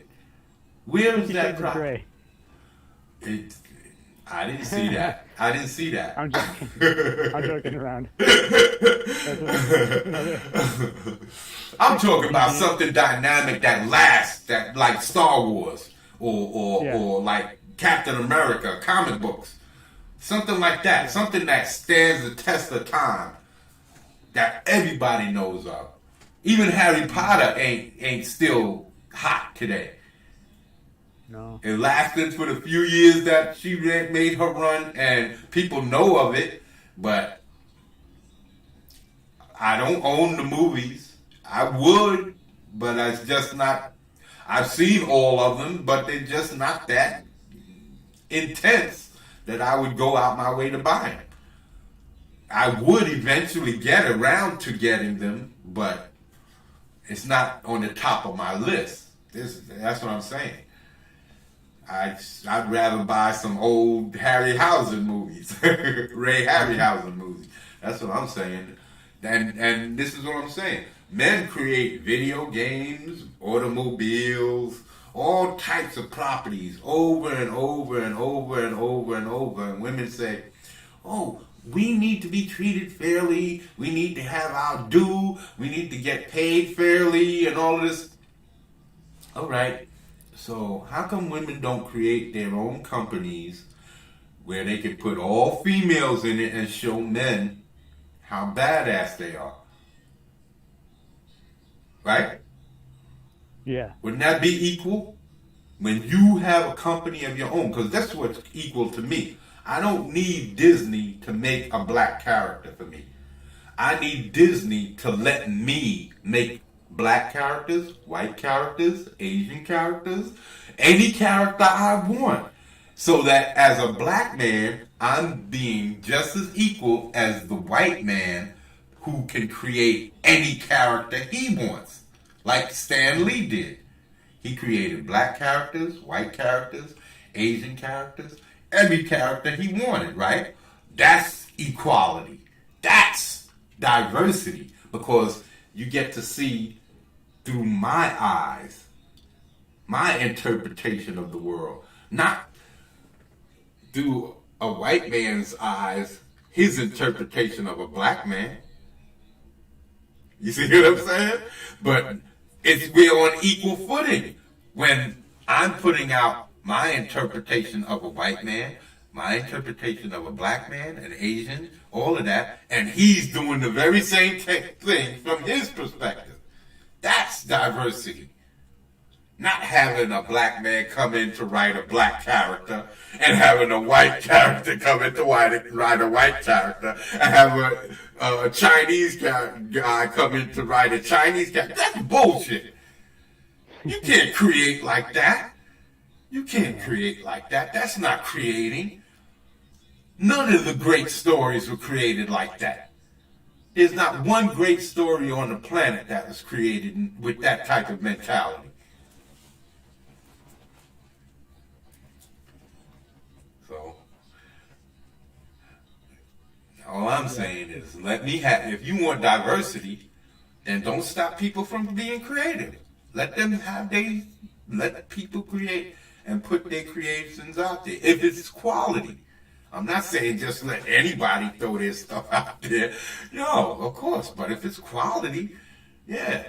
Why shouldn't a black man be able to have a black comic book company and put out any type of comic book he wants, whether it be westerns, horror, black superheroes, white superheroes, Asian superheroes, Australian? It doesn't matter. Because that way, an Australian dude can come out and he can put out a comic book of any people he wants to. And a Chinese dude can come out and put out any comic book he feels like. That's diversity. Because that's the true voice of the artist speaking. Not somebody else's, one person's interpretation of another person's thought processes. If all Asians were the only people allowed to create a story and write stories about black, white, that's diversity? No. Let everybody have a chance. I'm sure there are plenty of Asian stories and African stories, Australian stories, Indonesian stories. Guadalajara probably got stories that we've never heard about. Yeah. Right? So if they get the chance to tell their side, isn't that true diversity? Not having one dude come in to write one character in somebody else's story. It makes no sense. A committee of artists is Exactly. doesn't really work. Too many cooks spoil the soup. Yeah. Too many cooks all gonna want to put their ingredients that they think taste better. Mm-hmm. And then before you know it, everybody got too much of this in it and too much of that. Shoot, I'm telling you, man. So, yeah, man. I'm going to be a lot more active this week. You're going to see me coming up with some more videos. And I'm going to be getting up tomorrow. I got some stuff to do. I got to find my Matrix DVD because I got to do the whole blue pill, red pill thing. I got to be doing that whole thing because that's going to be the introduction, man. If you don't want to change your whole life the way you think, don't listen to this video. Don't visit this live stream because I'm going to make you think about what's real, what reality. I'm going to make you think about the reality of your reality. Whoa. Yeah, so here you're pulling 5 hours in, but now I don't have to worry about running out of time because I'm unlimited, baby. I'm unlimited. So Unlimited power. yes, I have unlimited power. I'm like Superman now. I have super. What do they call class? Omega class. I have Omega class streaming abilities. So, yeah, people, you're gonna be seeing me doing a lot more drawing streams. I'm gonna be popping in doing those because sometimes I'm gonna be in the middle of the night or middle of the day, just popping in and coming up with some concepts and just drawing. Because that's what I did best, is when I just let my mind spit out stuff onto the page. So when I'm just really coming up with random ideas is when I'm going to have the best stuff. And that's when I'm at my freest, when I'm creating. And I'm just drawing just to put out a random thought. So either a random fight scene or something like that. Some kind of choreography. Usually it's to getting body positions. That's what mostly I do when I draw. Is to find a specific body position and accentuate those muscles and everything that show that off. But now it's going to be more about details and shading and light sources and all of that stuff. So these are the things that I'm going to be working on now. And for all of you guys who are interested in seeing how an basic amateur, because I've never had any professional tutoring, so basically how an amateur figures out all of these things, well, we can come together, come watch me and Monstrositus X draws or drawing. And I'm going to figure out something. I don't like that. Monstrositus X drawers. Sounds like I'm talking about my underwear.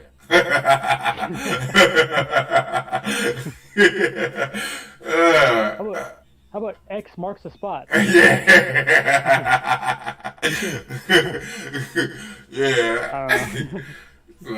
Yeah, so I got to work on all of that, people. You're going to see it. It's going to be full speed ahead. I'm working on a clay station. I'm working on my clay station. And I'm not going to be playing games. I'm going to be sculpting clay. So I'm working on a station to where I can mold my clay until I can tear this closet down and build a nice spot for me.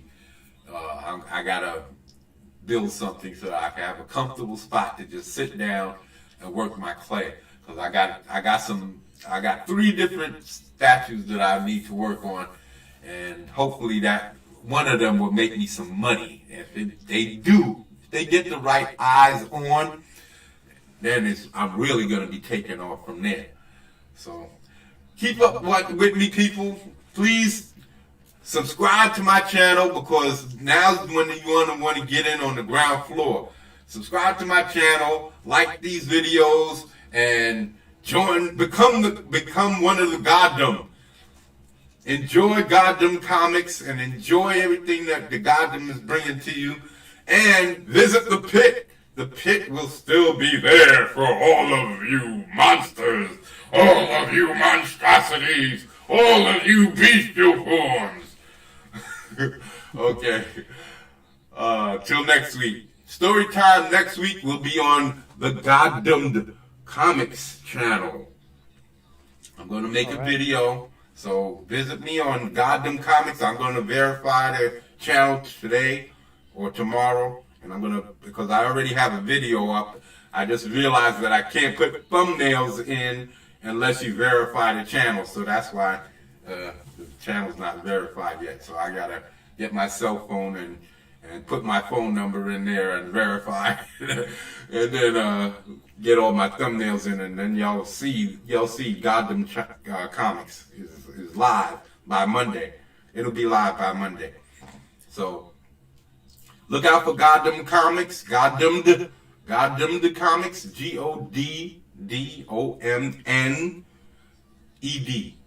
Goddom Comics. It's a play on goddamn comics. So it's Goddom. The Goddom is filled with gods. That's the creative side. The pit is my more bestial side, my more rough and tumble side. So the pit is I am indigenous monstrosity, and Goddom Comics is my creative side. So watch both sides, and you can see my good and evil wage war. So okay, people. Till next week. Deuces.